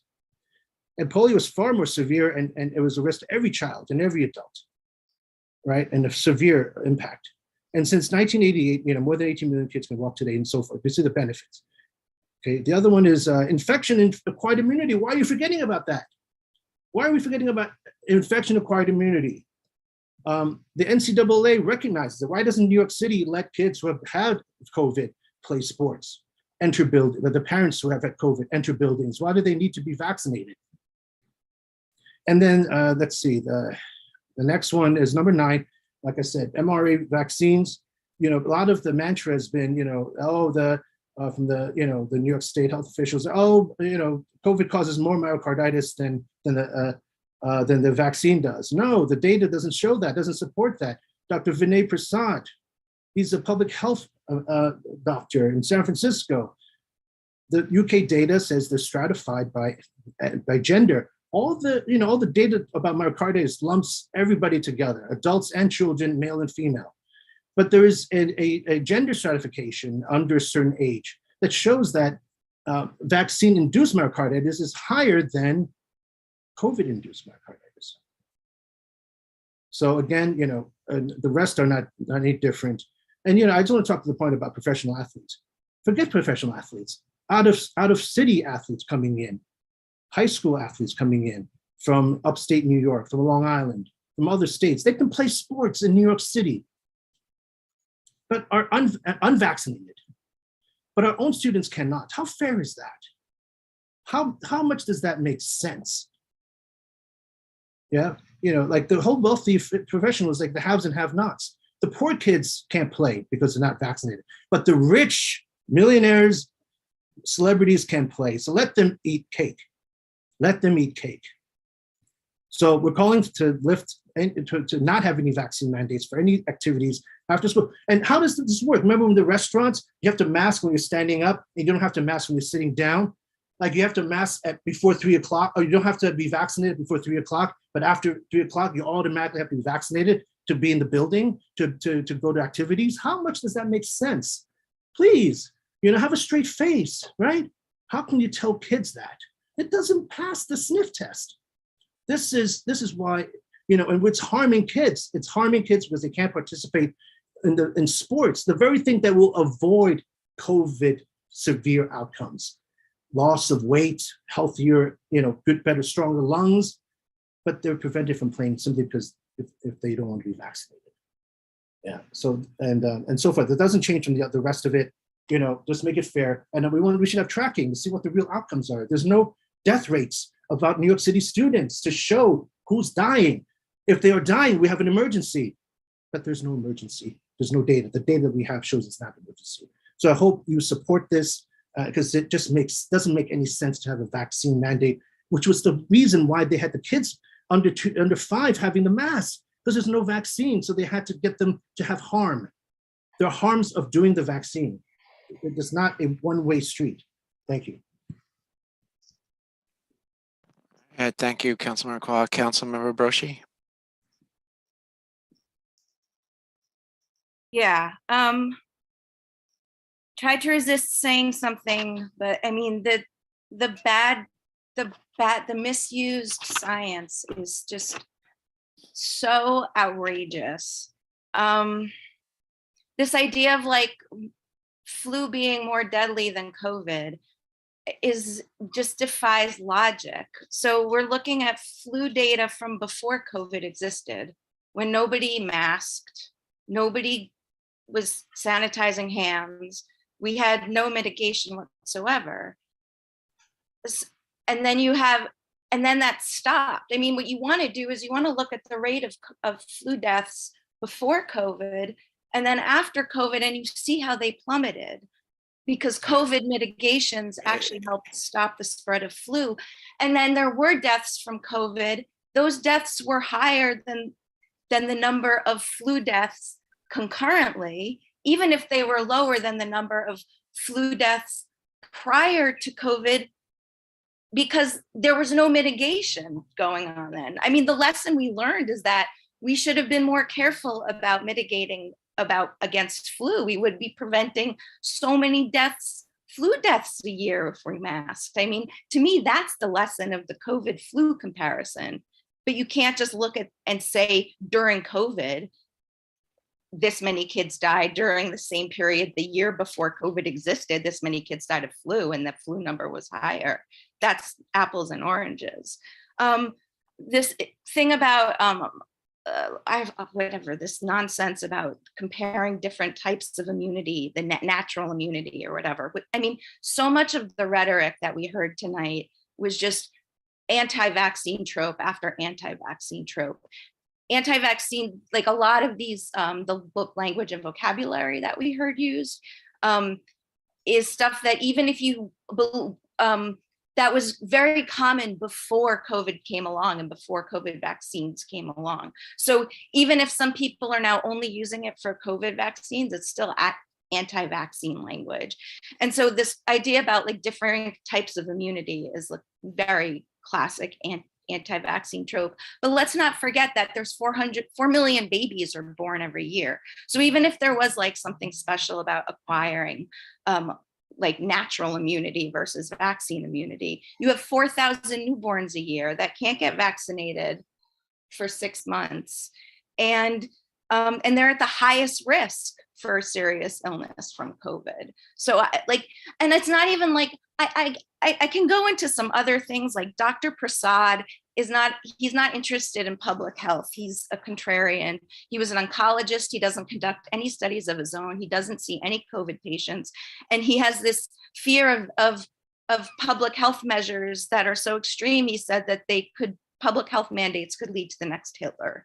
So there's always extremists on any topic. I know, you all think I'm an extremist on a lot of topics. This is actually like, it is the mainstream to accept the talking points that we heard from Ushma, who's the actual scientist, okay? This being presented here tonight, this is the kind of science that is being discussed amongst anti-science people. And so, supporting this resolution is supporting an extreme fringe belief amongst most public health experts. Can I respond to that, please? Yes, please, yes. So Robin, would you consider Weill Cornell Medical Center a authoritative and trustworthy institution when it comes to health and COVID measures? I've learned over the years that the most prestigious institutions can employ all kinds of people. It's a policy. It's a policy. They have no. So Chen, you don't ask me rhetorical questions. Just make it. Do you believe that they have good policies on COVID? Chen, I'm not going to answer rhetorical questions. You make your point. Let's move forward. In a dialogue with you. Okay, let's. Wait, hold on. Let me finish this. Make your point, because I want to. It's 10:20 at night. I'm going to ask the audience: do you think Weill Cornell Medical Center, Upper East Side, is a reputable medical institution that practices safe COVID policies? If you do, I will tell you that my child had a minor operation and was asked if she hasn't been fully vaccinated with 2 doses, she has to take a COVID test 3 days minimally within 3 days of her procedure. However, if she had COVID within 3 months, she does not have to because she has COVID acquired immunity. Take that. So Weill Cornell Medical Center recognizes COVID-induced immunity. Thank you. Councilmember Silverman, and then I would like to end this discussion. Yeah. So correct me if I'm wrong. Again, I don't have the resolution in front of me, but no one is forcing anyone to get vaccinated. No one is mandating that there be an actual, that your child get vaccinated. So I understand if you don't, we're just, the issue as I understand it is They're just saying if you're not vaccinated, there are certain activities that you can't participate in, and that's the issue that is creating this perceived inequity here because it's unfair. I would just say that there are parents who have vaccinated their children, myself included, who believe that the vaccination offers protection. It may not be perfect protection. It may actually be declining protection over time and based on the mutations in the virus. But there are parents like myself that vaccinate our children, and I think those parents, we should also consider the rights of those parents and the concern about those children being exposed to children who are not vaccinated, just as if in the general public, when you have a decision that you want to have people who are vaccinated and you hope that reduces the spread transmission, I think you also have to consider the concerns of the parents. And this is one of the reasons why I think I voted against one of these vaccine resolutions originally. You have to also consider the rights of those parents and the concerns of those parents who vaccinated their children and just don't want their children unnecessarily exposed to people who may potentially be more likely to transmit the disease because they have not been vaccinated. So do you have any faith in the vaccine? I'm sorry, what do you say? If they're afraid that even after being vaccinated, they're afraid of unvaccinated kids, aren't they trusting the vaccine? Well, I trust the vaccine to a certain extent. I don't know how fully effective it is. Certainly from what I'm reading, it may not be that effective after a certain period of time. But I can't discount the concerns of parents who are truly fearful of their children being exposed unnecessarily to people who may not be vaccinated, especially if those are fellow students. That's a good question. That's just an issue that that I can't get around because I'm concerned for those parents. So I'm just throwing it out there. Again, no one's forcing anyone to be vaccinated. We're just saying if you choose not to get vaccinated, that's your right. But we feel that there's certain activities. Citizen, you have full rights as a student. You have to be vaccinated. That's not being forced. That's mincing. That's word salad. That's like saying that's you're saying that it's A, but you're saying it's not really A. You're calling it chicken, but you say it's not really a chicken. It clucks like one, it walks like one, it looks like one, but it's not a chicken. I'd like to. All I'm just trying to do is just express how I think people feel. So that's all. Okay. Everyone had an opportunity to make their point.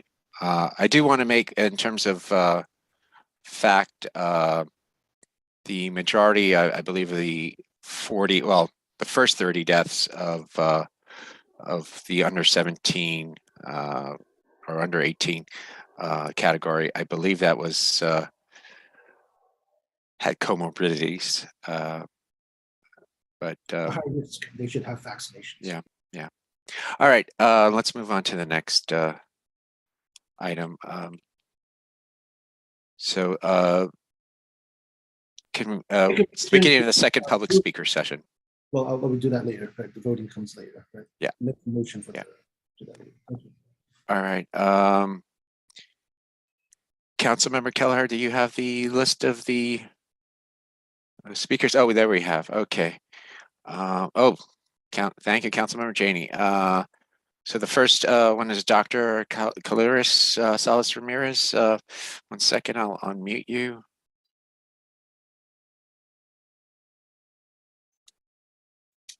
Doctor. All right.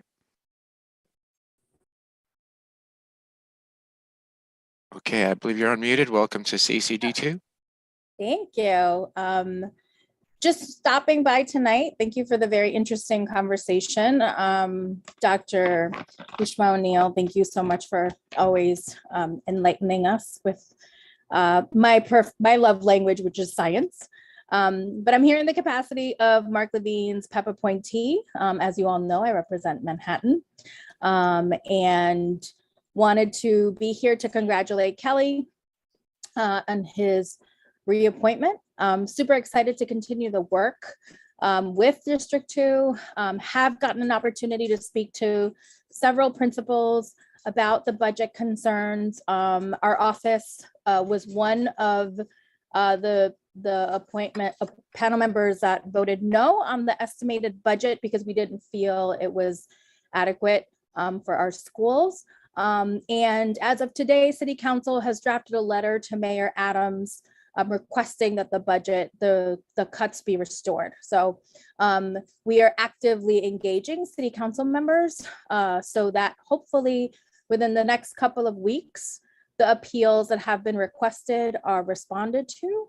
And hopefully our schools are able to be fully functioning and supportive of all of the needs of all of our students.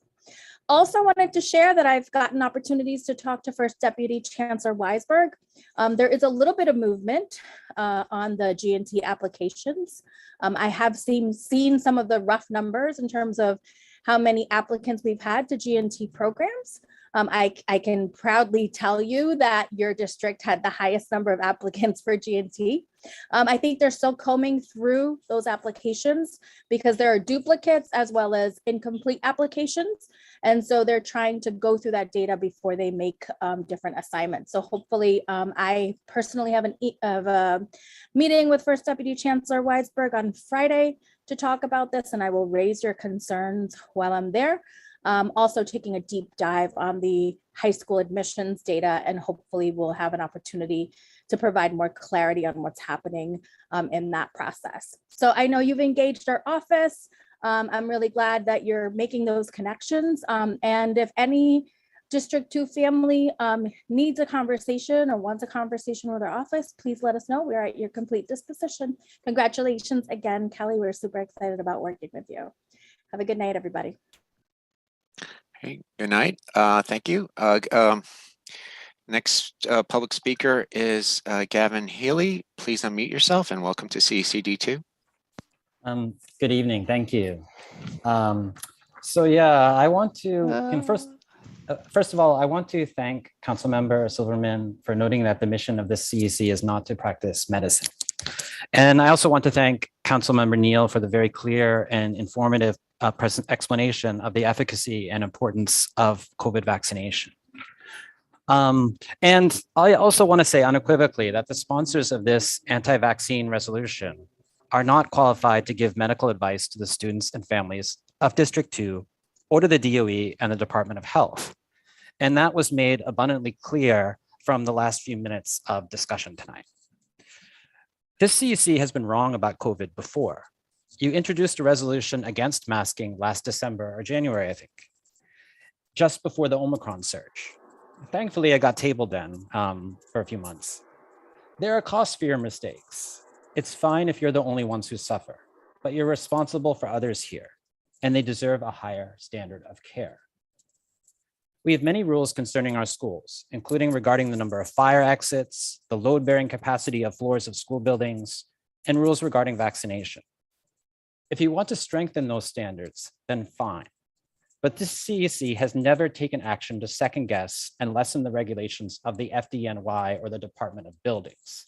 I'm not sure why the Department of Health or the CDC should be any different. Your resolution starts by saying healthy kids are not at risk, but our schools take their students as they come, comorbidities and all. And all of our students deserve protection, healthy or unhealthy, whatever term you want to use to describe them. If anything, it's the more vulnerable students who deserve extra care and attention from this CEC. If you think vaccine mandates are driving people away from our schools, then maybe you need to get off the internet and get into our communities. That's not the situation I've seen in my D2 school, and that's not what people in my community are saying at all. I urge you to vote no on this anti-vaccine, anti-science, ignorant resolution. Thank you.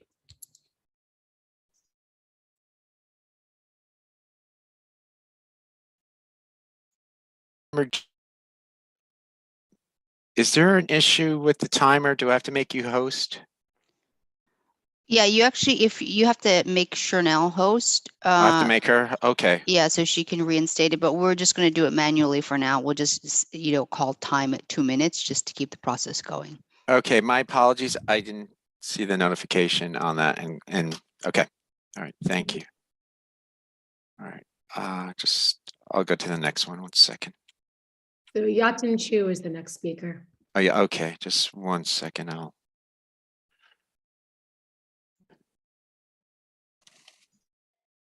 Okay, please unmute yourself, Yatin Shu, and welcome to CECD2. Hi there.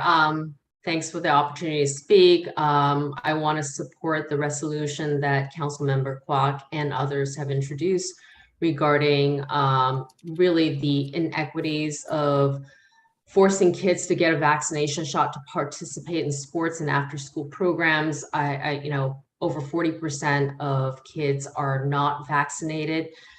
Even after our public service announcements, all the science that we're spouting here, and even bribing. I mean, we were paying families $100, in December to get vaccinated, and this is where we're at. So, look, as far as the data and the science, 70% of kids have gotten COVID. Symptomatic, asymptomatic, that's what the Nature article said recently. As Len admits, even if you vaccinate your child, the efficacy does degrade. Back in February, New York Times did print an article that said that, kids, the efficacy went down to 11%. Like, if you want to do that as a parent, sure, go ahead, acknowledge that you're not fully protected.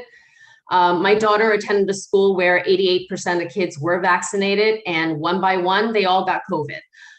So look, it's not foolproof. And I think what it is that there's still 40%. That's a lot of kids, a lot of families that are reticent to get their kids vaccinated.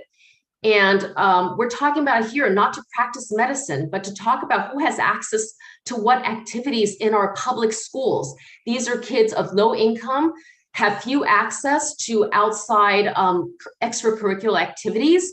And because their parents, for whatever reason it is, do not want to vaccinate them, are prevented from participating. This is a council that talks about equities and want fair access.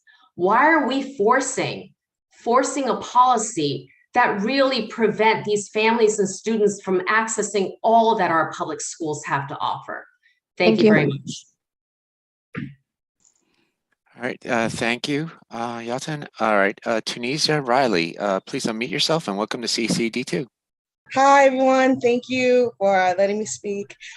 Just briefly in regards to COVID, I want you to remember that we're speaking as if the children have a choice.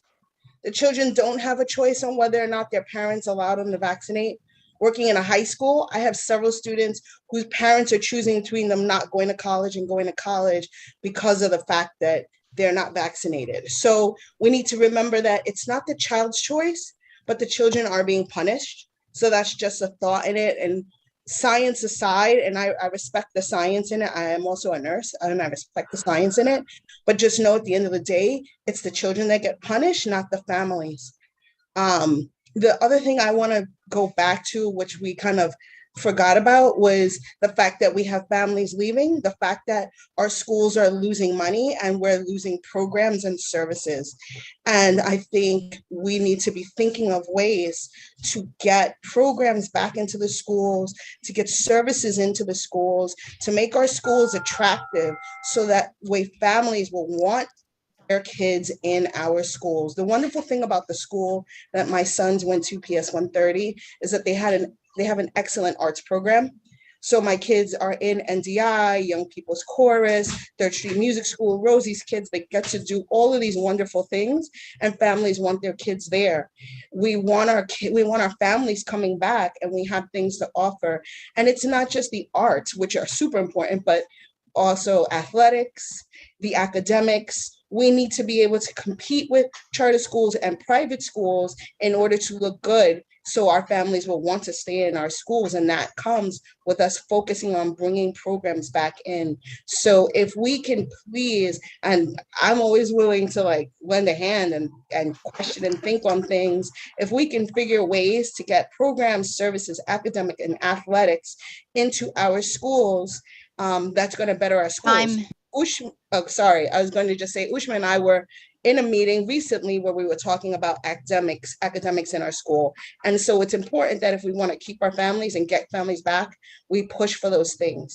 Thank you. you very much, Tunisia.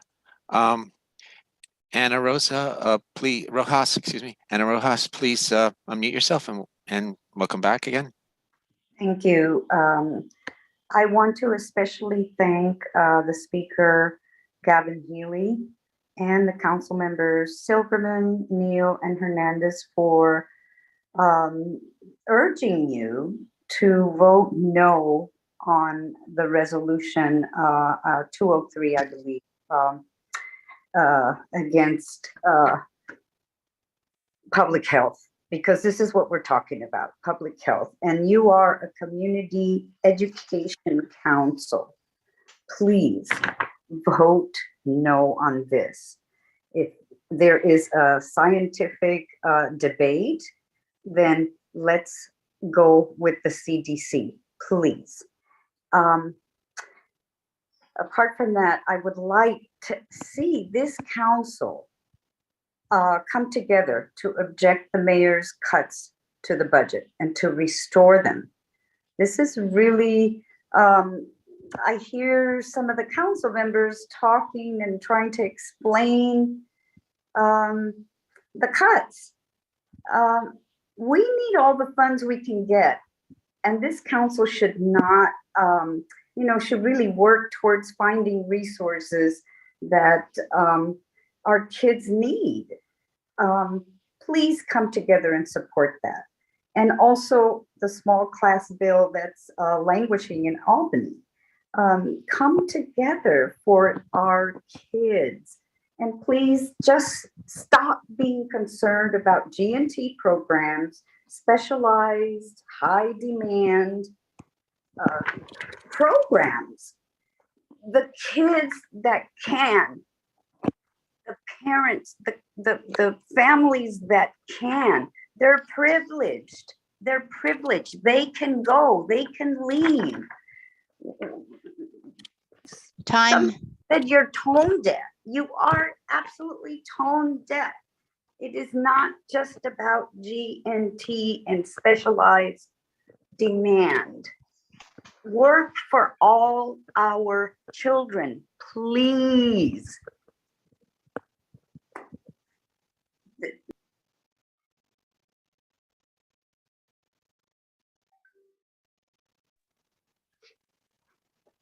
Hello. Jean, please unmute yourself and welcome back to CECD2. Thank you. Thank you for allowing me this second opportunity. I just want to go back to what Speaker Yatutu had brought up.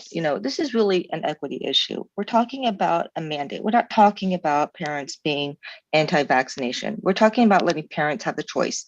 And it is absolutely an issue that our parent advocates are supposed to be bringing up. Because let me tell you, when the CDC, the American Association of Pediatrics, they were talking about the science of the vaccines, et cetera. Yes, they have some benefits, but on the other hand, nobody spoke out or defended about keeping schools open. And for the past 2 years, the devastating results that we have seen from closed schools is just now coming out. And I'm telling you right now that parents are leaving the system because of the mandates. They are fed up. They don't want to put something in their child that for whatever reason they may have, whether it's religious or they're concerned about underlying risk or whatever it is. That is not the government's decision to make. That is a parent to pediatrician decision to make. And yes, there are pediatricians out there that will tell parents, and I have heard this, and even my own, saying, don't give this to your child if they are a healthy child. It is not necessary.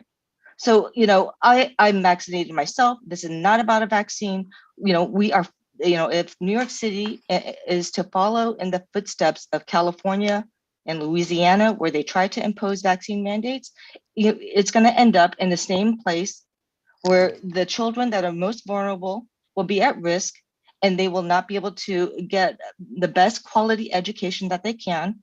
And that plan will get scrapped. That happened in California. They tried it there. It failed. They did it in Louisiana and it failed. So I just don't understand the logic of why we would want to impose this and why we're still imposing a vaccine mandate on extracurricular activities and in sports for children. Time. You know, our children, the children that need these activities, that need these services, are not the ones that are middle class or whatever. They are the ones that actually depend on public schools. We should give them that access and leave this decision to the parents and to their pediatrician. Thank you. Thank you. Thank you, Jean. Laura Pomeroy, I don't see her.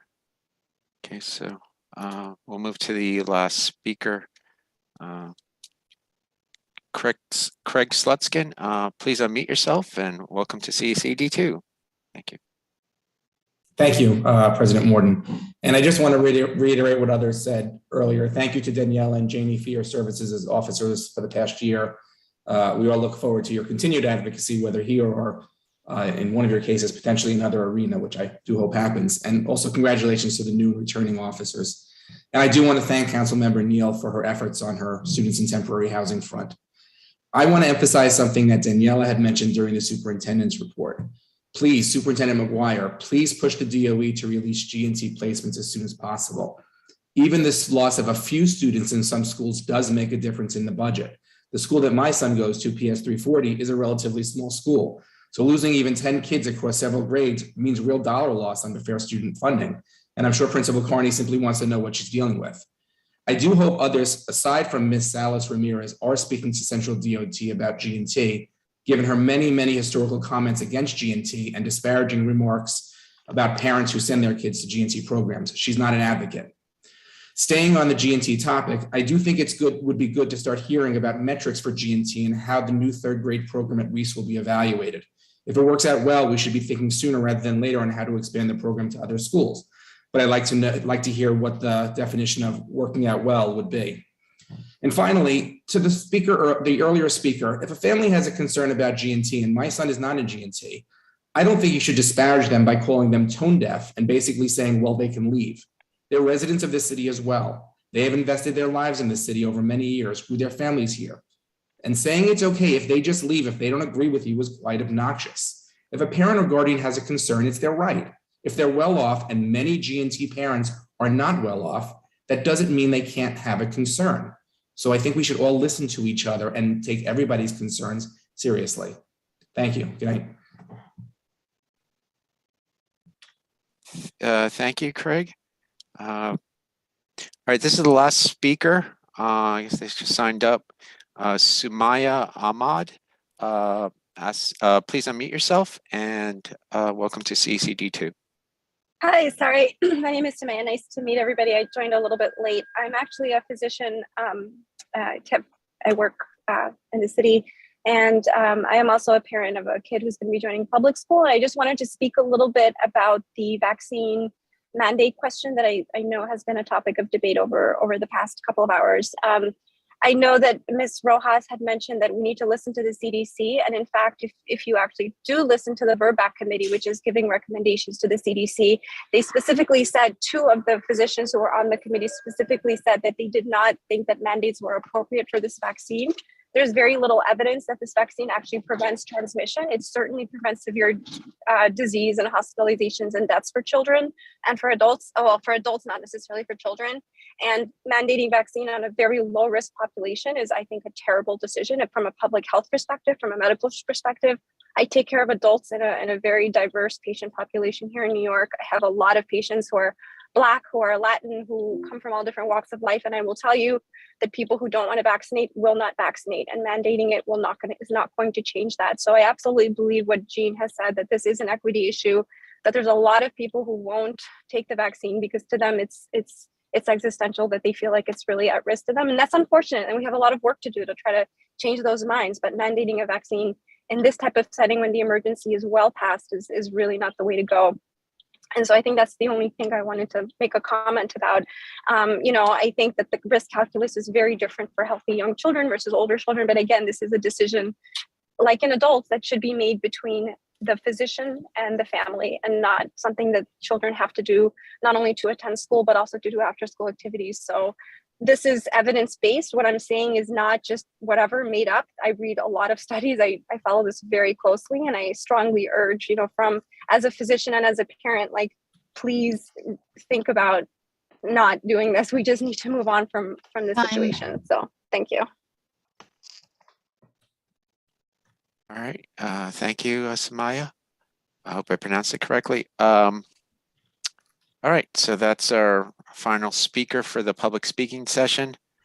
We had some public comments. There weren't that many, but I asked Chanel Harry to forward them to the council members tomorrow, the public comments. So if there are any more community members out there who would like to discuss, to make some public comments, you can please fill out the form, and that will be forwarded to council members tomorrow. The next item on our calendar agenda is the vote on resolutions. Okay. Yeah, Councilmember Clark, you have your hand raised. Yeah. Yes, I just want to ask, there's a letter that I received, that we received from a parent who couldn't make tonight's meeting, who wanted to speak, but she sent an email instead. Can I read it for the record?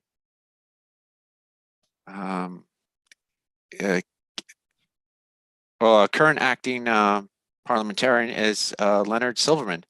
What do our bylaws say about that, or do they not say anything? Muted. Although technically we don't hear you. Yes.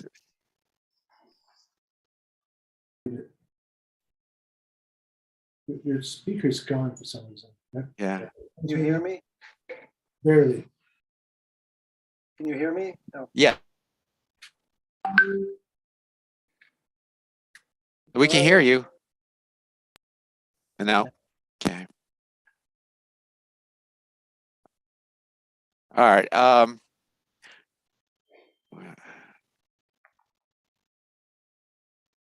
So can I read it, or?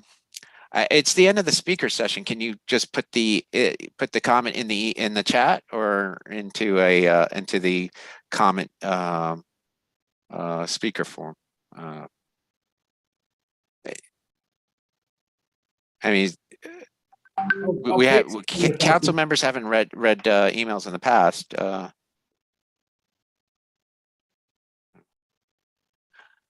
Is any? We've never done this before, so you can either send the email to all of us if it's a new one that we didn't get. But we've never done this before. Can you guys hear me now? Yes. Yeah. Let's try that again. I was trying to use my computer sound and everything. Okay, there's nothing specifically addressing this. However, I would think that during the council members' time to speak, that's when you would have had the possibility to read some comments if you wanted to. I mean, I don't think, that's subject to everyone else just being okay with it. But I think we've just completed we already completed our discussion, haven't we, of the debate amongst council members. So now what you're seeking to do is not really proper procedure, because now you're seeking to add something after that time period has passed. You'd have to make a motion, as I understand. That's just my thought. Okay, I'll withdraw my request. Thank you. Okay, though I do think you can make a motion if you want to do that. All right. Okay, so the voting on resolutions. Councilmember Robin Kelleher. Of resolution 202 calling for DOE to address disturbing District 2 education trends. Okay. I second it. Okay. Okay. All right, you want to take roll call for that? So roll call. Well, a vote, yeah.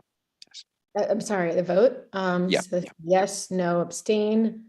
Robin Broshi, No. Kaushik Das, Yes. Daniela Igorov, Yes.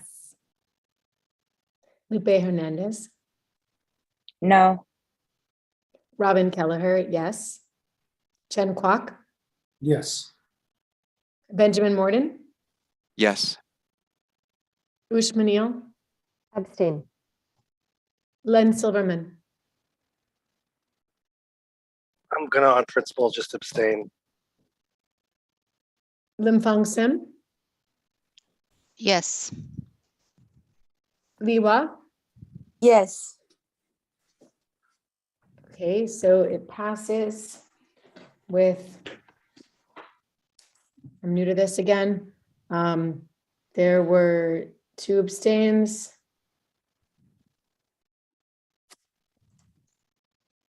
I think it was 2 no's and 2 and 8. And Oh no, 7 to 7. 2. Yeah, 7 7 to 2. Yeah. So it passes. Okay. All right. So okay, it's passed and adopted. Resolution 202. Okay. Resolution 203. We'll be calling it. Make a motion to take a vote on it. A As second. amended. Remember, you got to say as amended. As amended, yes. I second that motion. All right. So let's. Now I will take the vote. Councilmember Robin Broshi, how do you vote? No. Kasha Das. I abstain. I do think things have changed, but I would have preferred a split. Daniela Igorov. Yes. Lupe Hernandez. No. Robin Kelleher. I'm going to abstain. Chen Kwok. Yes. Benjamin Morden. I find this resolution very difficult because 40% of students not being disenfranchised bugs the hell out of me. And I just don't, I see that we can just give a simple, rapid test. I abstain. Ushma Neal. No. Len Silverman. No. Lim Fong Sim. Abstain. Liwa. Yes. Okay, that does not pass. We had 3 yeses,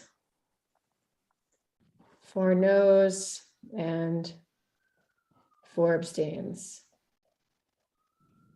So that does not pass.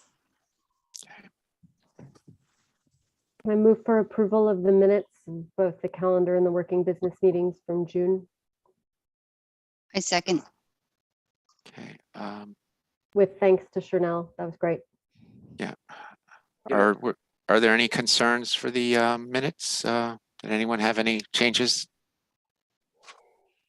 Okay. All right. So let's have a roll call vote for that. Or we could just by hand if you want. Everyone in favor, everyone approve of the minutes? Raise your hand, please.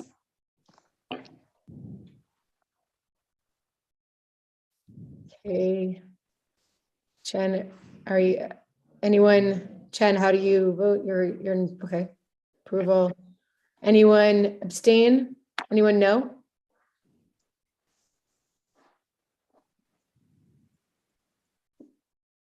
Robin, Boshi, and Janie had hands up from before. Janie's still up, but Janie, you were approving. Yes, I'm No, approving. okay, so it's unanimous. Minutes are approved. Great. And thank you, Chanel, and thank you, Janie, for collaborating on that. All right. Any new business from council members? Can I ask a quick question? It's almost 11. Are we going to keep going into the working business meeting? If it's held tomorrow, I won't be able to attend, but that shouldn't influence anybody's decision about whether or not we keep going. I want to, but. I have 18 items here, well, on the agenda. I'm running out of steam. It's been 5 hours already. I get it. It's just because I can't come tomorrow night that I'm saying this now. Then can I just say under new business, if we are to keep going with a students in temporary housing / students in economic need committee, I would like to remain the chair of it, which I think is the main thing on the agenda tomorrow, where I would have stuck my hand up loudly. If you can just note that for the record. I will bring that up and ensure that we have to, I guess, renew the committee, so we'll have to vote and all that. Yeah. I'll bring that up for you. Yes. We are still taking a vote on this, correct? And I do have one other item of new business. Yeah, but that would be during the new business. That would be during the business meeting for tomorrow. The No, committees. aren't we still voting if we're having a business meeting or not? Yes, that would be the, yeah. Okay. Do you want to have that vote first, or we? Yeah, make a motion to have the business meeting tomorrow, as we had previously agreed to as a council, as an option. I second the motion, but wait, sorry, before. Okay.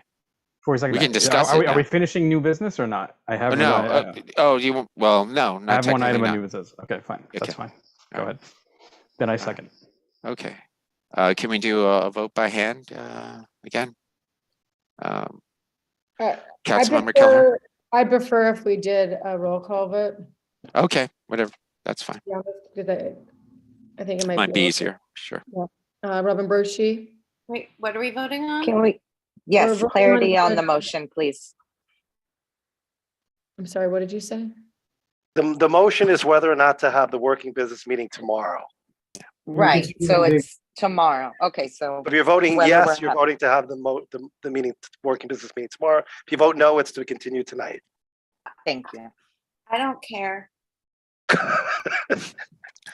you I don't know. It's not really an abstain. You can make it whatever you want it to be. You get all the other votes in. Technically, you can't. No. Yeah, you gotta pick one. You got three options, or you can ask that we come back to you at the end of the vote. All right. I'm back. Technically, you can't ask for. Yeah, I don't care. So Yeah. I can abstain. Abstain. Okay. Bashik Das. No, I want to continue. Daniela. Yes. Lupe. No, continue. Robin. No. Chen. I gotta watch my kids now. It's really tough. Hold on, I didn't get that. I don't know. That's. We'll come back to Chen, even though I know Mark it's a him as good rules. abstain. Can we come back to him? Oh, wait, hold on, he's back. So. We do none of the above. Assuming we have Zoom again, continue Zoom, Yeah, Zoom is effective tomorrow too. but in a week. No, well, we don't So know. the motion is either continue the meeting tonight or do it tomorrow. That's the present motion, Let's continue tonight. I would vote for continue tonight. which means you're voting no on the motion, correct? No.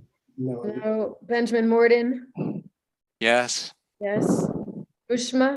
No, let's keep the party going. Like it Len? says in the chat. Len Silverman. No. Lim Fong Sim. No. Iwa.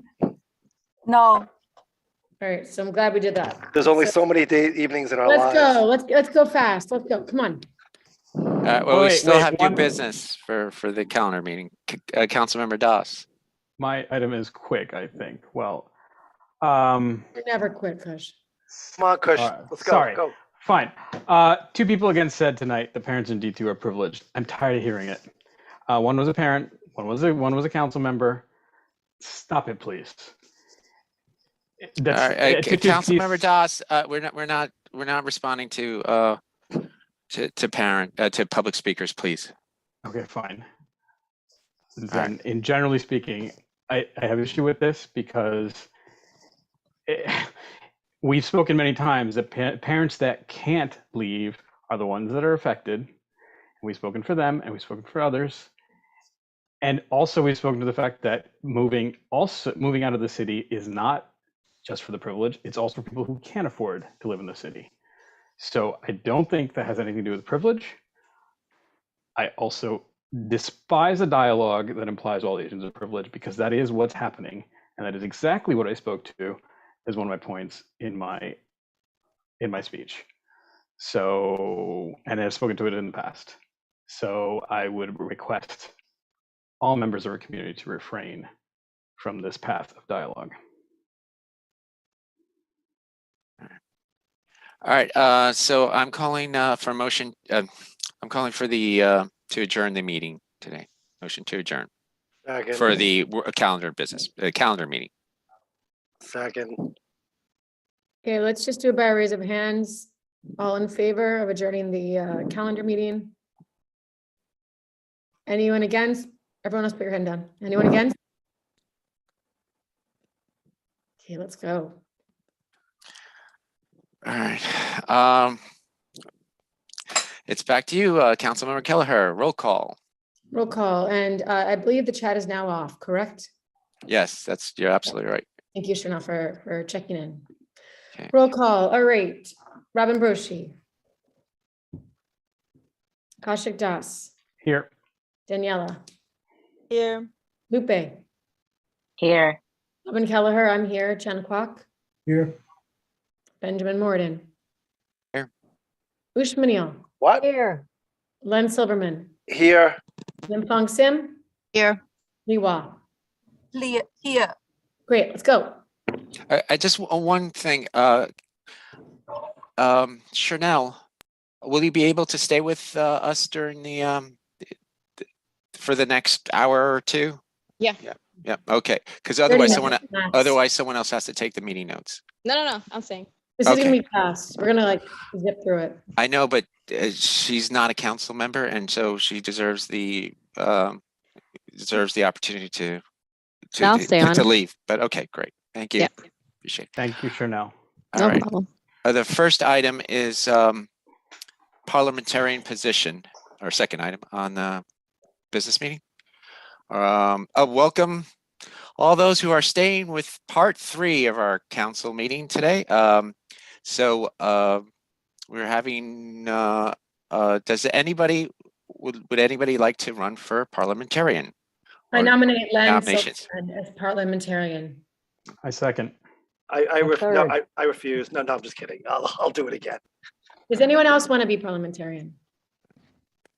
All right. Can we vote? Yes. Okay, so Robin Broshi. Hey, Yes. you need a motion. Yeah. I make a motion to vote on Len Silverman as parliamentarian. Second. Okay, so Robin Broshi, Yes. Kaushik Das, Yes. Daniela Igorov, Yes. Lupe, Yes. Robin Kelleher, yes, Chen Kwok, Yes. Benjamin Morgan, Yes. Ushmanil, Yep. Len Silverman, Yes. Fong Sim, Yes. Liwa. Yes. Great, congratulations. You are now parliamentarian. Thank you. I appreciate the endorsement and support from everyone. Thank you. I'll endeavor to do my best. Great, All thank right. you. Thank you. It would have All been right. funny if you voted no, though. It's the first unanimous thing we got tonight, so I'll I appreciate it. Next item is the budget. Councilmember Chen Kwok, can you do a budget presentation, or can we come back to you? Because see a screen that's dark, and he had to take care of his. Yep. You're muted. I'm trying to get my kids to bed. I mean, can we come back to you? Yeah, why don't you come back to me? Yeah, I gotta take care of a few things. All right, I make a motion to allow Councilmember Kwok to come back to present the budget presentation. Second, yeah. All in favor, hands up. All right. Everyone I put your think- hands down. Anyone against? Okay. let's move on. All right. All right. All right. Item number 4. I'm just bringing this up real quickly. Once a budget has been approved, I will be transferring the billing information so we can do PO orders. This may take a few weeks, but so we can do purchase orders for Constant Contact, Wix, which is our email and website, and Zoom accounts. Hopefully there won't be any issues, but we may have to spend more money because the DOE won't allow us to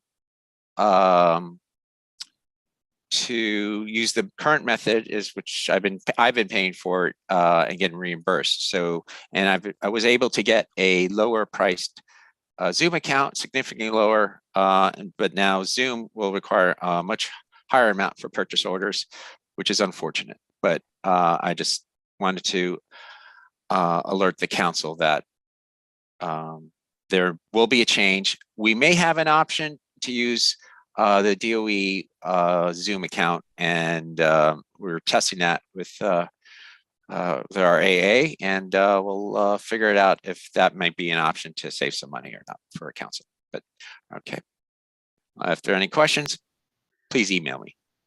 All right. Proposed item number 5 is a proposed special meeting for families with high school admission concerns. We did this last June of 2021. We had quite a bit of families who showed up for that, about 100 families or so, and then we had an ongoing email chain for a few months for about 20 families. I've received a lot of contact from families. I don't know if it will be the same type of turnout, but there have been a lot of concerns. So I would like to have either a special meeting or a committee meeting. Are there any concerns or objections from council members for that? Is the idea just to be in touch with those families? I think a meeting would be much more useful. We could actually get someone higher than enrollment, actually, even at this meeting, to a point Len made earlier. I'll try to, and I'll invite people, I can't promise anything, but I think there's a lot of concern from parents. So I don't know how else to respond to them without giving them an opportunity to weigh in on their concerns. And I think as a council, it's something we should provide. They're looking for a platform. I'm in general for it. I like you, would do my hardest to get. Yeah. I'd appreciate any feedback of who to contact and help as well. Councilmember Igorov, you have your hand raised, and then Councilmember Neal. I think we should invite elected officials and the chancellor, because enrollment, I don't think they have the power to make these policy decisions change. And I feel we are the only ones who get all these calls, the emails, and then listen to parents. We need to put these parents and their stories and their decisions then to leave the city like in front of elected officials. So I think, and I'm happy to volunteer to do that, to try to bring, for a president, city councilor, to really make sure that they understand what is happening with the families and all the stories that we have been, getting calls, emails, meetings, whatever. I think the next item on the business agenda actually tackles that. And so that will be coming up next. I'll respond then. But Councilmember Neal. I would just say, listen, the Students in Temporary Housing Committee is not the right home for it, but I don't think we need a committee to do this. I think we should just do it as part of the CEC. This is, our job is to listen to the community, and Kelly has already said he would be there. So I think just schedule it as a special meeting of the CEC. I don't think we even need a committee to sponsor it. Okay. Yeah. All right. All right. If there are any other comments, I'll move on to the next item. Okay, the next item was a proposed legislative breakfast, and we've done a little research. Administrative AA Chanel Harry had spoken with DOE Finance to find out how much we can spend, and we were looking into opportunities for the breakfast and inviting the public. But it would be to invite New York City Council members, the Chancellor, other elected officials, the Borough President, PTAs and SLT members, principals, and of course our Superintendent Kelly McGuire. But if this is an outlay that our council would like to do, this is something I think we could work on. I know CCHS had a very successful legislative breakfast at Tweed, and they got a lot of visibility, and I think they did some good. And I think given all our issues here and what Len had said earlier, that we need solutions, I think that's where we can present a lot of them.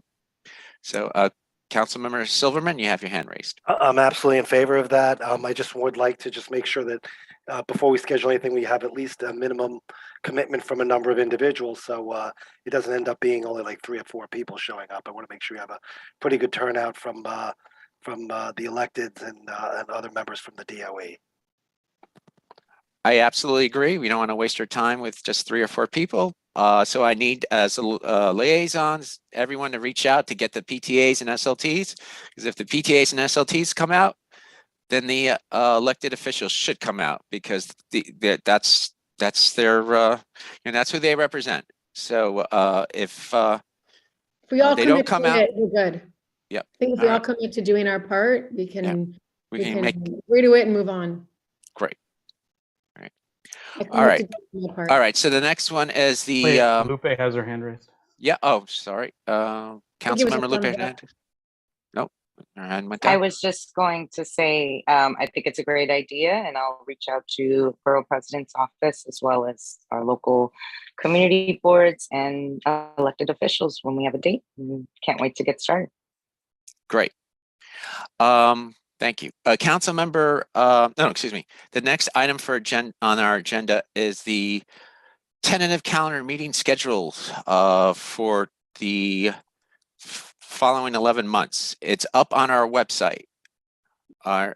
It's not always the second Tuesday of the month, because there were a few dates that when I went over the dates with Chanel, they sort of a conflict, one of them being Valentine's Day. And what was the other one? I think there was 1 or 2 other conflicts, but they were mostly, so it's August 9th, August 9th, September 13th, October 11th, November 15th, December 13th, January 10th, February 7th, March 14th, April 18th. I think the April 18th was the other date where there was a conflict, because the week prior was during spring break. Yeah. Yep. And Tuesday, May 9th, and Tuesday, June 13th. Now, do people have any conflicts with any of those Tuesdays? Councilmember Hernandez, you have your hand raised. No conflicts. I just wanted to give an update on, I spoke to Community Boards 1's Youth and Education Committee meeting and spoke about the possibility they're willing to work around our schedule. And as well as the SLTs and PTAs of our liaison schools, we're looking forward to this. So we'll share that with them and try to coordinate so that we can collaborate and go to each other's meetings. Excellent. Thank you very much. Councilmember Silverman. Yeah, can we have our Chanel like reach out to the to all the community boards that kind of impact our district and just make sure they're getting all these communications, just so that if there's something event or whatever, they know about it. Because I think it would be really good if we had more of a presence, not just on an ad hoc basis, at the community boards. Because a lot of times it's only like what Lupe said, if it's a committee, for example, like Community Board 8 Youth Education Libraries Committee meeting. But I think it would be useful if we kind of had more of interactions with our local community boards, at least kept them more up to date. What's going on. I absolutely agree with you. And just for the record, on our email, when we do our email blast, they're supposed to go out to all the community boards, but we can, now that we have an AA, we can double check to make sure that we have the most current email address. But yeah, we can absolutely reach out to them. I think that's great. I think we actually brought this up recently. I just can't remember where it was, but we discussed this a couple of weeks ago. Yeah. Councilmember Hernandez had brought that up, and that we with her specific case, but yes, I agree.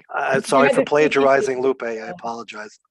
No, I had the safety meeting with the community board, and we were talking about keeping the same date, keeping ours steady, and then letting them,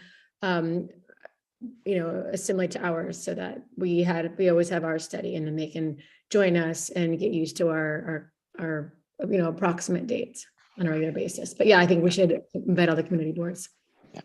As soon as I get all of the emails verified, I can send an email with all of the dates for the rest of the term also. Thank you. Excellent. Councilmember Das. You're muted.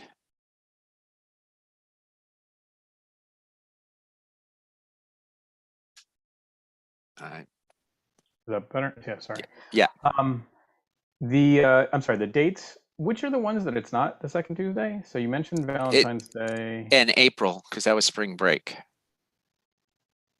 And we're doing later or earlier? It was 1 week later. It was right April, we're before doing- Religious Day on the first Tuesday of the month. So we picked the third Tuesday. So April, we're doing the 18th to the 11th, and then February, we're doing the 21st instead of the 14th? It's the 7th of February, so it's yeah. a week early. There's Yeah, it's a week also early. spring breaks and winter break and things like that. Yeah, so we couldn't do the week later in February because that's winter break. Winter Got break. it. Yeah. And Understood. then That's it. That's fine. So just 2 exceptions, correct? I believe so. That's fine. Yeah. That's fine. We There can might have continue. been something in November, though. I think there was something in November. I think let's- the second. Yeah, there's also a November one because it was Election Day, the second Tuesday. So we did not do Election Day because I know some of you volunteer to help out. I think there are 2 or 3 of us that volunteer. So we picked November 3rd Tuesday. I know we like to do the second Tuesday, but those are the 3 days. But that's fine. Sorry. So I make a motion to approve these dates. I second. Okay. All in favor? Okay. Yeah. Looks unanimous. All right. Wait, Chen? Okay, that passes. Oh, except for Chen. Yeah. He raised his hand. Oh, he did? Oh, there you go. Okay. I'm sorry. Okay. All right. All right. I just have to say thank God for coffee. All right. Update on council meeting location status. I was hoping for tomorrow, whether in person or remote or hybrid. We don't know yet, unless there were breaking news like last month. We haven't had a change in bylaws, so we can't do hybrid. So if there's a change in the bylaws, then we can do hybrid. So it will only be in person if there is a change. And if there's a change, expect to be in person. We have not decided on any schools yet or any locations yet, because it could also be at 333 7th Avenue. But so if anything changes, I will work to try to get a location, and it may take 1 or 2 weeks because we have to get a permit. We have to talk to the principals or wherever we're at. So just beware. And please make sure there's air conditioning if it's during the summer. Okay, great, thank you. All right. Item 8, item 9, calendar moving working business meetings to a separate remote format. If we go in person, do council members want to do remote? Otherwise, we lose all remote access with our community for a few months, unless we start doing more committee meetings or special meetings. So I just want to throw it out there. Allowed to be over Zoom? I think so. I will confirm that, but if that might be an option where we can, the community can still drop comments, not necessarily speak, but they can drop comments. And I think the reason why it can be remote, a working business meeting, like a committee meeting, there's no Public speaking. Yeah, there's no public speaking. Yeah. So further to that, Kush's comment in the chat is very relevant, that if we are allowed to do Zoom committee meetings, we will probably get more engagement from our community if we do that high school forum via a committee. So I think that's a very relevant point.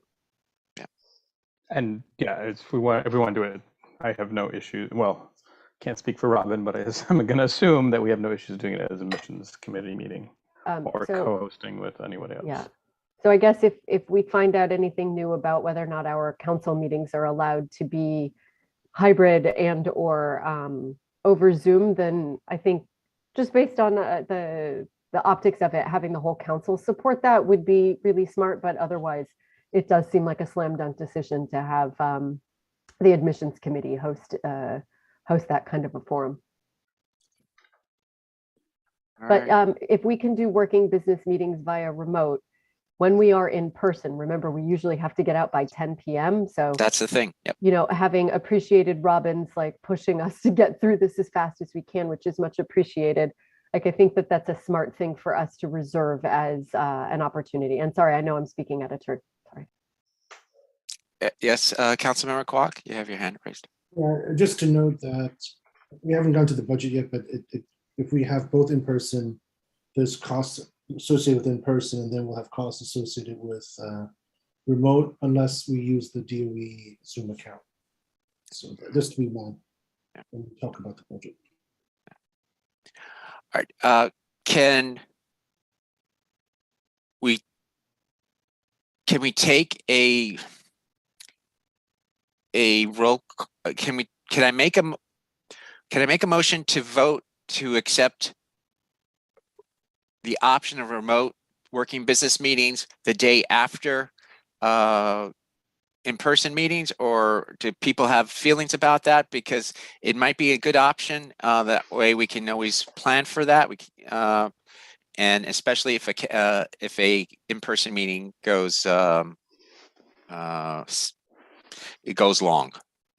Councilmember Kwok, you have your hand up, and Councilmember Hernandez. Well, I already spoke, but I just think right after, I don't know, it's might be a position if you like space it out a little bit more. That's just my thing. Okay. Councilmember Hernandez? I'm assuming you haven't really placed your motion, and it sounded like you were asking. If Yes, I didn't make a motion.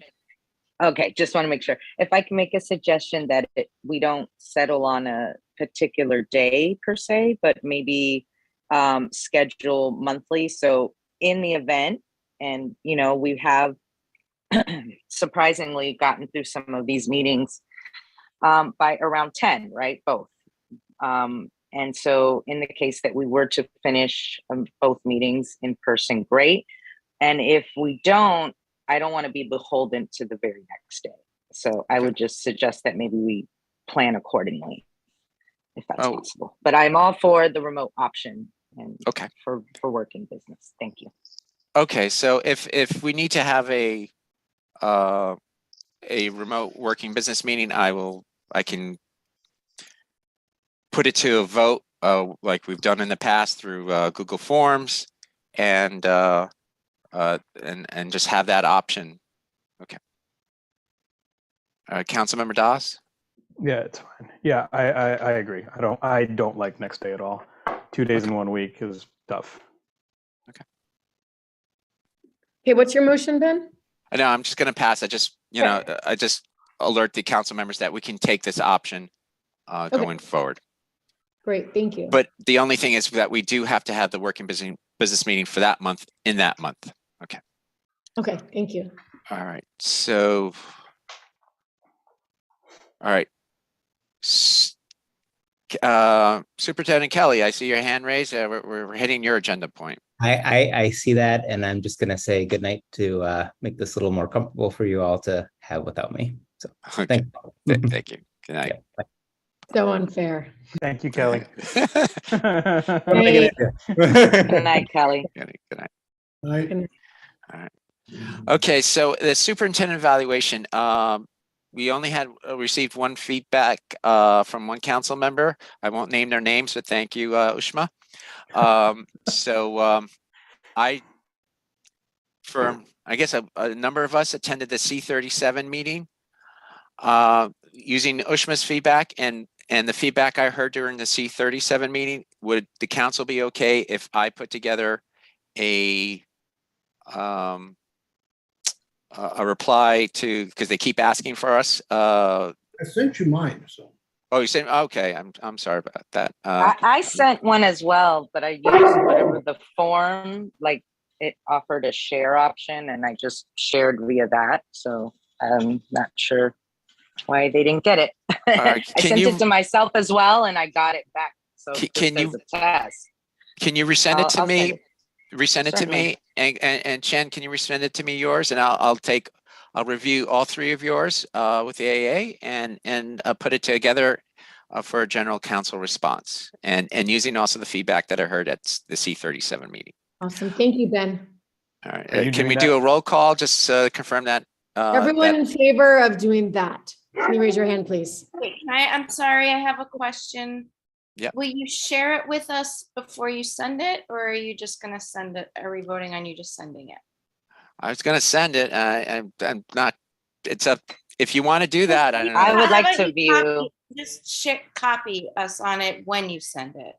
If There we that's go. okay. That Okay. I think that's a good happy medium as well. Okay. Thank you. Because So they we're want a voting response, and I just thought it was kind of weird that we're having to do an evaluation that because we did the whole C37 process, but they're Well, asking for one, and I'd like to. So we're going to vote now on Ben taking Ushma, and Lupe is Chen. going to resend hers, and Chen is going to resend his, and he's going to copy all of us and send it in so that it's done, and we're voting as to whether or not we agree with that. So everyone in favor, please raise your hands. Wait, one other. Will you take mine if I give it to you by tomorrow as well? Yes. And Kaushik's. Yeah, I Everyone might do in the favor? same thing. Okay, everyone who wants to send theirs in. Okay. Lily, are you also in favor? Doesn't matter because it passes. All right, let's move on. All right. I think she raised her hand. Oh, she raised. Go All ahead. right. Lily, you agree? Yes. Okay. There you go. Thank you. All right. Liaison positions. Oh, Councilmember Igorov, you have your hand up. Is that from the vote or? No. Okay. Liaison positions are. I'm in favor of trying to keep the same liaison positions, but are there any council members who are adamant about changing their liaison positions? Adamant, no, but Janie and I just swapped. So can I just email you what that swap is? Yes, that's fine. That's fine with me. So Because if it you makes two more worked it out. sense for Yeah. where we have connections. All right. If there are any other council members that want to do some trades, let me know, and then we'll put it officially up on the website. And also CC Chanel as well. Okay. On the liaison switches. All right. Okay, so item 12. New requests for council correspondence and/or public notices. Are there any requests? No. Going once, twice, three. Okay, item 13. Any council members want to share resolutions or letters in development? Councilmember Kwok, you have your Yeah, I hand just up. want to say there was a request for us to send resolutions to FACE or DOE. I think we should send them again. We have a resolutions page of all our 32 resolutions. We can give them all links and send it to them tomorrow, I guess. I'll send it over to them. Yeah, great. Thank you very much. Can I? 33. Yep. I actually would like to send them. We should do that. I like Yep. Chanel's idea. I would like to send them one a day in addition to that. I'm not joking. I'm not Is joking. that like the Shawshank Redemption? You're just going to keep on sending them one a day until correct. we act on it? Correct. One of our resolutions a day or a different email? Oh. One resolution per day. I thought we were supposed to send them centrally. Yeah. Yes. You're welcome to do that, Councilmember Das. I just don't have the bandwidth for that. It's fine. Okay. Councilmember Janey. Yes. Yeah, I think that would be like counterproductive just because like you know what, I think getting not only a summary, like we should summarize like a spreadsheet that lists everything, and if we could maybe even categorize for them, because at the end of the day, this is all new to them. Whatever we can do to package this stuff so it's succinct, I think it's helpful. I think that, you know, if you send it one by one, it's either going to do nothing or irritate them. Oh, I don't know if council members have seen the resolutions page. It is categorized. I can share my screen. Okay, if it's category, but I think it's like it's categorized here by academics, admissions, COVID-19, CECD2, diagnostics, outreach, parents, programs, recommendations, regulations, schools, and social emotional. Some of them are repetitive, but it's all there. You know, we can send them this page as well. The file names for each resolution, or the resolution names themselves, are quite specific and to the point. So I think we could just send in this and make a PDF of this and with all the links and you know. Yeah, I think that's great. I mean, I don't know. I mean, unless you really think that sending them one by one is actually going to make them do something other than see this and say, gosh, this person is irritating. For the email, it says to send whichever one they haven't responded to yet. The email states that for this law, that the new requirement is that they have to respond. Yeah, that's all it is. Not to send, you know, everyone, just whichever one they haven't responded to. I haven't received one response that they've received the email. I've received the resolution, so I would just send them all. But okay. But let's wait till we put in 202 and added that as well. Well, would it make sense, since they specifically said which one hasn't, if we actually just cut and paste what the PDF and then put in an extra column, you know, DOE response, and put no, so it specifically shows that I can do that. No one, you know, because part of it is that, you know, they asked what it, so it clearly states as no. So until they start ticking off things, it's going to be no. I mean, I don't know. Yeah, like a spreadsheet that has like the resolution, the link to the resolution, and then yes or no for the response. I'll do it tomorrow and send it to everyone. If they could just respond, please respond, if that's okay to send out. I think that's great. All right. An issue with that, or okay? Let's move on to the next item. Okay. Does anyone want? Okay. Suggestions on future council meeting program presentations. Any? I do want to invite the DOE trends after today, but I think maybe we can do that at a committee meeting. I don't know if we need to necessarily, or a special meeting. I don't know if we need to necessarily do that as a calendar meeting. Okay, next item. Calendar updates. Does anyone want to share any calendar dates that we should be aware of? And if you do, you don't have to wait for working business meetings. Please send them to Chanel. We have two calendars. We have a private and a public calendar. She does post them up to our private and public calendars. So please share them. And as liaisons, please share the liaison school meetings. If you see any, because we want to create a new page on our website for PTA and SLT meetings, and we're hoping they attend ours likewise. Okay. Number 16. All right. Establish committees and appoint chairs for June 2023 term. Okay. Just one moment. All right, there's one committee that that stays the same for next year. 1 second. It's the zoning and capital improvement. Just point of order, that's the only standing committee as per our bylaws. Yep. Yeah, so I know I'm just pulling up 1 second here.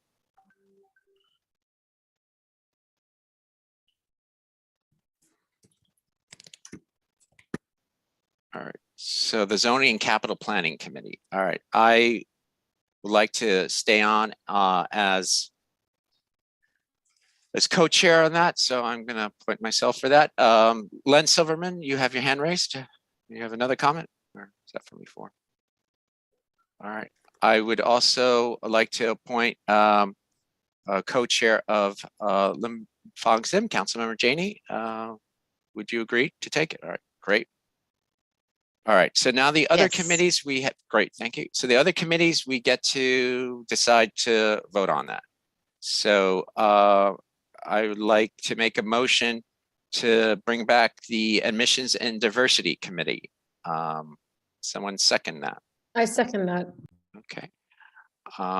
So can we do just vote by hand or do you want to do roll call? That's up to you, Rob.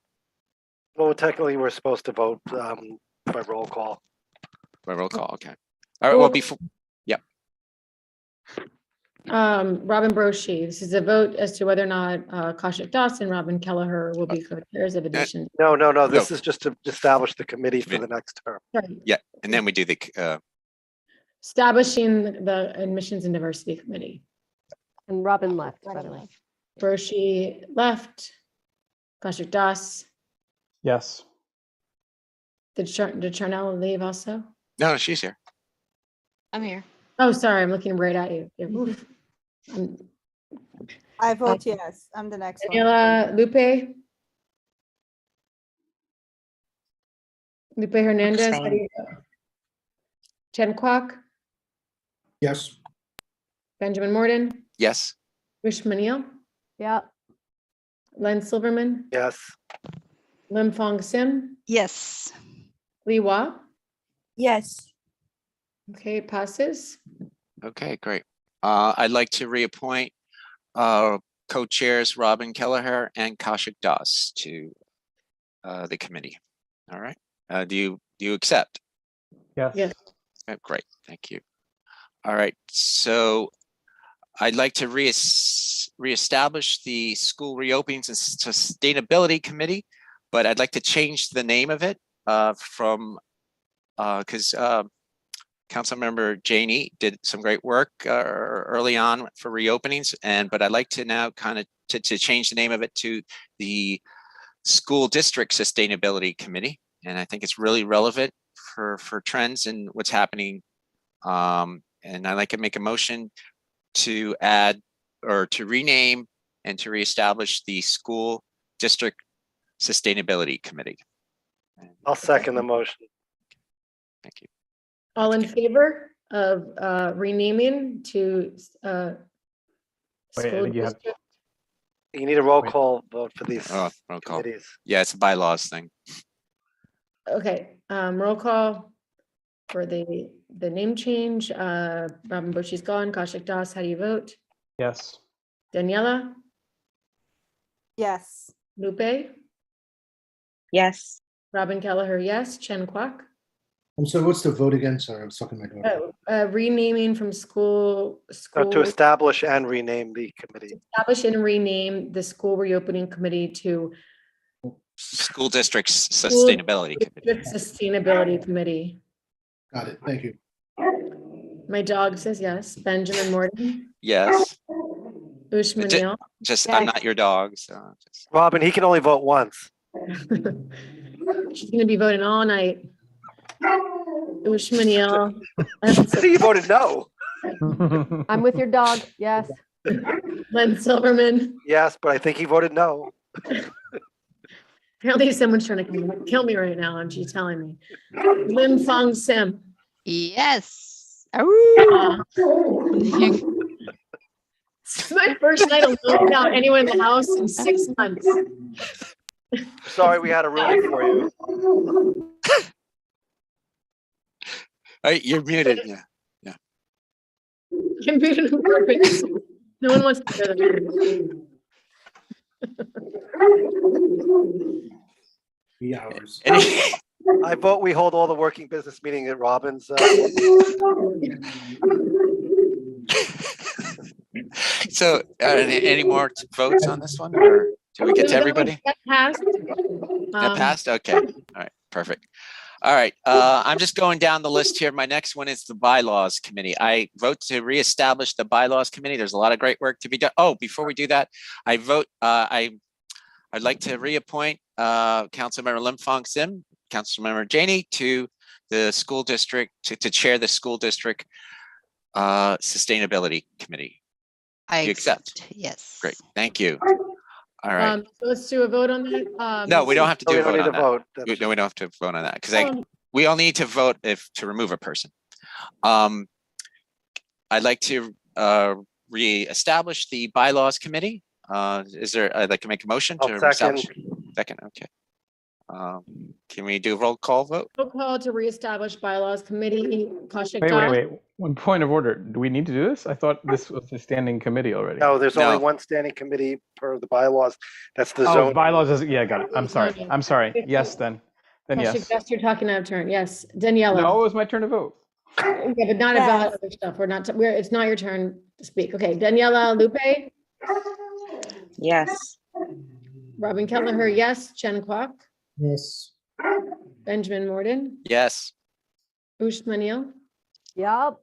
Len Silverman, Yes. Lim-Fong Sim, Yes. Li Hua. Yes. Great, great. All right. Next committee I have here. Who's the we have chair? Oh, yes. I'd like to reappoint Leonard Silverman to chair the bylaws committee. I accept.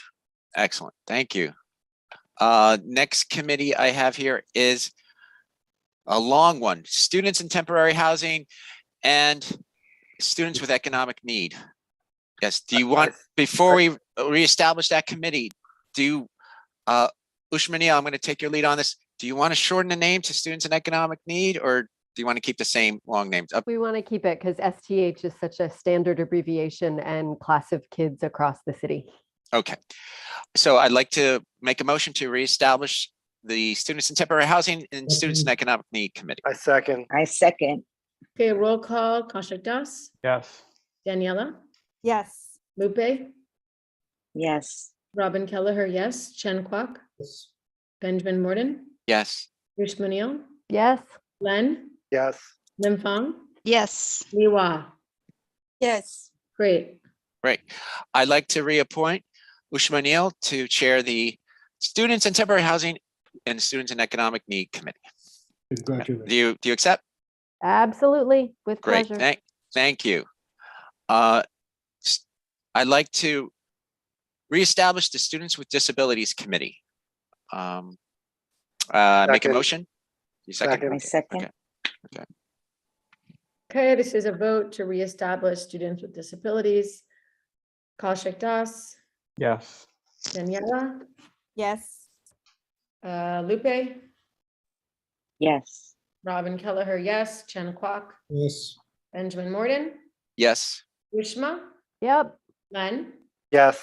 Lim-Fong, Yes. Li Hua. Yes. Great. Okay, great. I'd like to reappoint Lupe Hernandez to chair the Students with Disabilities Committee. Do you accept? Yes. Thank you. Great, thank you. All right, I'd like to create a new committee, the School Safety Committee. I'd like to make a motion to establish the School Safety Committee. A I'll second. Okay. If you take a roll call. Vote, roll call on school safety committee. Kaushik Das, Yes. Daniela, Yes. Lupe, Yes.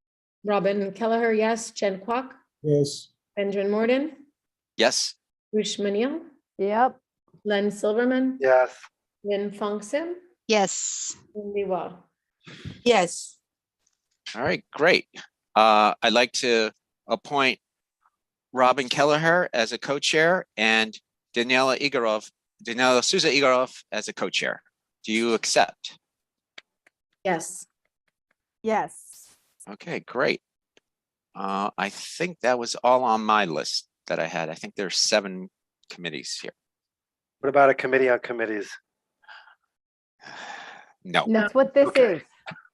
I don't Wait, second. what about zoning? No, That is we already the- have that. Yeah. The one- Ben's already the chair of that. Oh, that was the one. That was the one at the beginning. Ben Sorry. and I'm a Benny. co-chair with Janie. Benny, on that. yeah. I'm sorry. You're right. That's the. I'm kind of confused. That's the one that's mandatory. Yeah. Great. Standing. All right. Motion Let to me- adjourn. No. We have to do the budget. So Oh, we yeah. go back to that. But we So- don't know yet whether or not we can have in-person versus Zoom. So isn't that going to affect the budget? So how could we really? Because vote on council anything? member Kwok is really, really smart, and he has 2 different budgets for two different scenarios. And we've done this in the past where we voted for two different scenarios to give us flexibility. So Councilmember Kwok, you want to amaze everybody. Well, it's getting late and don't want to disappoint. So. Okay. You can tell that I'm on some coffee right here, you know. Some peanuts. So I just want to close off June with just a brief, just a quick update. You know, we actually stayed within our budget. You know, I entered all the expenses that were collected at the end of June, additional ones. You know, I was traveling and we had a big outage of our network provider, internet provider in Canada, across the country. It's a bad excuse, but I didn't go through every single one to put them back in the right month. But I have a big lump sum in June that I did update thanks to Chanel. But basically, you know, we stayed within budget. I think there was some confusion on the reimbursements. I apologize that there was some, you know, confusion between the technology software services and the member expenses, that it wasn't clear, you know, I think to Chanel about that the member expenses are a separate category to be reimbursed. We still had money left over. I think some members didn't get reimbursed fully. We might try to get that back, you know, we can discuss offline. The technology software is a separate category that we now need to use purchase orders to buy, and that's going to be reimbursed separately from a separate line. But overall, you know, we didn't spend all the money. We did spend all the money practically for the student supplies, thanks to USHMA. We never spent the equipment money because it was too late by the time we got around to it. And finding out that we passed the deadline, but we didn't really need it, you know, immediately. But the software, we were, you know, within our budget and our member expenses. So we were good for the year. So which then, you know, it gets us to the next year. Just to show you, you know, we had original cost breakdowns to develop our budget and the modified budget. And this, tell me if you can't see something, just shout. I'm just going through it really quickly. The expense reimbursements, I itemized it and sorted it by month and so forth to track it. So you can see the various ones here. And I guess I should share it after, post it for everyone. And then we also have the technology software services and the descriptions and the details. It's primarily Ben. I think Janie had to spend for the timer software. So that's tracked here, and that's been submitted to Sunny to work out the reimbursements. You have to tell me if you did get money back yet or not. I got my check. Awesome, good, thank you. And you know, the purchase we made for the students' temporary housing was tracked here. The purchase orders, so that came out $7,594.95. We did some projections of Zoom expenses here as a worksheet, and the P card tracker we never used it because Chanel didn't join until very late, much later. But this kind of closes out our June. I might do a revision just to get the month totals in the right places after I go more detailed in each invoice that comes in. But that's basically it. So we're kind of a wrap for, we stayed solvent basically with money left in the budget. So can I ask one? I'm sorry. Go ahead when you're done, John. Yeah, go ahead. That's all I have for the last year's. So we spent 13, we had 11 remaining. What happens to the 11 remaining? Does it get carried till next year, or is it helps gone? DOE's budget. It funds the DOE.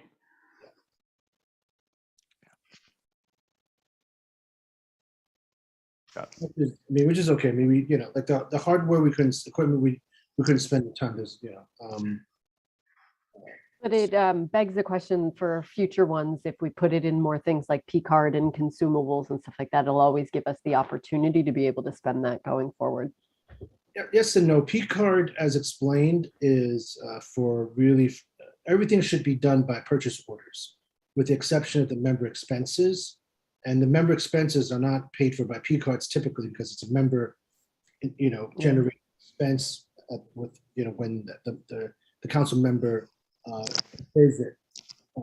You know, Chanel may be with the council member to roll the P card, but I don't expect that to happen often. Right. Yeah, and- I think I'm just, and maybe things have changed and this might be naive. It's just, I remember when the last round of CEC, we used the P card for a lot of the students in temporary housing purchases because it was so much faster and easier. And because we had money in that line item. Right.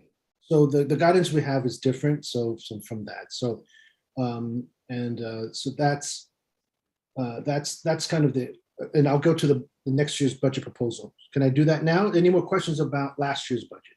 This is great. Thank you.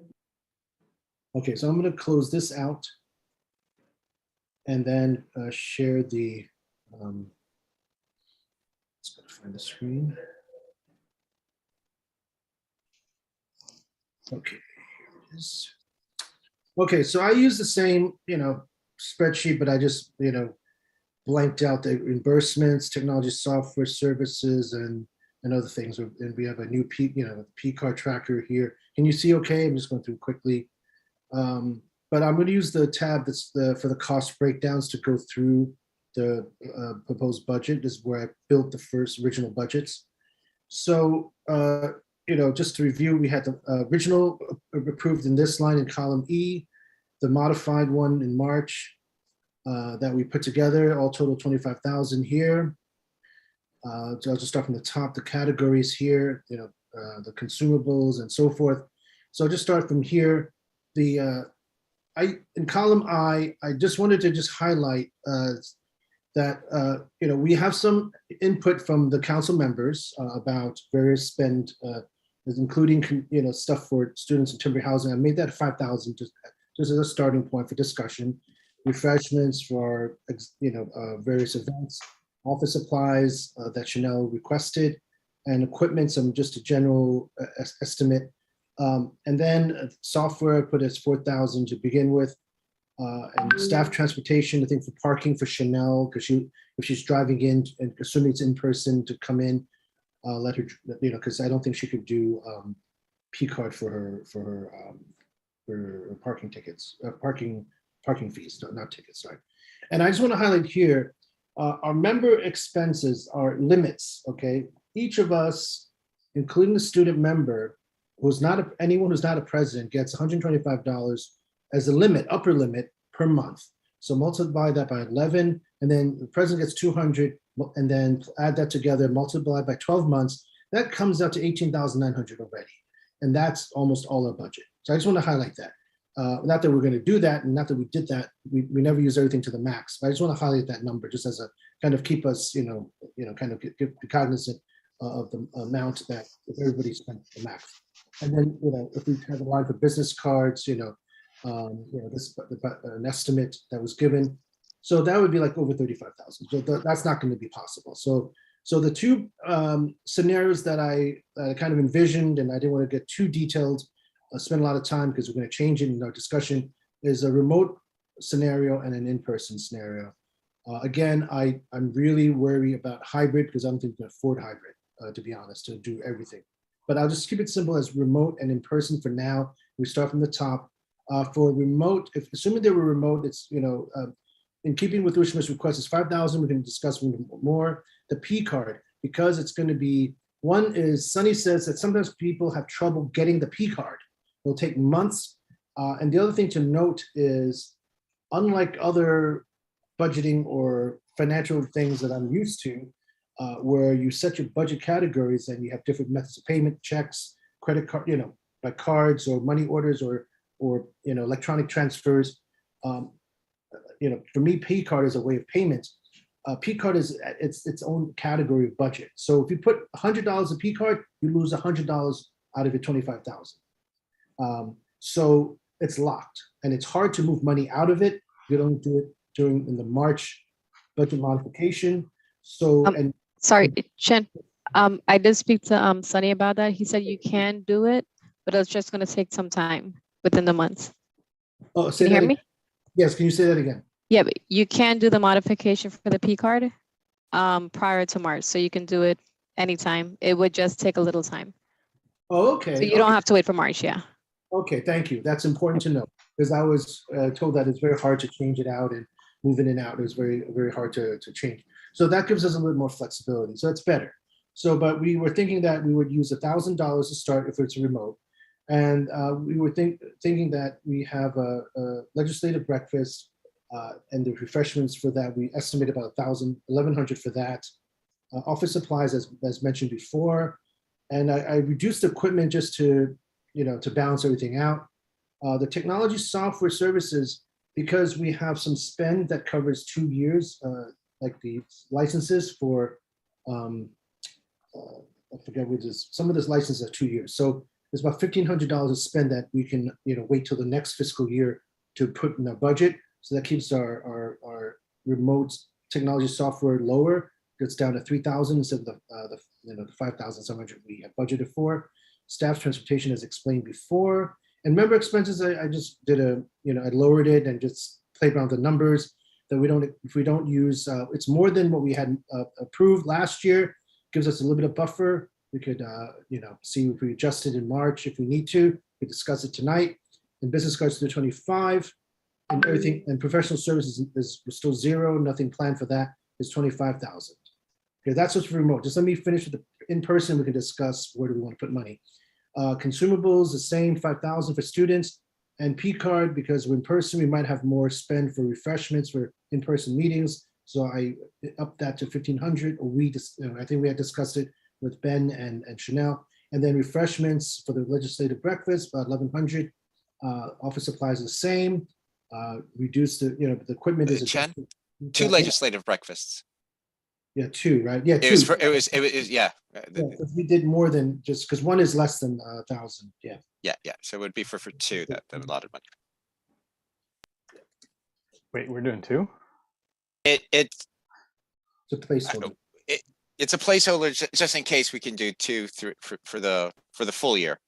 But if it can get modified back in March if we only do 1, but it gives us the option if it works out. I'm sorry for the interruption, Chen. No worries. That's a good clarification.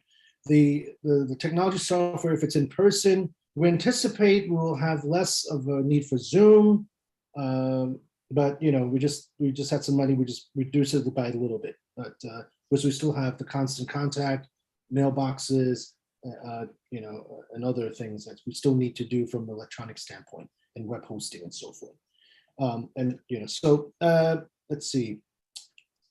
The other things still stay the same down the line. Staff's transportation for the parking, member expenses. I just give the number there, and business cards. Now the idea for business cards is that I don't know when we want to spend it.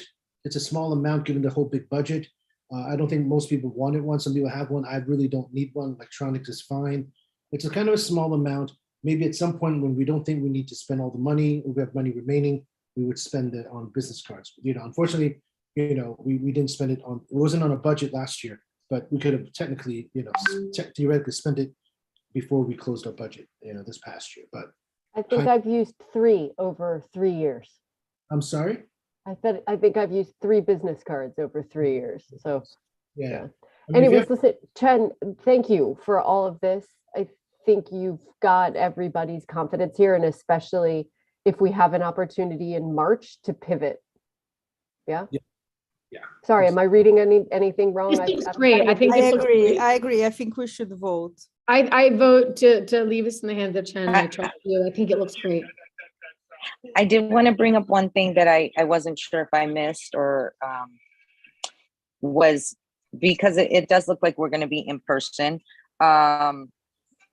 Do we have child? Because I know CEC used to provide childcare when we would be in person, as well as I could have sworn it was dinner, but I'm hearing light refreshments. I'm sorry, can whoever have a lot of noise mute themselves? It's very distracting. Thank you. I from what I recollect, meetings that I went back at 333, there was childcare and dinner provided for the families, I believe, or something of that sort. Is that something that is allocated here? And translation services. And translation services. Thank you so much, Ishma. So translation services, is that picked up by DOE already? Because we never put any money for translation service, but translation or transportation. Translation was exactly what I meant, but if the DOE is paying for it, great, then don't budget for it. But The DOE is paying Lupe for it. is right that when we were in person, there was babysitting and we had budgeted for that. And then if we didn't use it, I think that was the largest line item that in the March rebudgeting we used towards students in temporary housing. So let me ask this question because I'm not familiar with how it was done before. Did the spending, the money for the babysitting and even food, did that come out of the member expenses of the 125 per month? No. This isn't for the members. This is for the families that come to our meetings. Okay. No, I Lupe, he's have some. asking a different question. I would like to just interject here. Because of COVID, all food was prohibited. So that's why the first 2 or 3 meetings that we had of last year's term, we did not have any food. I think we were allowed water, but we were not allowed any food. I don't know if that has changed, the DOE policy.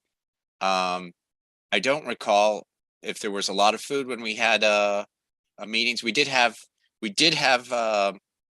babysitting services or or childcare services, but it's like a cheese and a fruit platter. It was not dinner. yeah, it was something marginal. I mean, I think then- we're only Chanel. Do you know what she's still on?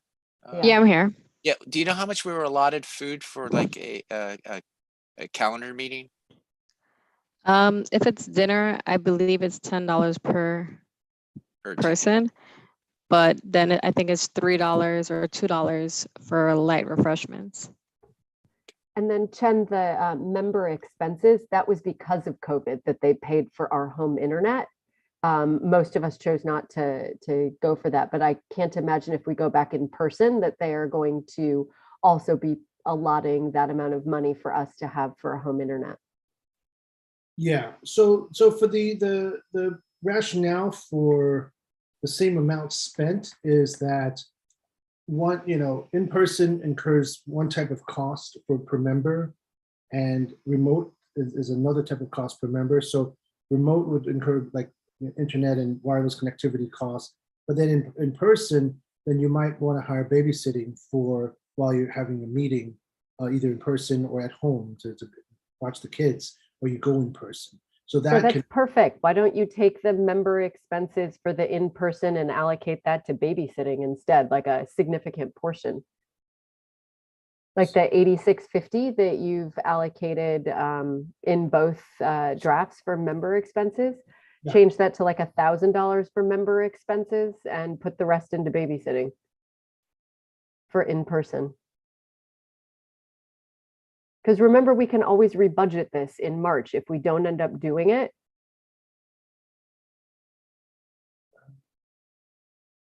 Sorry to interrupt. I'm sorry, it's late. I know we're all a little punchy. I apologize for just interrupting. Yeah. And just a question, because when you say that our member expenses for were the 125, even when we were in person prior, like those first 2 months, is the member expenses different for the childcare? Because and that's where I want to make sure I wanted to make sure he clarified the childcare expense I was speaking of before was for the public, but then after hearing what Ushma just suggested, I'm just wondering, is it separate or is it the same budget line, Ushma, that our member expenses are coming from? No, it's different. So I mean, look, there's line 30 is babysitting / childcare, and we've got nothing in there. I think one thing that I can do, does that cover both the public and us? I think we only ever just had one babysitting service, and whoever brought kids. It's you have to use a DOE vendor. Yeah. I don't know how much they cost. Yeah, so if you brought your kids, Lupe, they would go to the exact same sitter as anyone from the public that did as well. Right. And that's, I just wanted to make sure that was the clarity. Thank you so much for that. Ken, I can go back and look at any of the budgets we had from the years past, but Chanel might actually have better, or Michelle Chang might have better insight into what those costs might be if we were in person. Okay, so just to read off what it says in the CEC guidebook and regarding childcare expense. So it says childcare is the largest member cost item. If your council would like to provide childcare on site as an operating expense instead of member reimbursements, please consult with your FACE liaison because there are important considerations regarding providers and insurance. So that's, I think that's, because I think if you personally hire someone to watch your own kids, I think you're just taking that on, and then maybe on site they need insurance as well. But if you, let's, my scenario is like that I think of is you have to go off to the in-person meeting. Your kids are at home. You have a babysitter at home because if you take your kids, then it'll be very late meetings, 10 o'clock. They don't go to sleep, and you have to, there's all kinds of considerations beyond site. But that scenario, you're making your own decision on your babysitting or childcare accommodations services. And then you, as a member, your expenses, 125 a month will cover that. And so, but if we want to provide for an on-site for each other or for the public, I think that's where the consideration is to looking at providers and insurance. Good point. And the DOE philosophical question of whether or not the council wants to provide babysitting to our public or not. Yeah, Well, we can discuss that. We can debate. I think we have to put down something and then just vote on it, because otherwise we don't have a budget for this month and we have to wait till August. And yeah, it'll take a long time to P card. yeah, so I would put some nominal amount, and we make a mistake, so for a few months we won't have babysitting, but if we're, or put some amount and then, return the money back if we overdo it. Can I suggest this, that we, like what, if we have a run rate, so it's going to be from, from July, we're in July now, sorry, from August into March, right? That's like 8 months.